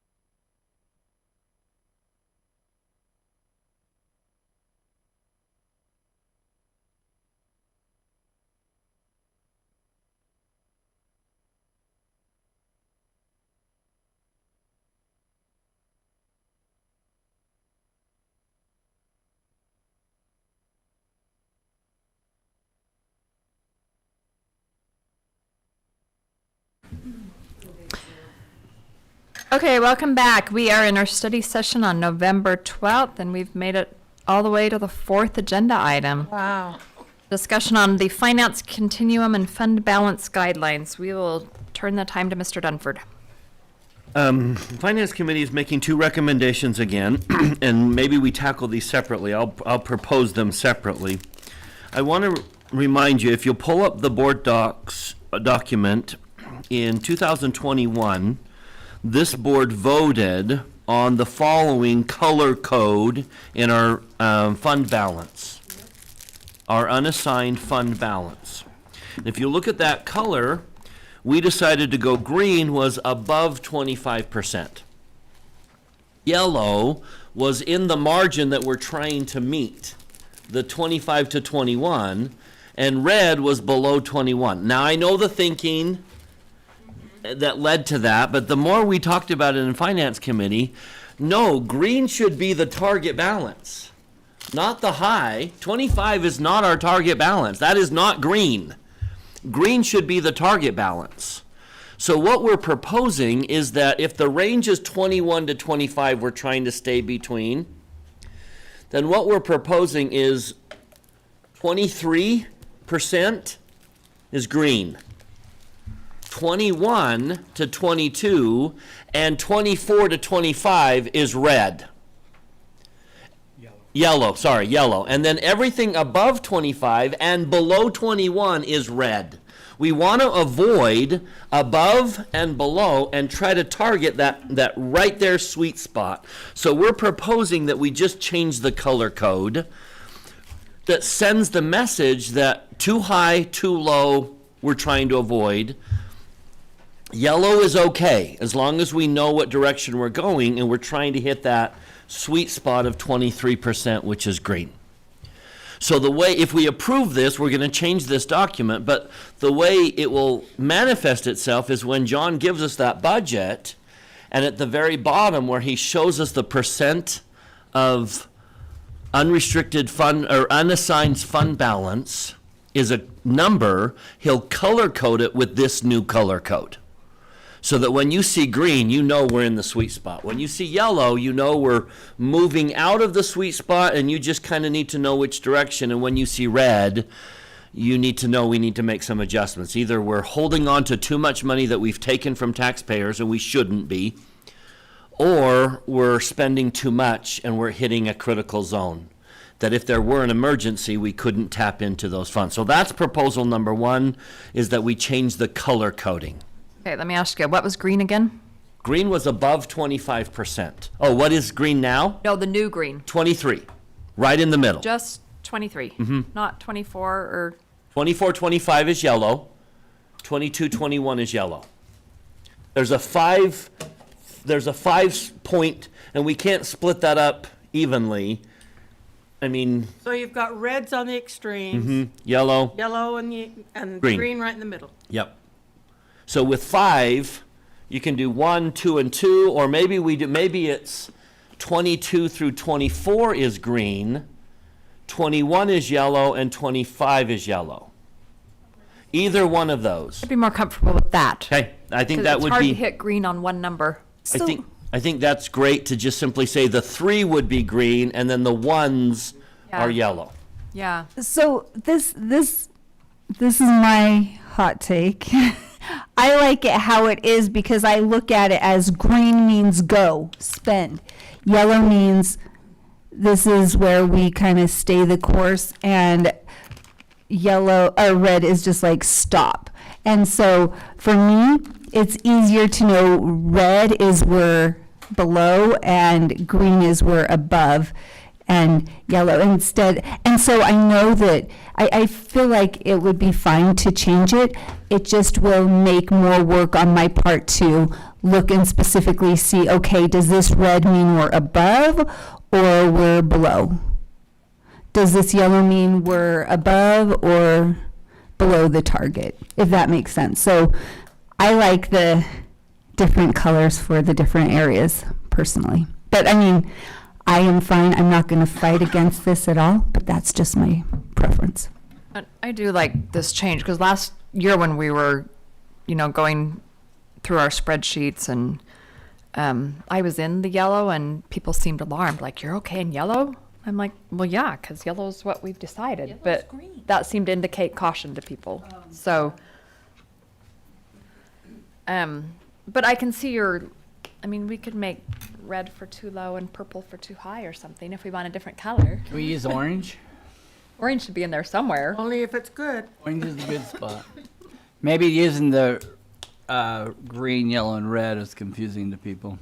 And we don't have to overthink this. I feel like we can go ahead with the change. I just wanted to say this makes it easy for me personally, the way it is right now, but I can do the extra work to figure out where we're at. I like the change, and but I prefer to go like 22 to 24 green. So President, I move that we direct staff to recolor code our unassigned fund balance color scheme to be red if it's above 25, yellow if it's 25, green if it's 24, 23, or 22, yellow if it's 21, and red if it's below 21. I'll second. Okay, any more discussion to that? All in favor, say aye. Aye. Okay, great. So we'll The second have to make idea that is change. to just do something that we always do, something that staff is currently doing, something that has been done from the very beginning, but we're not aware it's being done, and the public's not aware of that it's being done, and to be a little bit more transparent and be a little bit more vocal that it's being done. Every time there's ever a tax increase, the accusation is you shouldn't raise our taxes because you have fat that could be trimmed in your budget.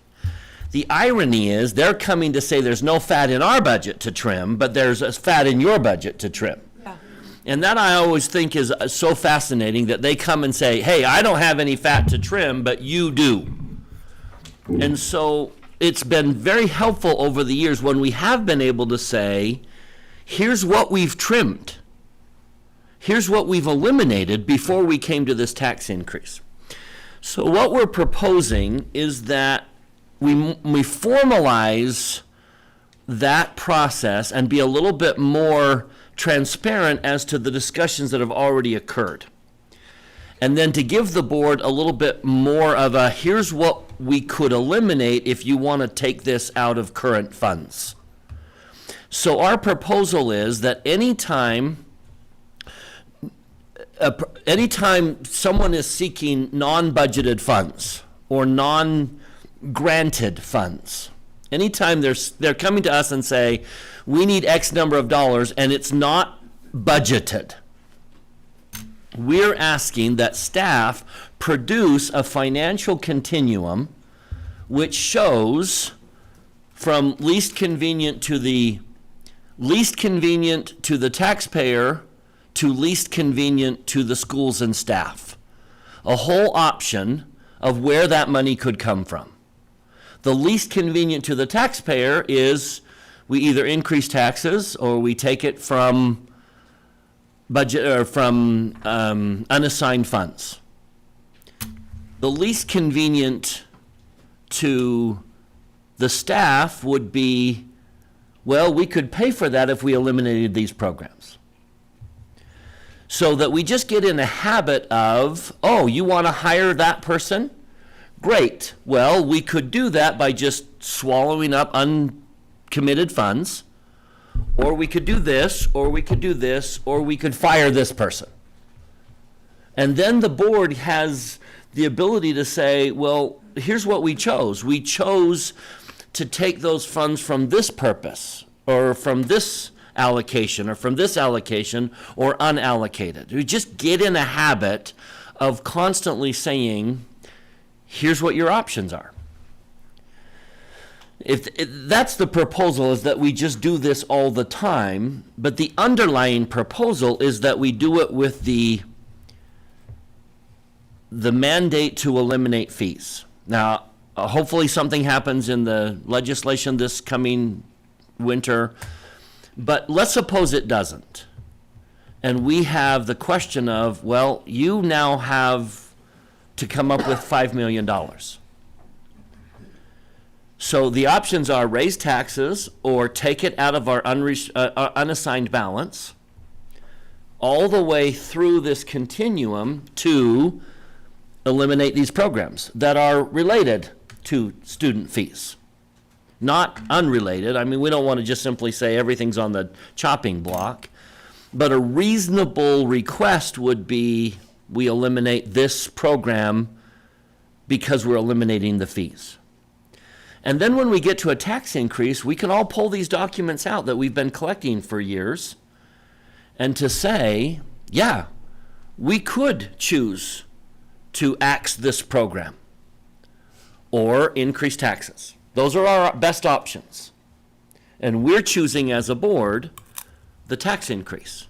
But we want you to know what we considered in the process. So this is a twofold proposal. The proposal is that this just becomes our standard procedure. That anytime staff can see that we're making a proposal to spend funds that have not been budgeted, that they come and say, here's what we considered along the way. We can eliminate this. We can raise taxes or take it from our unaccounted funds, unassigned funds, or some combination of the two. That's just our standard procedure.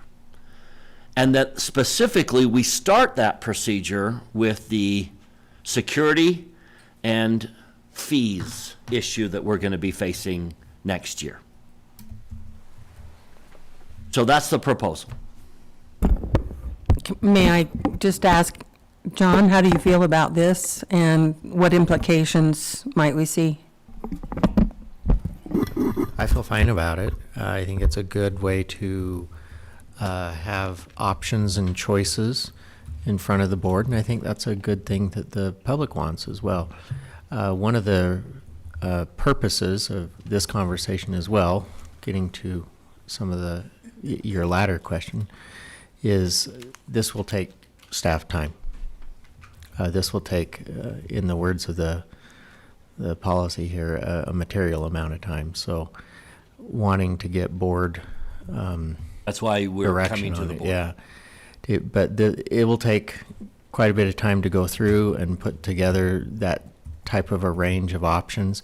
It'll be a challenge, and it will make some people uncomfortable because they may not like some of the options that are there. But Could you give me an example? I don't want to put you on the spot. But. well, what if we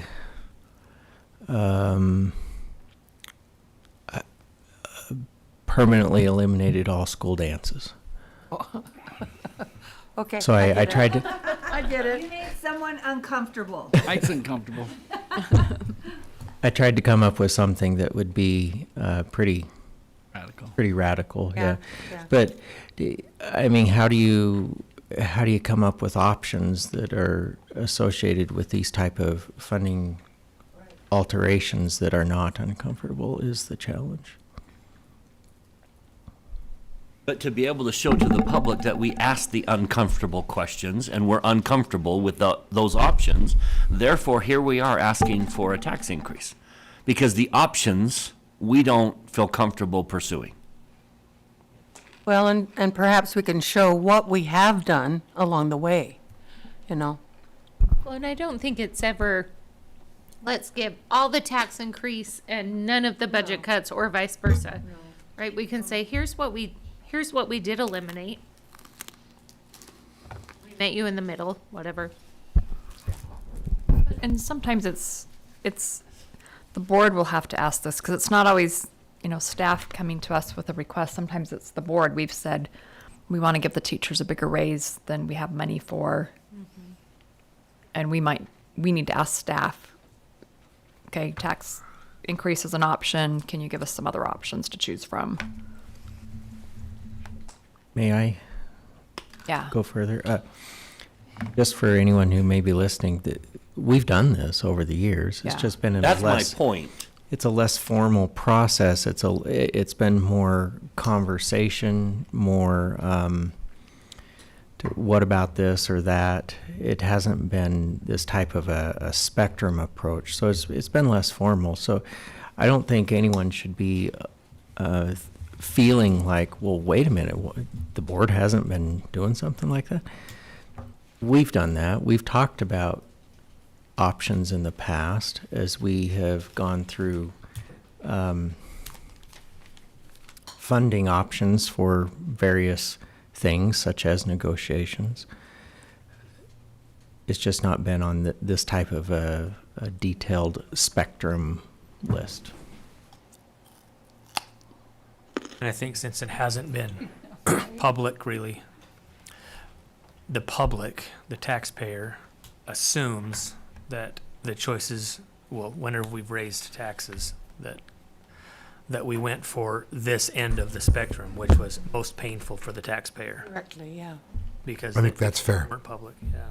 The assumption is that we made no effort to go through difficult changes or consider difficult choices. We simply went directly to the taxpayer because that's the easiest path.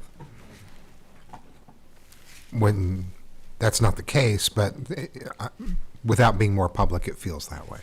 Yeah.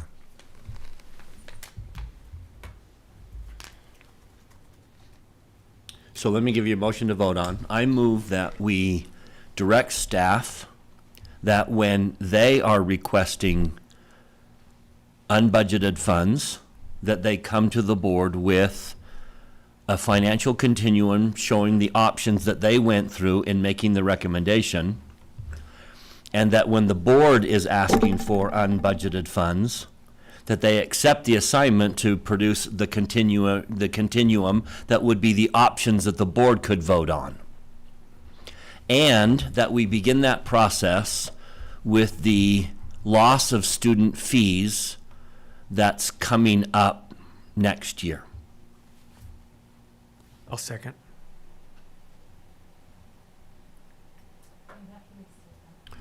And by unfunded, I'm also including that the grant didn't cover it, or a grant ran out. Just funds that are not currently budgeted. Okay.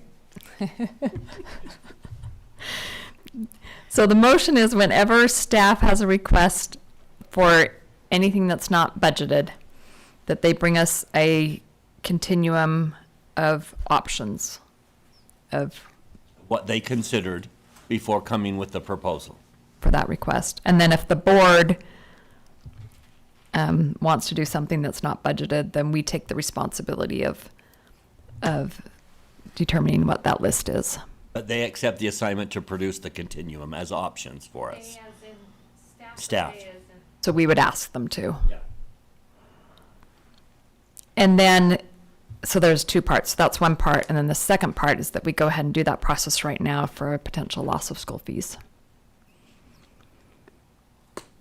Okay, I have one clarification. And I think it's the word continuum. I picture more of a list, like here's some options. I'm not sure continuum's working for me. The reason we considered continuum is most disruptive to the taxpayer, all the way over to most disruptive to faculty and staff and students. So you're assuming everything that disrupts the taxpayer is good for the students, and if it disrupts the students, it's bad for the taxpayer. I think there could be, that's why I'm struggling. I think there could be things that good for the taxpayer and good for the students. So I hate to make a false choice.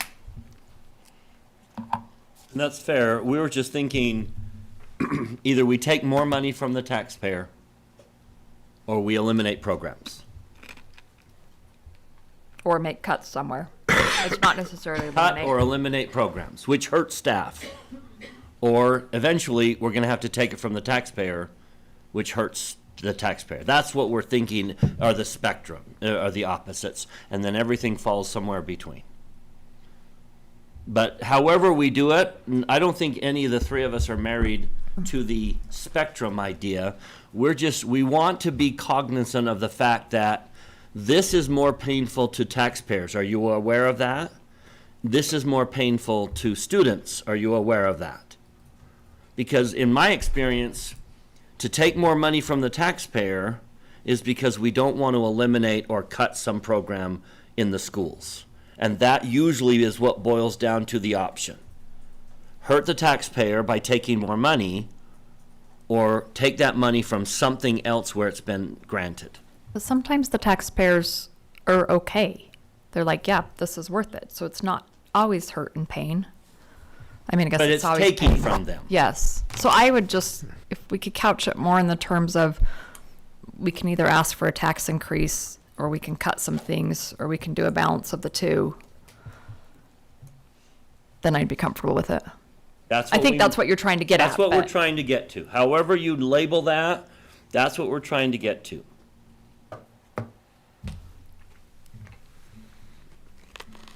On one end, it's whatever the object is, it's completely funded by taxpayers. That's one end of the spectrum. We're gonna completely fund it through tax increase. And the other end is, we're gonna completely fund it by eliminating positions, programs, We're not gonna fund. Oh, yeah. and then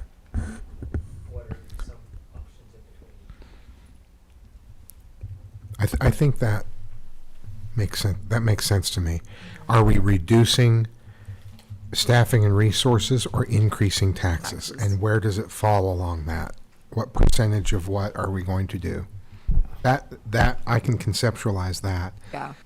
My other question is that this applies when you said not, if it's budgeted, it doesn't, if we're adjusting within budgeted money, that's not what we're talking about. What we're talking about is if the board is ever going to have to go out for a tax increase to fund their priorities, or staff is making a request that would require an increase in taxes, that's what we're talking about.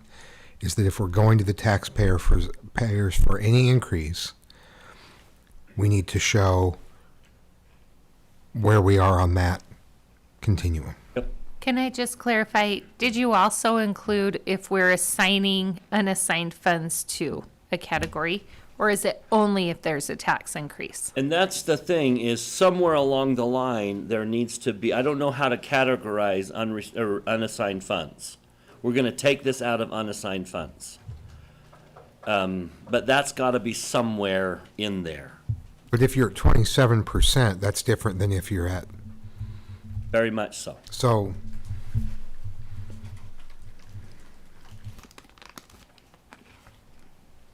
this isn't part of the regular budgeting process because you get funding from we get funding from the state. We see what property taxes are going to do. Yeah. It's when we're considering, it's a precursor to any tax increase. Yep. If we're moving down into the red zone, if we're anywhere near the red zone, and this is going to pull on those funds, and there is a risk here that we make, that should trigger it. At that point, it should trigger it. And then we want to have that information so that when we do ask for a tax increase, we can go back and show the 5 other times when we didn't and made cuts. Yep.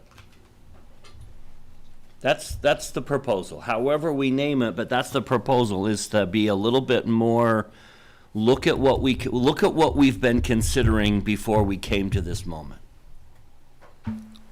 I think to Brian's earlier point, it might be useful also to say these are the needs that we perceive, but we are not going to address these needs at this point. Yeah. We're going to prioritize these two. Yep.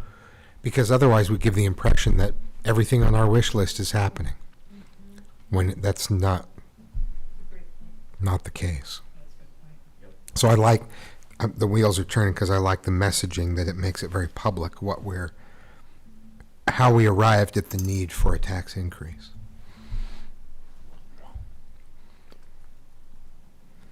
Okay, so the motion is, anytime there's a request for non-budgeted funds, that we consider a continuum from asking the taxpayer to pay for it all and not asking the taxpayer making cuts somewhere else. Or a combination. Or anything in Everything between. in between. Okay. Hopefully, like some range of, like, I don't think we need specifics, but a ballpark of what that would cost, right? Like, oh, we would save this much money if we eliminated this position, or if we didn't have school dances. I'm This now is I'm not- curious, this- are school This dances is not footloose. self-sustaining? This is not footloose. Dances will go on. Yeah, Kevin Bacon, if you're listening, there's no need to get the glitter out. But We're think okay. about how valuable that will be to give to our legislators. You know, you've asked us to eliminate fees, and we can do that without a tax increase, but this is how we would get there. This is what we had to do. This is what we would have to do that, to fund your mandate ourselves. Now, if you want to turn around and fund it, we could not do that and we wouldn't have to ask for a tax increase. I just think this is a valuable process to show that we went through. Okay, so let's vote on the first half of that motion. And that is just that we'll do it every time there's anything non-budgeted. All in favor, say aye. Aye. Aye. Anyone opposed? Oh, And I was just thinking if there was a minimum amount of, but that's probably assumed already, an amount of money that it's a good it question. entails. Because anyway, I should have brought that up before No, I that's a said good question. aye. Because you're right, there's, if it's, I guess, big enough to come and ask for the board. Yeah, so I mean, and I'm wondering, we'll just know when we see it that it's big enough? Yeah. Okay. You'll know when you see it. Okay, the second half of that motion is that we do this process now for the potential loss of school fees. Is there a time frame? Just Well, we're going to have a new finance committee. We just thought that would be a good thing for the new finance committee to kind of cut their teeth on.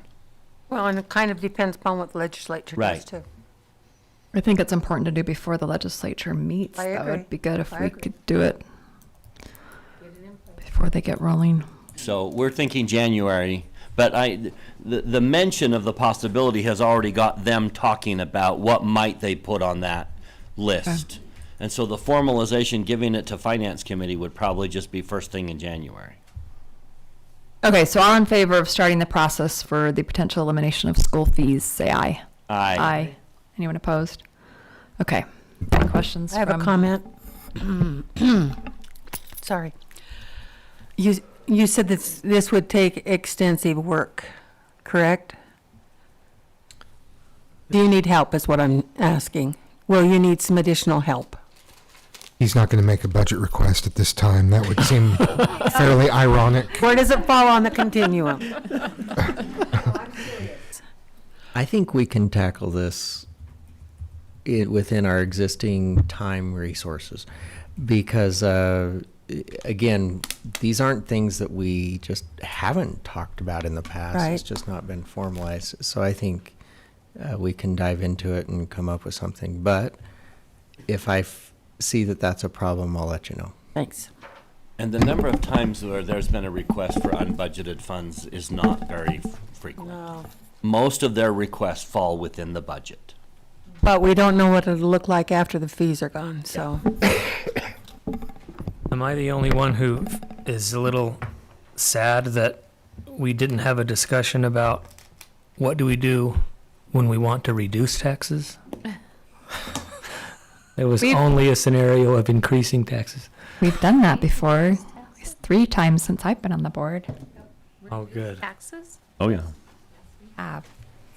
Well, and please understand that we've done that even tonight. The decision to rebuild West Jordan High School No. is a huge savings. Well, to remodel instead of rebuild is a huge savings. With Bingham, we saved $110 million at least. And so those decisions we've been smartly making has maybe not reduced it, but has not increased it like it could have been. Thank you, that's all. Okay, thank you. Our next agenda item is interview process for appointing a new board member. So there's an attachment to board docs. It's the same one we had before. Just some things added onto it. We've had 3 people apply so far, and I'm expecting a few more. I've heard rumblings from at least 3 more, and there could be others out there that we don't know of. So I spoke to one who hasn't showed up yet. yeah, so I think we will have at least 6, and a good chance we'll have more applicants, which was why I threw out that extra day, because I was worried we would not be able to get through it all in one night. The same night we had to have a business meeting. So here's what we need to decide on is, so right now it's been noticed as Monday the 25th at 6 o'clock and Tuesday at 4 o'clock. And I think it says and or on the notice. So we have options, right? Okay. So we need to figure out what our interview process is tonight, and then how we want to manage our time for that.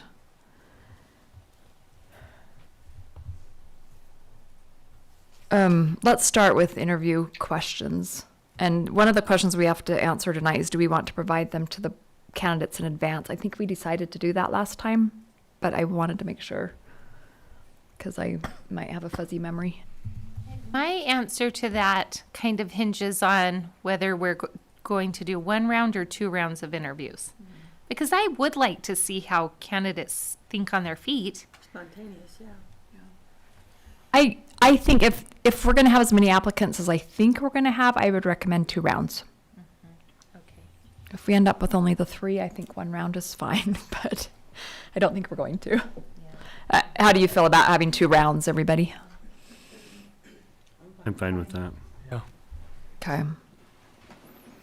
And I kind of like what Canyons did. Their first round, they just set a timer for 15 minutes, and they asked questions. And, you know, some candidates got through 5 questions, some candidates only got through 2. And then they, as a board, narrowed it down, like everyone said, who their top 3 candidates were, and if a candidate got more than 4 votes, then they were in the second round of questioning. How does everyone feel about that? Sounds great. So another option is to use technology to do the first round, ask all the candidates the questions that we decide. They can do a video one, we could watch it together and select the people that we want to interview. A lot of businesses do it that way. Then it's fair across the board. We can limit the amount of time that they speak. So basically, ask the question of them. They get about 2 or 3 minutes to prepare, then they get 2 minutes to speak. It's a really slick interview process, but again, we'd have to decide if that's a process we'd like to go. It's a fair way because everyone's asked the same question. Everyone has the same time to respond. Do they have the ability to re-record and edit? In the ones I've been involved in, no. I think we can set that up. I think that's an option you can turn on or off. Yep. Rarely in this line of work do we get to re-record or edit. I would probably turn that off because then if you look into how they think on their feet, I'll just tell you, I would love to re-recorded some of my answers after I thought through them. But if it's fair because everyone gets the questions, everyone gets the same time period. Then we just come in, watch those, and say we would like to interview these 3. You know, and We would have to watch them in a public meeting. yeah, I would watch them in a public meeting. I'd talk about them in a public meeting. I'd decide our 3 favorite on that in the public meeting, or however many we decide. But it is a good, and then they're not required to come 2 days in a row also, you know, which is a little easier on them. Shoot. Well, it's harder if you go 2 days in a row and then you're not picked, If right? you're not willing to come 2 days in a row, don't apply. Don't bother. Maybe we should give him a good feeling for what it's actually like and make him stay the whole night. You know, I personally would like to meet them face to face. That's just me. You would be. That's me too. No, no, you wouldn't. You couldn't really read the body language or really, Sure you would. you know, You would pick have your, a you would- face-to-face contact. You wouldn't be. It's not the same. It really is not the same, to me. You would pick your top candidates and you would get to meet them face to face. All I'm saying is you wouldn't have to go through the process of everybody face to face. I don't get think you what need you're to. saying. I'm giving my opinion. I do like the concept of everyone answers every question. Because that's the one thing that bothered me about canyons, is if someone's took 10 minutes to answer one question, you didn't get to hear the answers to the other questions. So I do like maybe limiting time for each question. Yeah. And I'm only suggesting that on the first round. Okay, how many people want to do a first round video interview as opposed to in person? I'm gonna not vote. Okay. Okay, that's two. So it sounds like it's in person.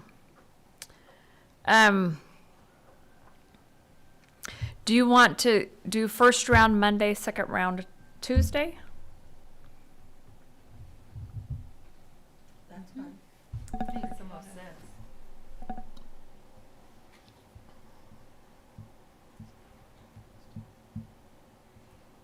Okay, let's go to interview questions then. Oh, that actually goes back to the question. Do we want to talk about what questions we're going to ask and provide them to the candidates in advance?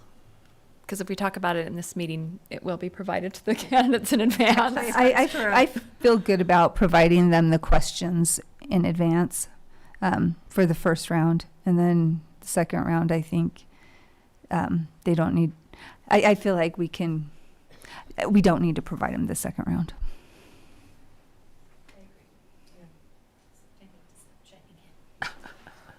Okay, so provide first round, don't provide second round. Is everyone okay with that? I'm not, but I'm in the minority. I wouldn't give them You wouldn't questions. provide either first or second? I've been in this process, by the way, when I first was interested in the board back in 2003, and they were not provided ahead of time. Would they work for you, Tracy? Yeah, you weren't appointed. I didn't win. I went for Ralph Haas's seat, and then I ran for the school board in the next election and lost also. So that was my first introduction to the board, was going for a vacant seat. But I think in Tracy's process, we also did not give you the questions in advance. I had them in advance. You did have them in advance. And I think it could help the process move more smoothly also if people are able to think about the questions beforehand, then they can just get right into their answers instead of, well, having to think. And honestly, on the board, we get to be prepared with the agenda before we come to a board meeting. Usually. Yeah, usually. Yeah, I think not giving people, at least in round one, the questions in advance, it favors a certain type of individual. Yeah. It favors people who have answers at the tip of their tongue, rather than people like me who like to think about things before they speak, or they like to, yeah. It would in my opinion, it would unfairly favor people. Of a certain personality type, Yeah. yeah. And you're right, both are effective board members. Yeah. And it is kind of nice to be able to see someone's preparation, the thought that they put into something. Yeah, I think you can still learn a lot. Okay, should we limit each answer? Just say, plan on 2 minutes I would for each rather question? have them answer all the questions than, yeah, I would say you've got 2 minutes to answer this question. We're going to stop you when you hit the limit. And then we're going to move to the next question. I would want to make sure we got to those last questions. I agree. Yeah. So does every question get the same amount of time? Yeah. Okay, I emailed out a document to you today with just all the questions in one spreadsheet. And I know I told you to come prepared with the top 3, and if you've looked at that document, I have X's by 6 of them. Those I've are- selected 6 questions, even though I told you all to come prepared with 3, because I was having a really hard time narrowing it down to 3. Oh, you can't get it open at all? No. Oh, it's in tables. You were the only one authorized to that open it. Are they the same questions on the board doc? They're the doc? same ones. Yeah, I just have them numbered so you could tell me which one you liked. Really? Yeah, really. We had to check, who are you? And the only option was tra@jor.org. Mine said, don't recognize. How can I whatever. send this to you guys? It's okay. Let's just use our board docs one. Okay, you can just use the board docs one. I brought my own question, if that counts. Yes. Yes, if you have a new question out of the list, why don't you tell us I'm curious. Let's hear it. that? Being a board member often requires a thick skin. Community people will, people on social media will say things about you and to you that are sometimes hard to hear. Tell us a time when you had to have a thick skin and how you responded to that situation.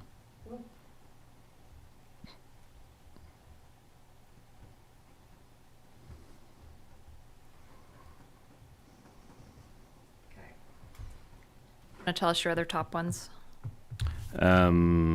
I didn't get to see the list, so I just brought my one. It's they're all on the board docs. They're just numbered differently. Yeah, they're just numbered differently because I was copying and pasting. I just used the categories and did the 1, 2, 3 from the categories. Okay, I'll take that.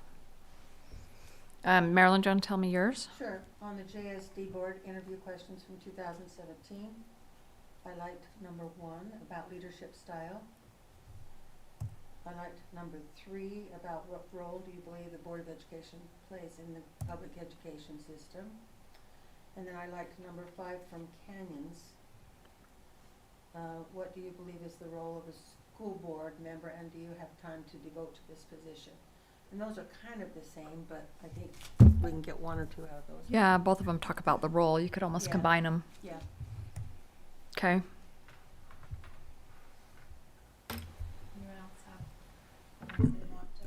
So I like for 2017, number 3, what role do you believe does the Board of Education play in the public education system?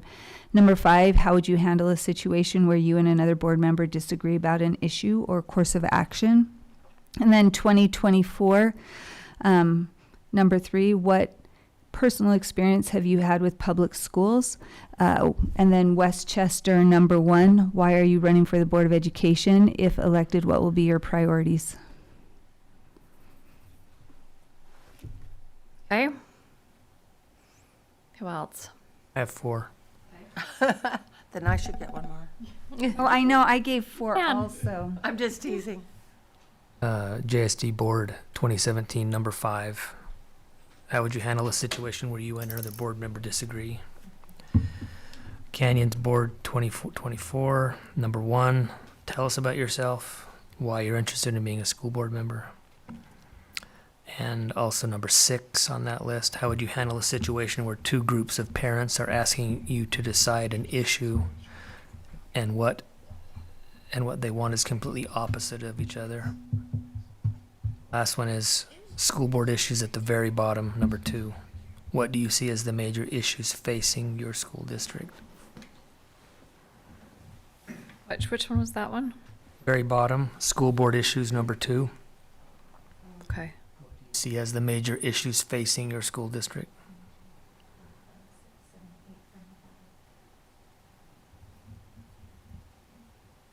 Were you able to find that one? Okay. I actually did like Bryce's too, so I'll upvote that one. Give it a vote. You can't have 5. Brian can have mine. I mean, everyone said them all. The only ones that I don't know if we're hitting is something like Canyon Board 2, or Jordan School Board 2017. What's your best strength? I want them to talk two things about themselves and what strengths they can bring to the board. And I also want to talk about their past experience with schools. I just think a lot of... Or the equivalent. I would make sure we add that because I didn't have a lot of school experience, but I thought I brought a lot of life experience. Okay. What? You attended 13 years of public schools?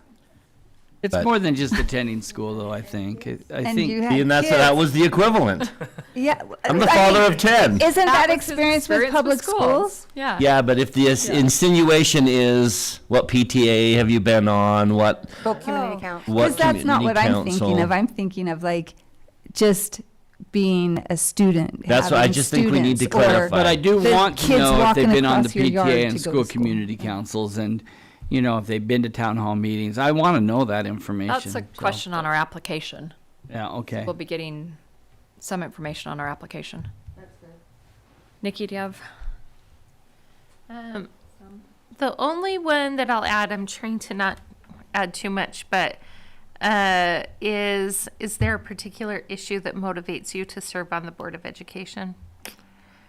So that is the Westchester Putnam School Boards Association questions for prospective candidates, number 2. So I'll count up from the bottom.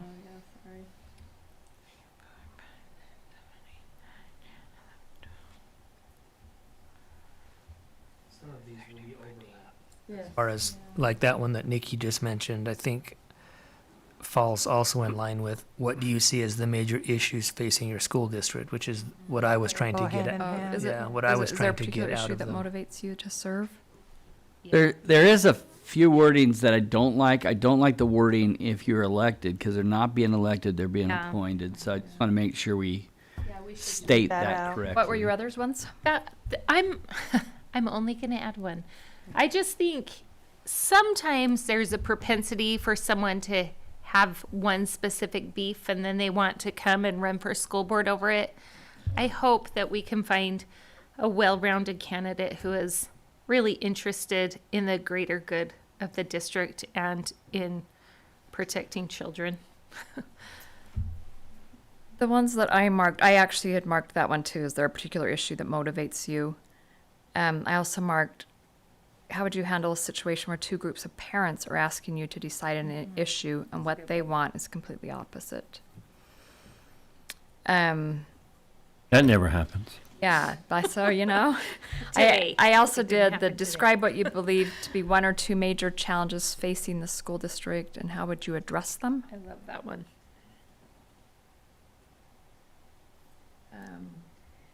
Okay. It does kind of tell you what they know about the district. I like that one. So we've got, we have a couple different roles, questions that we could overlap Combine or those. combine. How many questions is the target? One each. You have 15 7, minutes. one per board member. One each. Okay, 7 times 2 so is 14 maybe minutes. do 6. Yeah. One of the questions in the Westchester one was, what is a school board member's role and responsibility? And how does that role differ from the role of the superintendent or administration? That's a good question. I like that one too. No, I yeah. don't think they know that. And that could be learned. And I feel like, okay, I had no idea. Oh, I've asked still don't myself have many any times, idea. if I had to Still wonder about interview, that same would I thing. be in this seat? I don't know. Yeah, and so I This feel is like intense. their explicit knowledge of exactly what happens in a school board and school district and board superintendent relationship, I feel like they don't, that's not necessary for them to understand. Like, that's something that they get trained on. See, the problem exists, though, when you're running for office, you get 9 months to learn it. And you can come to meetings, you can figure out what the board does. So when you're someone like Erin, she comes in with some experience. These people will be appointed, and they might not even know what they're getting into. So do they know? Reason they're seeking this out. Do you know that our meetings go till 11 o'clock sometimes? Do you know the time commitment? Midnight. Yeah. Do you know the time commitment that you're putting forth? And I think somehow you need to ask that. We say that as Aaron's no longer here. Yeah. Exactly. Well, and we don't, like if someone. But you won't have has that choice in another month, right? If someone has a beef with a principal and wants to be on the board to get rid of that principal, I hope they know that that's not the board's role. Get to do that. So I hope they do know that before they come to this interview. Yeah. So maybe a question about Okay. like what do you understand the role and responsibilities and time commitment of being a school? Well, that was one of my questions. Yeah. So yeah, maybe that's one. What role does the Board of Education play? Well, those two role ones that I had. 3 and 2. 2 and 3 of 2017. Yeah, 2 was what are the best? Just 3. 3 and What if we each picked a question, 5. and we can debate whether or not there's duplicity in the questions? Everyone pick their favorite one. I call Bryce's. Just kidding. Have a- I'm just kidding. I'm not.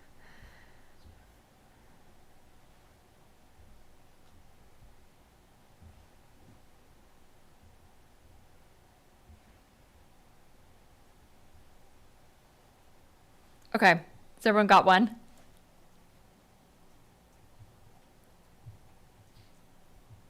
Yes? Or are we still thinking?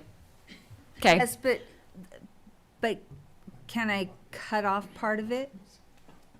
Yes, you can reword it however you want. Okay. Yes. Okay, Bryce.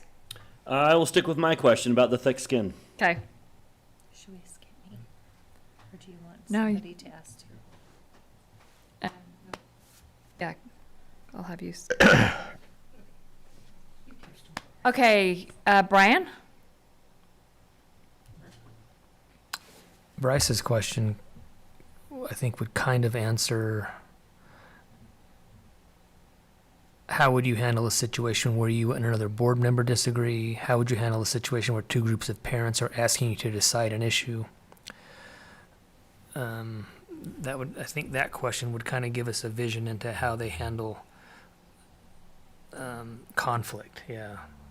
So that would be enough for me, his question. Maybe, what do you see as the major issues facing the school district? Okay. Gives us an idea, maybe if they have ulterior motives, like we've been talking about, if they have one or two items they just want to come and speak on, and it'll give us a little bit of an idea Should I write these, Tracy? how familiar they are Yeah. with the district. Oh, yeah, whiteboard, yeah. Since I'm being eliminated from the whiteboard.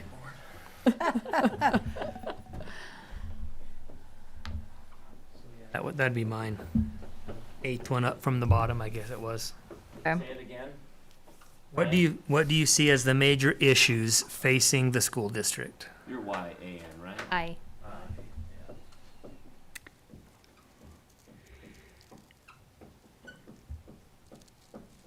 Look at that. He's right in the blue.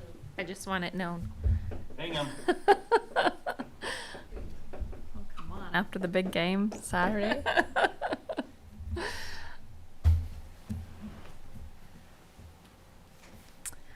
Okay, Lisa. Why are you running for the Board of Education? Is that a question on our application? Hold on, let me look. Seeking, not running. Oh, why are you seeking appointment for the Board of, or why did you apply to be on the Board of Education? It's number 6 on there. Is it on the application? Because if it's already on there, do you want to ask him still? Why are you interested in serving on the Board of Education? That's how it's worded. Same thing. Already have that information in the application. I feel, sometimes I think people say something different than what they've written, but, okay. What if we changed it to, what was the one you had, what motivates you? Well, do you know what? I Was would there a- rather choose my own question, so Okay. could how about I do, How would you handle a situation where you and another board member disagree about an issue or a course of action? That thick skin. You guys, did everybody get this much pushback about their question? No, I you're think third. it's different than a thick skin. I mean, Yeah. you're It might talking bring out about something else. how can you compromise and meet in the middle, and what are your conflict management, and the other one is, what do you do when someone's blatantly mean? And Are the you gonna thing run is, out of the I room think crying? that- It's thick skin, When you get Bryce, called an angel directed of more Satan? towards the community than board members. And it that's, if asks- we write that in a way that community conflict, I think that make those questions I very like different. short, concise questions. That's why, like, why are you running for the board? You know, yeah. I also think on Bryce's, it asks for an example too, where this one's telling you the example, how would you handle it? So I think they're different. Okay, Yeah. so you good with that? How would you handle a situation where you disagree with another board member? Yes. Marilyn? I'm trying to decide between two. These guys got 4 the first time, so I should get 2 this time. I will not push back against any question you want to ask. Can we combine your two? No.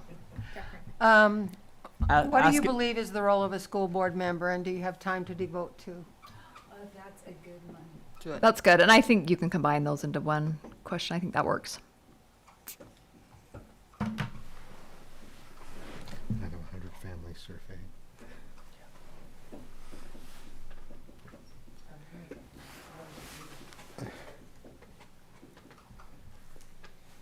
Instead of, do you have the time to devote to it? How much time do you think it would take you to devote to it? Just the twist on it. I don't know. I like how Marilyn asked it. I liked it from Marilyn's mouth. Well, we were asked to give feedback as we go, right? So that's how I'm giving feedback. Hey, Nikki. If you were a tree, just What? I'm just kidding. Is your spirit animal? Mine would What be are our spirit animals? mine is there a particular issue that motivates you to serve? Is that from a movie or something? Spirit animal or? People say It is actually what kind from of a movie, animal but I have no but it's idea what it's also from. I don't know, kind of a stereotypical silly question for an the interview. phrase that people like to say. I don't know. Tree one? You could make some symbolism there. I don't know. Gerald, do you have one? How about what's the strengths and weaknesses of the Jordan School District, and what would you make a top priority to influence in the future? Good one. I think that would tell us a lot. Does it seem similar to Brian's?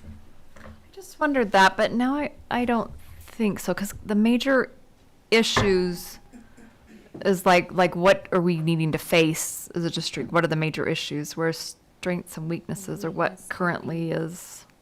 Okay. I mean, yeah, I It could marry our two, though. You could ask, what's your strength and weakness of the districts? What would you change, and what are the major issues that we're facing? I mean, you could add that all into one. So I have no problem with you changing my question at all. Sorry to push back. Dan. Oh, I want you to push back. We're looking for the best questions possible, not my question. honestly, all of mine have been said. Yeah. So now I'm looking at it to see if there's Still 6. something else. I just thought, when have you ever watched or listened to a board meeting? And if so, what has struck you most about the way the meetings are conducted? Which would be tie into Maryland's if you were to, right? How about what You is? should ask, what makes you think you can feel my shoes? What is right? And then just end it there. You'll be the last question. You ever dance with the devil in the pale moonlight? Yours is in the second round. Good meeting when you get to quote Batman.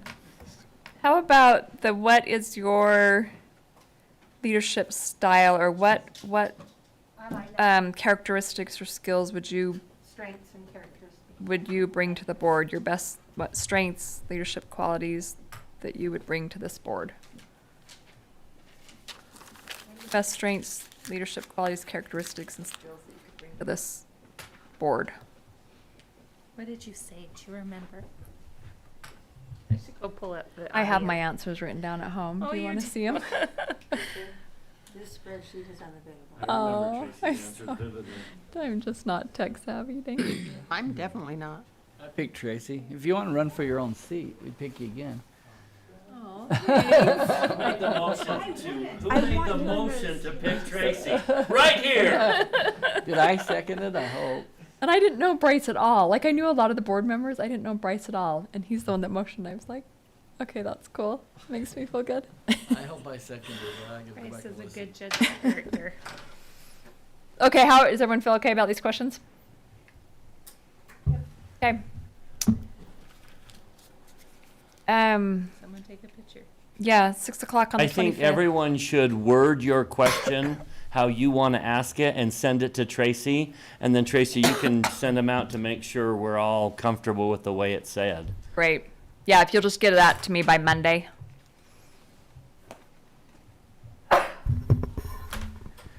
President, About, can I ask some questions? yes. I heard timer, I heard that mentioned at one time. Do you want a timer for each of these? So maybe just like a timer on the phone that just beeps or buzzes or something? Okay. And then when we did this last time, the board had requested that the applicants sit in an adjoining room over here, and so that they couldn't hear the other applicants' responses. Is that similar, how you would like to handle that? Okay. One person in at a time and... Yeah. And then just, I'll go grab them and bring them over. Okay. Open meeting, so like, it's not like a closed session. If their wife chose to come and listen in, that would be okay. It could. If, Hash it out after. as I remember, the board, I believe, had all the candidates here at the beginning, welcomed them, and described to them that they would Process like to have them come in one at a time. And we know it's a public meeting, but we would like you to be in a different room so that it's a fair response from everybody and you're not hearing each other's responses tonight. And they honored that. I mean, I think they should draw a number so it's a random order.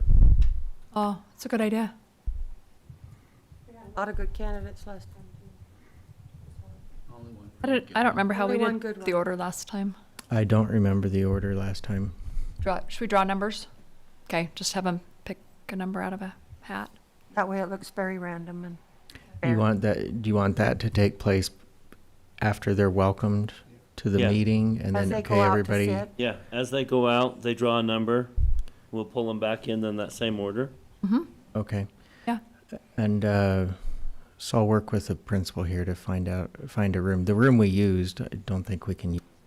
Did we use that conference room out there in the entrance? Yeah, but it wasn't, It was a conference room back then. yeah, it's been remodeled. It doesn't. It's been remodeled, so we'll figure something out, but Not a conference room now? By the fireplace and the edge. I could put them just in the fireplace room. Cozy. That could work. Okay. Calm them down. We'll I'm have in the hot cosmetic chocolate. chairs. All right. There's there's also one- one in the downstairs, one right across from Apply here. for the board, get a haircut. Yep. Do you want, I've heard mention a couple times about timing. Are you interested in trying to move it along so much so that you want me to have like the next person on deck?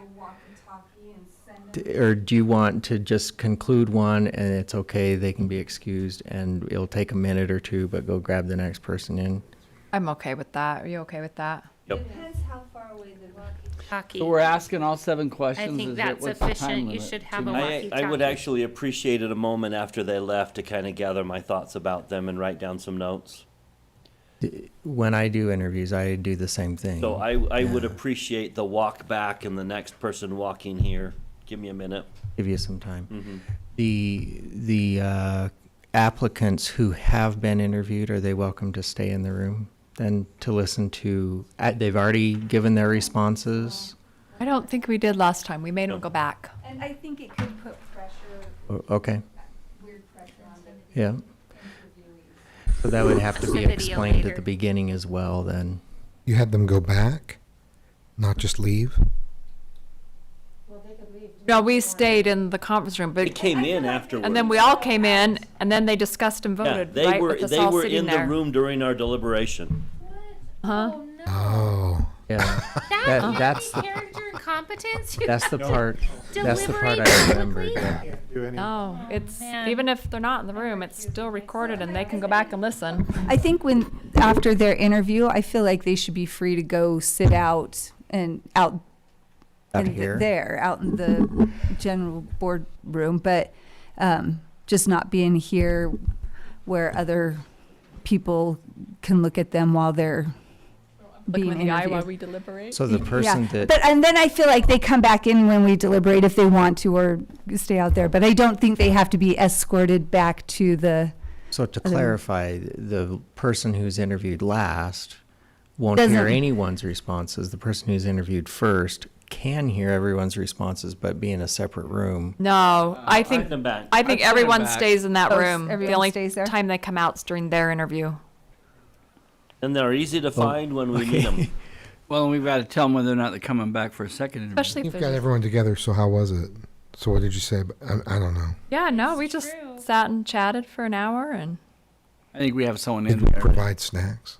that would be so nice if we provided some Chocolate bar. snacks for them. Or we can have a bring your own snack. got to We're know gonna- each other. They were all delightful people. It could be a What fund potluck. does that come out of? So, Can we get a continuum on bringing the snacks? and then at the end, bring them all back in here at once, or once the final person's done. We do need someone that brings good snacks because we are losing Maryland. Oh, how are your banana bars? I'd like to change my question. What's your specialty for baking? Yeah, what do you bring? Important to We know. still have Brian though. So do you want them all back in the room when we deliberate? Yes. I think that's vital to them understanding that it was a fair process. They heard everything that we talked about, nothing under the table or behind closed doors. Do you actually deliberate, or does everybody just say their top three?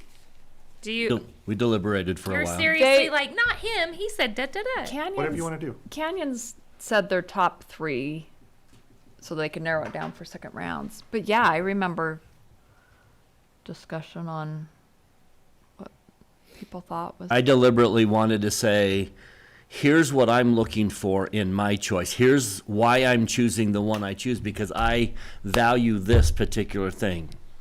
And then I wanted to know what everyone else was looking for. What are you looking for in a board member? What are you trying to find? And I appreciated hearing that. Part of it may depend on how many applicants you have too. Yeah. Because if it's a fewer number, you may just deliberate. But if there's 30 applicants, you're going to want to pick the top three probably, and just move on.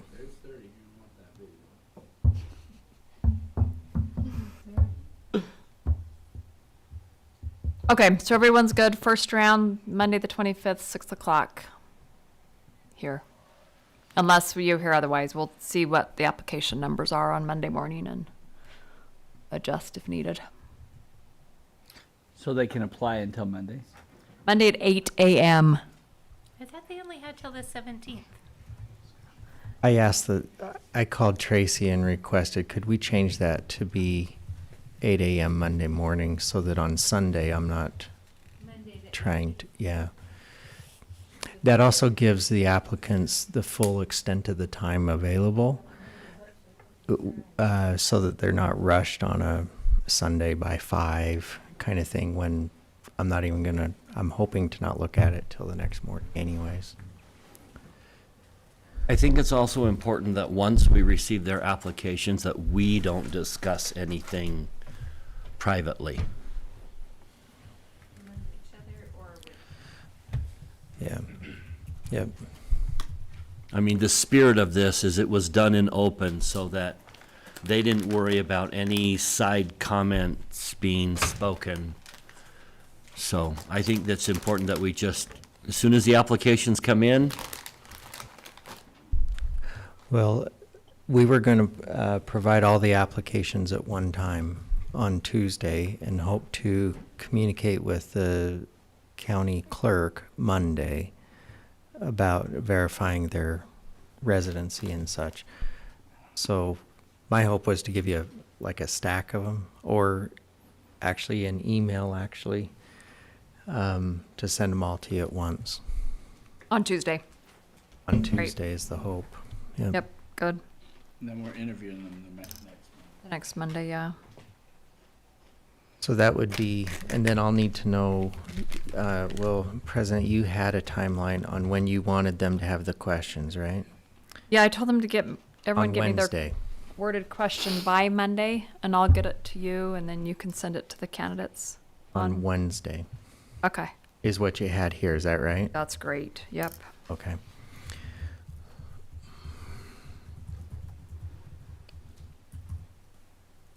Okay.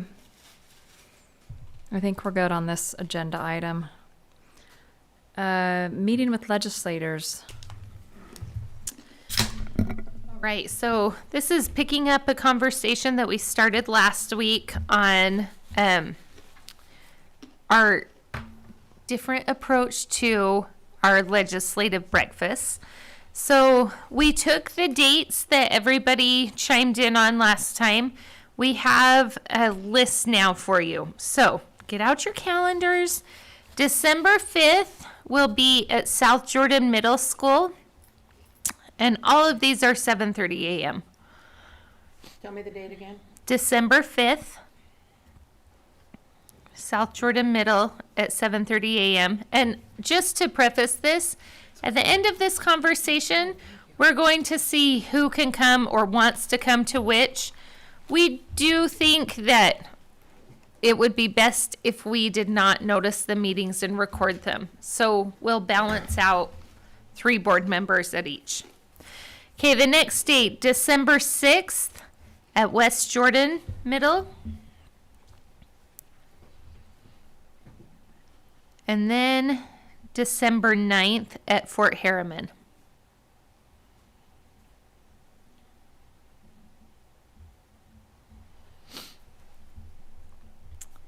Okay, so that said, are there dates that you, and they're on board docs. I should have mentioned that instead of saying you can write these all down. But we're just curious who would to like South to come Jordan. to which. Okay, South Jordan.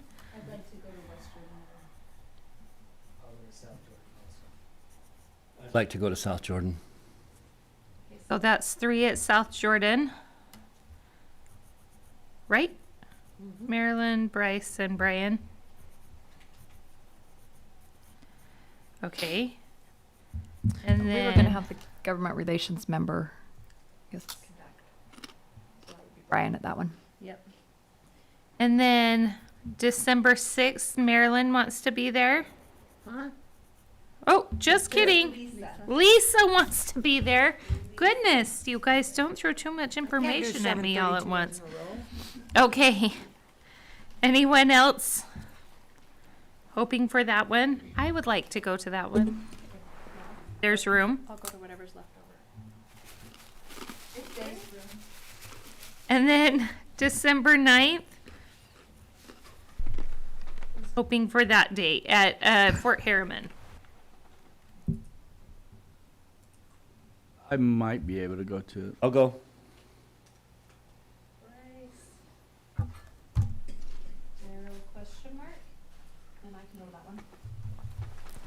Are we inviting newly elected legislators from our area Oh, who will be new to the position and will be serving in that capacity? I could go to any of them. Tracy, can you come to 2? Can you I come won't- to 1 as a well, board I won't member? count towards a quorum if I come as a legislator. just put on a hat. There you go. Do you have, Representative Miller. This is my point. I think you come once as a board member and once as your future self.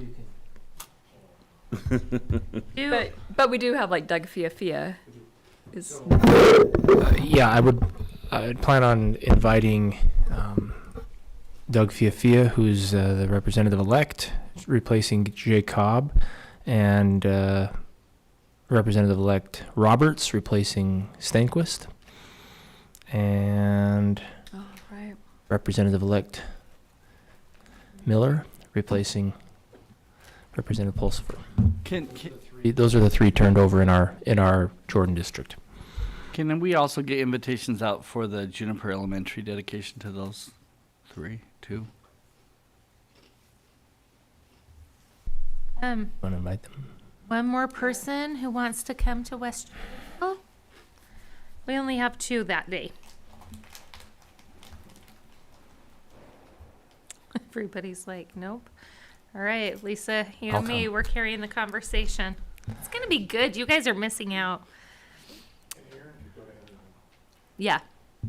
Yeah, we'll invite Erin to all of them. Will you reach out to her and let her know that? Uh-huh. Okay. And then, so just to kind of go over what will happen at each of these, the goal, like I mentioned before, is to keep a pretty open conversation, but we will have a packet of information that right now Mike and his team are working on putting, I'm sorry, Dr. Anderson, I get less formal as it gets later, is working on preparing one-page information on multi-language learner population changes in our district, also forecasts in terms of enrollment, and then we're going to word this more kindly, but basically, how are we going to make up the money for laws that were passed that were not funded? Specifically HB 84 and school fees. Those are the two we're. Yeah, so like school guardians and the safety measures and school fees. Financial impact for Jordan School District. Exactly. So the government relations member that is at each of them can kind of introduce those materials, and then we'll just have more of an open conversation. So who's the government relations person at South Jordan? Brian. Bryce? Brian. Oh, Brian. Okay, great. Okay. Questions or concerns? Did you say that you're going to ask them their priorities? We talked about that one. Yeah, we did. And we want to, if you have, we talked about bringing in anecdotes. I just don't want it to become this scripted, agenda-based conversation. So if all of us understand that those are things that we think would be valuable, please come prepared to bring them into the conversation. Because I talked to a couple legislators on election night about that, and they really like that idea of What they're interested in. Yeah, I like that as well when you mentioned it. So what are their priorities for education or just in general? I'm mostly interested in education. I know that it's interesting because we have a portion of their plate. They have a whole bunch of topics they're dealing with, but my big interest is, but I'm also interested in what they want to do with higher education and our. So think about those things and come prepared, because you can ask any questions. Can I also ask if we're inviting the state school board members to this? Because I really think that link needs to be included. We sometimes leave them out of our discussion. I would love to invite them in. Invite Amanda. And Molly Hart. And Cindy overlaps. Cindy Davis.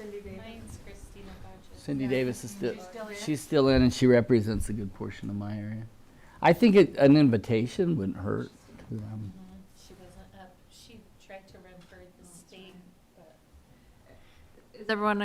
Is everyone comfortable inviting state school board members to come to whichever one of these they choose? I don't know. Just fact that you asked that makes me wonder, should I be concerned about it? Is there something I should be I'm concerned? not concerned about it, no. Okay. No. We They're- just sometimes They're don't. policymakers too. We sometimes leave that step out. We go straight to the lawmakers because we're preparing for the Hill, but they're dealing with the same issues we are. So if we can be linked with them, I think it just makes that process a little smoother. And with the legislators, we're going to invite them to their areas, but if they can't make that one, they're welcome to come to the other ones, to one of the other ones too. So it may not be all just legislators from that area.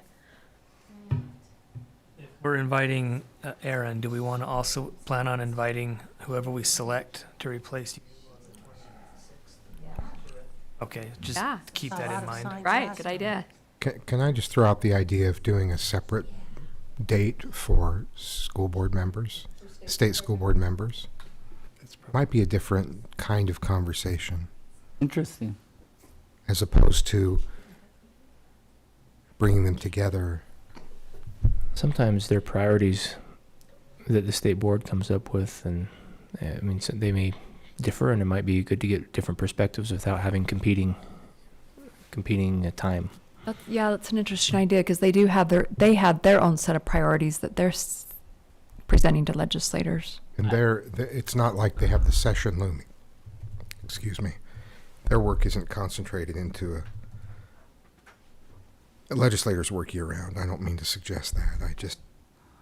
I would invite them in as a listener, not as we're asking them questions. But so I really do like that. You can Yeah, come it and might be don't- it might be odd to say now you're auditing the class here. Yeah. Well, hear me out. Like I think the role would be different if we had a meeting just for them, and I'm really open to that. I really think that's good. But having them there then also lets them hear what we are presenting them to them. But I'm good either way. I just think we've left that link out sometimes in the past. I like the idea of having something with the state school board members separately, and we could present them the same information we gave to legislators, them about what their priorities are. And that we should have done that a while ago if everyone was in place. Like if we did that a month before as we're preparing, and then because if they're working on something they want it, and we're working on something we want it, it's the same thing or it's slightly close, then we want to team together.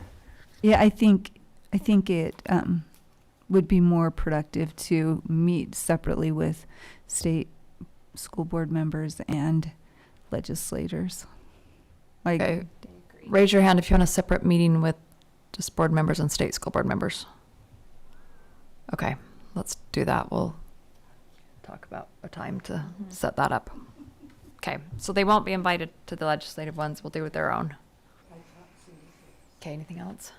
Nope, I think that's it. If you have other things that pop into your mind, let us know. Happy to bring it back to the committee. Okay, our next agenda item is discussion on board policy GP 117, travel and other board expenses. Mr. Robinson. So one of the interesting things that the state law requires the school board to do is to govern their own reimbursements on how much we receive in pay and benefits. So it's kind of always a little bit weird to decide what your compensation is for this position. So we did put on board doc what other boards are receiving currently, and we want to at least bring this up for a discussion. So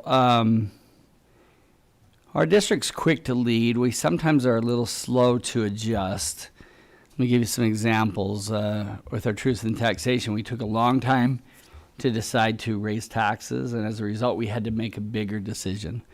We sometimes have done that with things, which is awesome, like school lunch fees, and not raising those for 14 years. And we've done it with some other things, benefit contributions employees make. So sometimes when you do adjust things, people see them as a big thing because you've held back. So the last time the board has made an adjustment to a board compensation was when the district split 16 years ago. And so it's good that we were at least talking about this and kind of looking at, are we providing the right kind of compensation that would attract patrons to want to run for these positions? typically among school boards, we don't get a lot of people stepping up and wanting to run. We tend to get more who want to be appointed, but maybe not to run. And it might do something to do with compensation. I asked a bunch of board members like how much time that they spend doing this job, and the average number was like 20. I've asked this in the past and then just recently to a couple, and maybe 20 hours. So if you break that down, if 20 is right, and sometimes I think I'm a little higher than that, it works out to be about a price of what we pay a sweeper. We don't do this for the money for sure. $12 an hour or so. But the compensation should be fair enough that it's not costing us a lot. And our compensation should be in range of other government officials, I believe. So a couple things, since 16 years has passed since we looked at this, a couple ideas that we may want to look at is, number one, is our base rate good? Remember on board docs, like it's given all the different districts, and remember the time commitment that those districts are probably a little bit different than ours. We tend to be a very involved board, longer meetings, more meetings. We govern more people. In fact, some of those school districts are smaller than one of our schools. So the first thing is our base compensation fair, and I think for me it's fair. Some things that have happened since we last made an adjustment is one of which is the use of your personal cell phone, internet cost. We provide that for our administrators, but as board members, we don't receive compensation for our cell phones or our plans or our internet. If you're like me, I use my phone more for school board by far than I ever use it for personal use.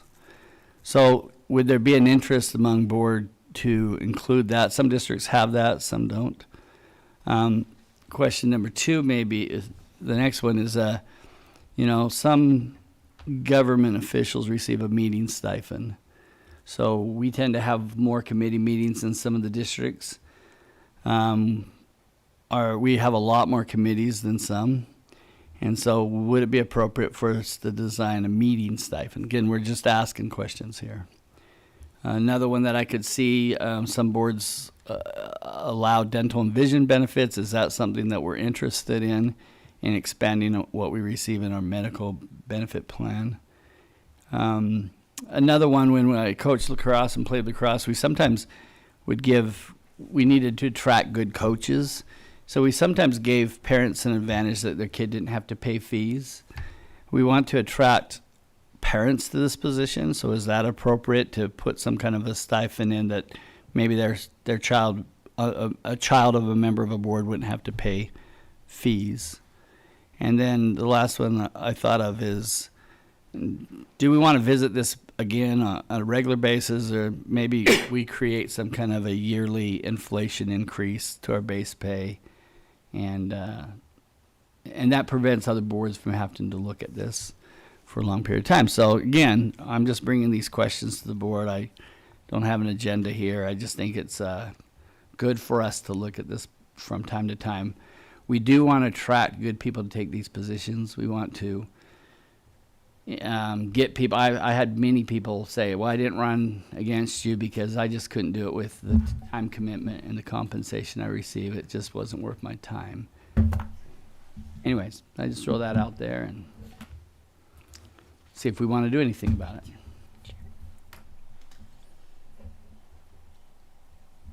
you want to share general thoughts, or do you want me to break down and ask specifically separately on each of the 5 things you mentioned?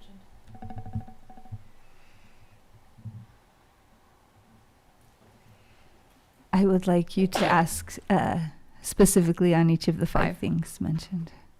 Everyone okay with that? Before we do that, can I understand what that might look like if we did a meeting stipend? How would you do that? We could phrase it however you want. Like, again, like legislators, some state school board, they receive some kind of a stipend for extra meetings. Some board members are more involved and go to more committees. We have board members who are assigned to committees that are getting paid to be on those committees. and receiving compensation. Utah High School Activities Association is one. No, we don't. You do not? I told I you was we didn't. told you did. No. I do know the School Board Utah does. School Board does. So, so again, I mean, and I'm thinking like $5-10 an hour. I don't know. I'm not asking, and I don't even care if we do it or not. I'm just asking these questions. Like, do we want to incentivize somebody to be more involved in more committees and compensate their time? You wouldn't compensate the board time. Our regular scheduled meetings you would not compensate, but extra meetings. Okay, first one, are you interested in a reimbursement or some sort of stipend for internet and cell phone? And cell phone or cell phone, one or the other?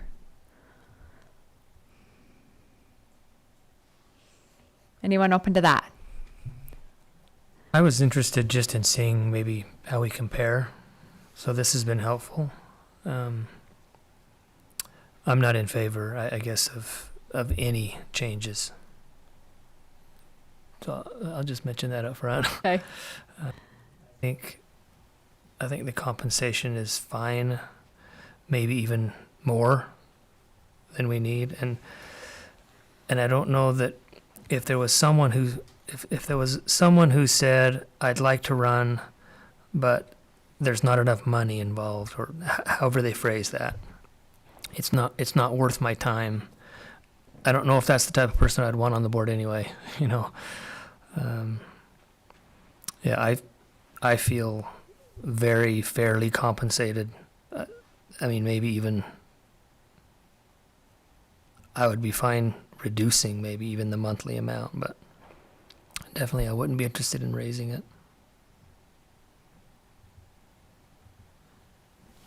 Okay, anyone interested in the internet? I'm not interested in the internet or cell phone reimbursement. So I guess stipend. or stipend. I think that's a fair business model. Most of my children have a cell phone stipend because they use it heavily for their work. I think that's a very fair, legitimate business model, that we're going to provide you a device to do your work on, and we're going to provide you a communication device or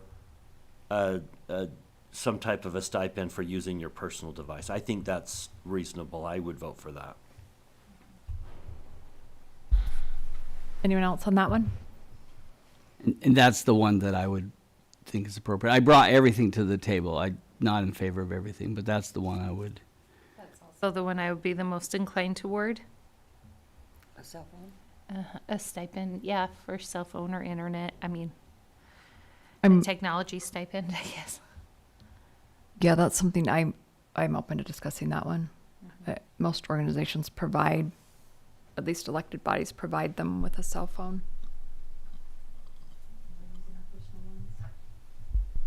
Is it Either provide them with one or give them some sort of money towards one. because If you provide it, it's grammable. they want a separate phone then to communicate with school district stuff, and a separate phone to communicate? You could do it either way. They could provide us a phone, it's grammable, and you carry two phones, or they can do a stipend. And our city folks all get that, I know. So the legislators? Legislators do. Yeah, they And can. that's also what we do for our cabinet. They get a stipend. And that's what I think we should mirror is what our cabinet gets. Okay, so there's some interest in that one. A meeting stipend. Did you get a chance to say? No, because I won't be here. Well, still want your that's why input. we're doing it now. We still want your input. Wants retroactive, right? Yeah, I do. 8 years worth. Yeah, divvy up. I am not interested in raising the monthly rate. I don't think I'd like to decrease it, especially for those who attend a lot of meetings, which I think we all do. I'm assuming. I know I do. As far as a cell phone, I don't think so. I just leave it like it is. Anyone interested in providing a meeting stipend? So paid per meeting, number of meetings we go to? This is hard for me, but I think I need to say it. The creation of the agenda is considerably time consuming, much more so than the average board member. And I think there should be some consideration for that. When the number of hours that the president puts in agenda creation, now I wouldn't want anyone lobbying to be president because there's extra money for it. But I would love to see, watching the number of hours Tracy has put in and week out, I would favor a compensation for that.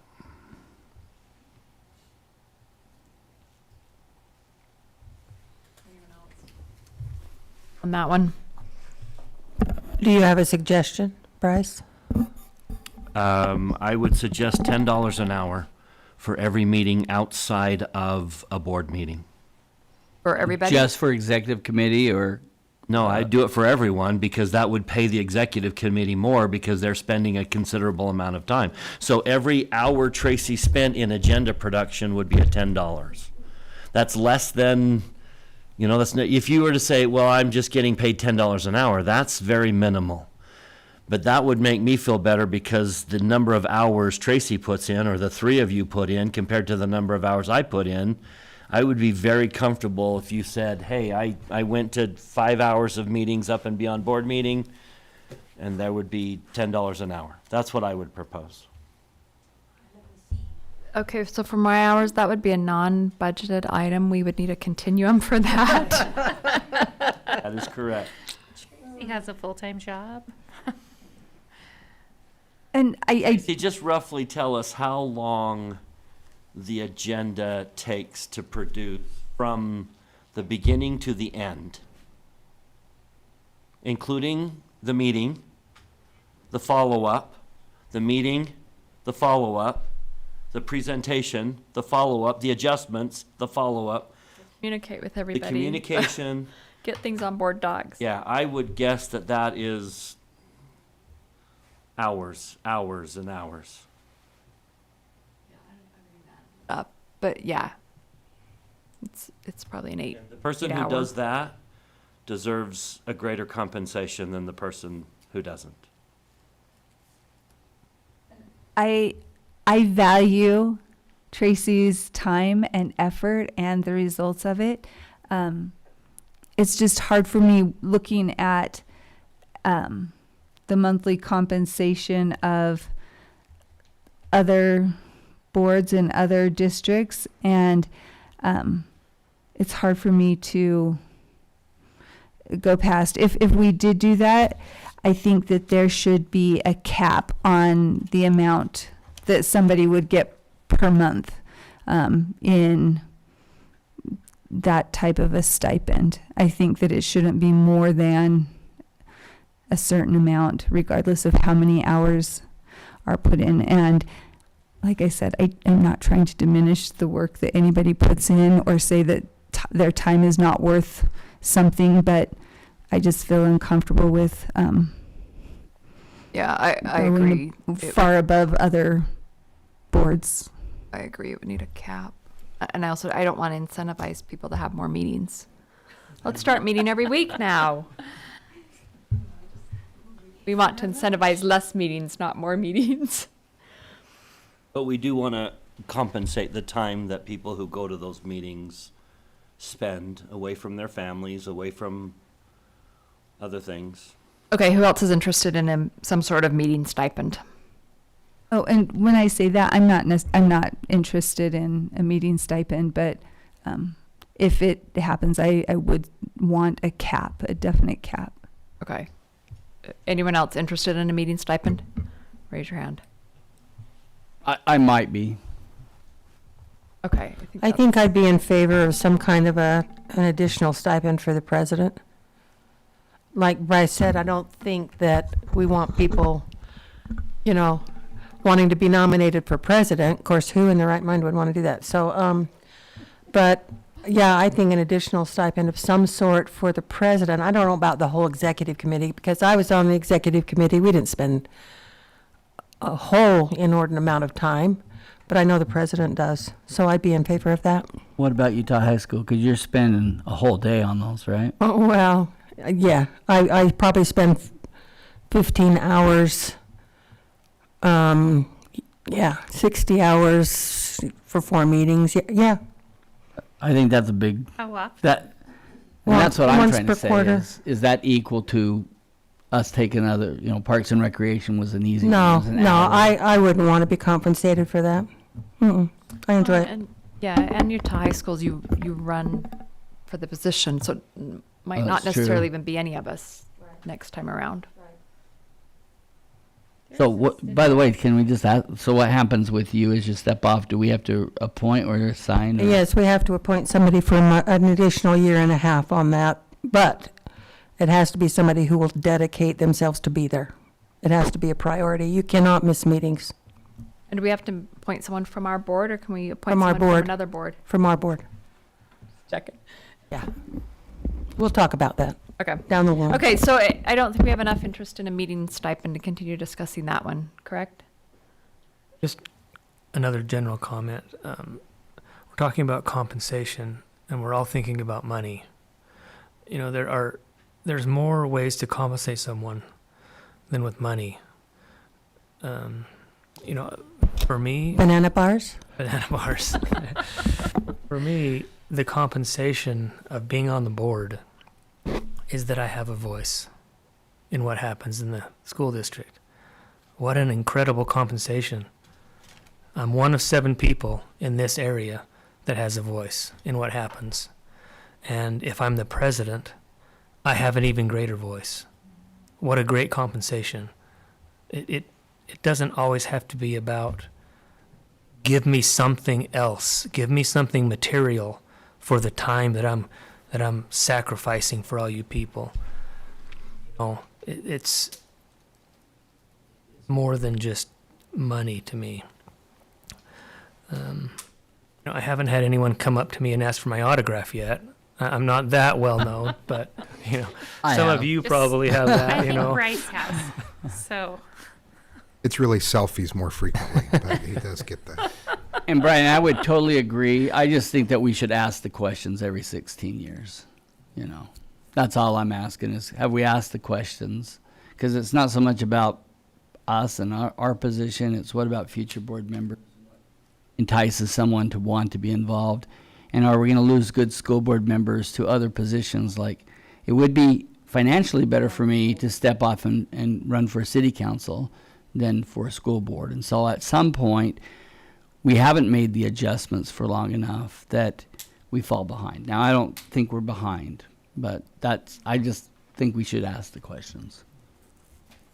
Okay, anyone interested in adding dental and vision? Okay, number 4 was not having to pay fees for your kids.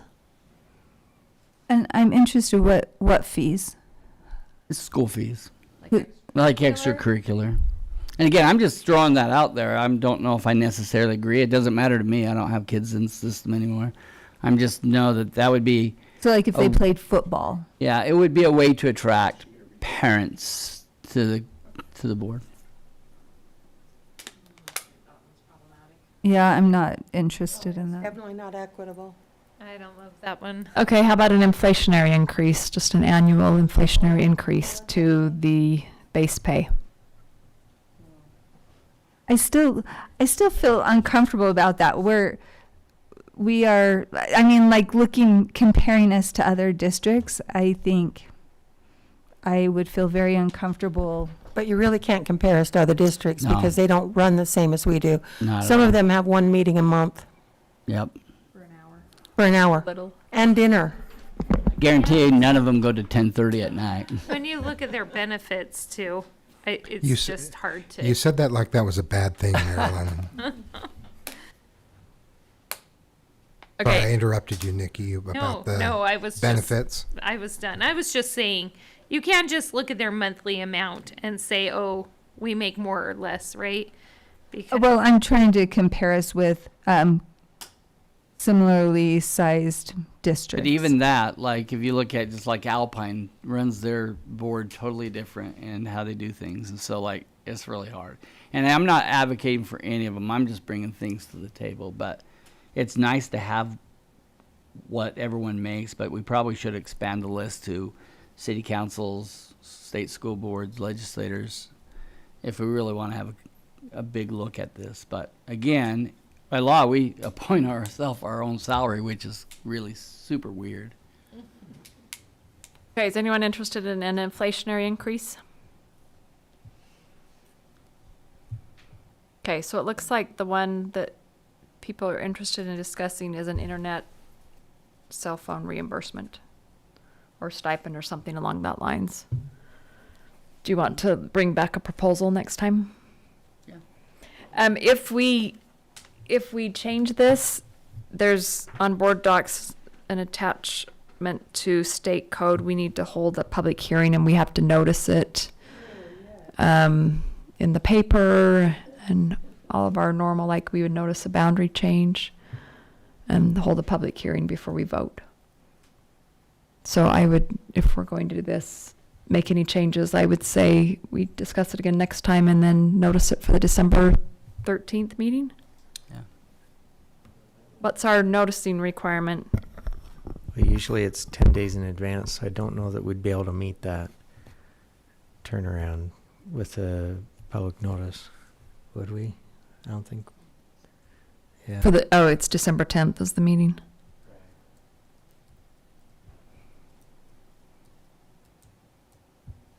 Well, because if you decided on the 26th whether to do it, then we have the holiday in there, but then also the notification needs a couple days' time before they'll even publish. Yeah, that's for the newspaper. The new requirement just requires the public notice website, if I remember right. Is it 10 business days or just 10 days? I thought it was business days. Code says provide at least 7 days before the day of the meeting by publishing the notice as the Class A notice under section 63G 3102.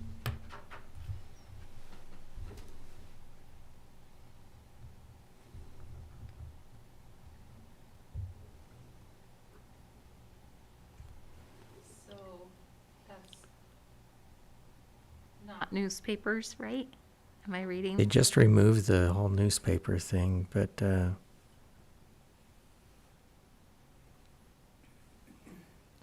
this one is 7 days? Wow. It says in It code says 7 days. 53G 4204. That's the link attached to board docs.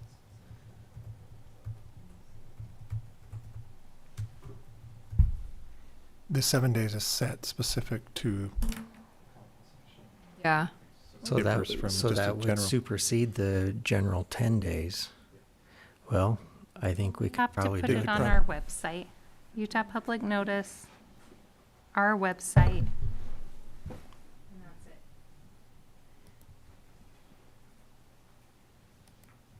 it. Do it. We can discuss it next time. Okay. And we could discuss it and not move it forward too. And then I put this policy, the policy that we put on there was GP 117 travel and other board expenses. Because if we're going to add something like an internet stipend or something, I think that's the policy that it would fit under. Because we weren't talking about raising the base pay. In 53G4 204, number 1, each member of a local school board, except the student member. Can someone just quickly tell me what that means? Some boards include a student. Salt Lake School Board, I think it's the only one I know of that does. I thought Emory said they did it. or Okay, maybe a couple of them do. USDA. Canyon's just elected one a year out. That's right. Is theirs that young? Yeah, we graduated last year. Graduated last year. Maybe Brock has a chance. Okay, great. We'll go to board and superintendent reports and comments. Does anyone have a report? I won't read them all since it's late. We didn't meet because we're waiting for bids to come in. Okay. Discuss finances tonight. Finance meets on Friday, as a reminder. Anyone else? I do. The Health Material Review Committee met in person yesterday to review instructional material for health curricula and any other content areas that cover sexual education topics as defined in Utah Code 53G 10403. And then also GIAC, we met and discuss the What I Wish You Knew conference, which will be in January. Date is still to be determined at Riverton High School. Our next meeting is December 4th, and the Salt Lake County Parks and Rec Advisory Board meeting is tomorrow.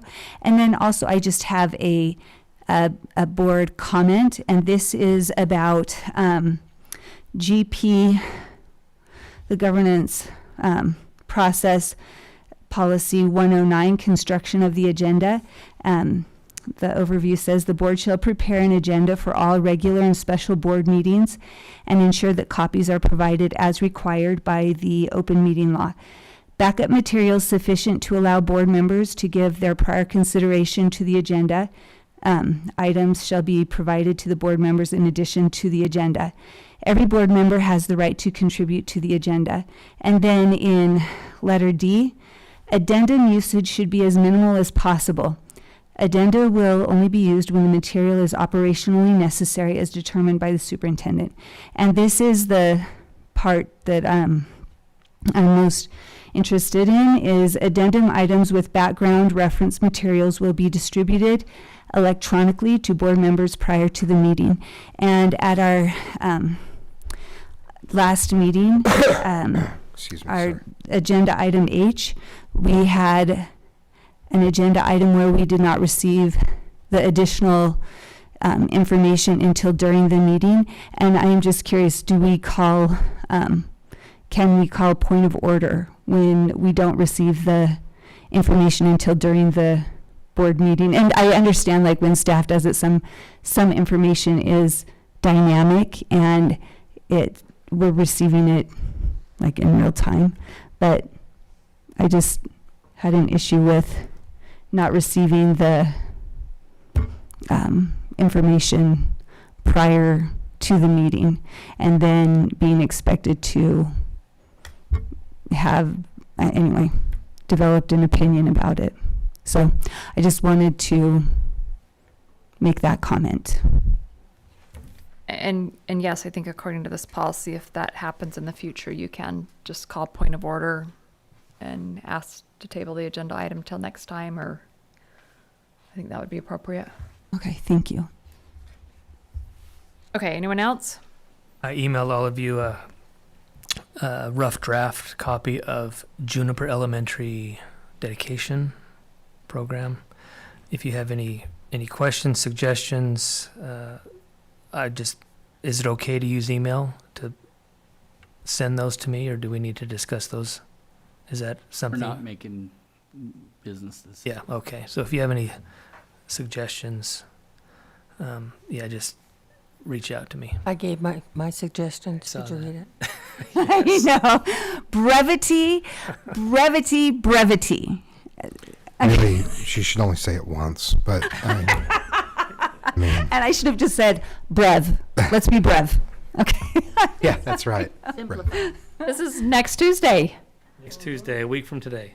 Oh, And Brian, I think they were asking if they could get identification if we're coming or if we're not. I don't know if they still want that, but that's one thing that they had said to me. Yeah. Which board members are attending. Yeah, if you could just let us know who's planning on being there. Be there. I'm planning on being I'll be there. So everyone's going to be there? Mhm. Okay, so we can communicate that back to them. and then Daryl mentioned earlier inviting legislators. Yeah, I don't know who has been invited, who's not, but I would be interested, especially the newly elected ones. I'll talk with Sandy to be sure Let's that. see. Okay. But all city officials, city council of Riverton and Harriman have been notified. Okay. And I think So, yeah, that's the normal procedure. even the mayors of the other ones, but anyways. Okay, anything else? Okay, I've got two things. Jordan Education Foundation, if you want to volunteer for Christmas for Kids, that is open now. You can sign up on the Jordan Education Foundation website. Christmas for Kids is December 7th, and it is an amazing opportunity to come and chaperone kids from our district, middle schoolers and high schoolers from our district at Walmart. Funds are provided, and you get to help them select things for Christmas. And then one last thing, we talked about having the oath of office on January 14th, our first board meeting in January. Lanny Chapman, who is the county clerk, is not available that night, but she can send her deputy clerk for that, if you guys are okay with that. And we have her come at 6:30. So we would, and I just want to make sure you guys are okay with this agenda. We would just do a study session at 4. At 6:30, we would do oath of office and leadership elections, and then break for a reception. We'd have some refreshments and family there, and then head back and finish up study session. So am I still on during that? Term ends the end of the year, but we'd love to have you come. Bring banana bars and you're in. Yeah. So it would be the 7 new board members. Know what to do. You're invited to bring treats I'm for every meeting. speechless, believe it or not. So it would be the 7 new board members at 4 o'clock starting study session. Aren't you still going to be president though until you get? No, Who runs that meeting then? And she I think run. Nikki would, because Nikki she's will first run vice the- president. She'd run it in my absence. Okay. So how can you have a And study mostly session? John. How can you have a study session when they're not? It would Sworn be in. sworn in, then we do the studies. We don't vote on anything. Hey, I know where I'm gonna be on January 14th. And then the other question, John? You. It is, so just unlike sometimes we do in study session, we couldn't have a vote before they take the oath. It'll be okay, because they can just vote afterwards too.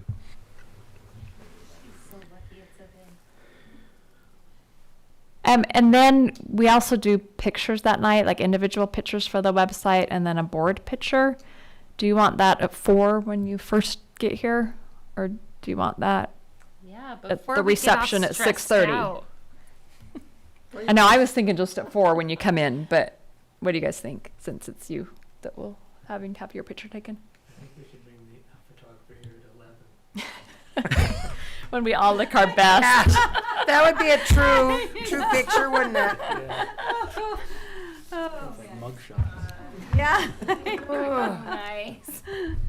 Just a screenshot from YouTube, There you after go. 11.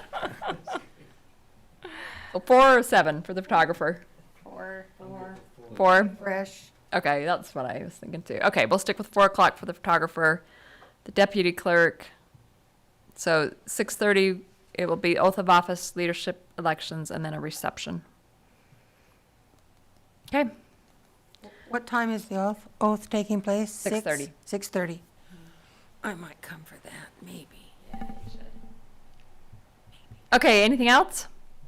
Superintendent, do you have anything? No. Okay, I'll get a motion for closed session. I move that we go into closed session for character and competence of individuals, property negotiations, potential litigation, and/or security. Motion by Ms. Dean, second by Mr. Barnett. Mr. Robinson? Yes. Ms. George? Yes. Ms. Richards? Ms. Dean? Yes. Mr. Barnett? Yes. Mr. Dunford? Yes. And I'm a yes, so that passes unanimously. We'll go into closed session now.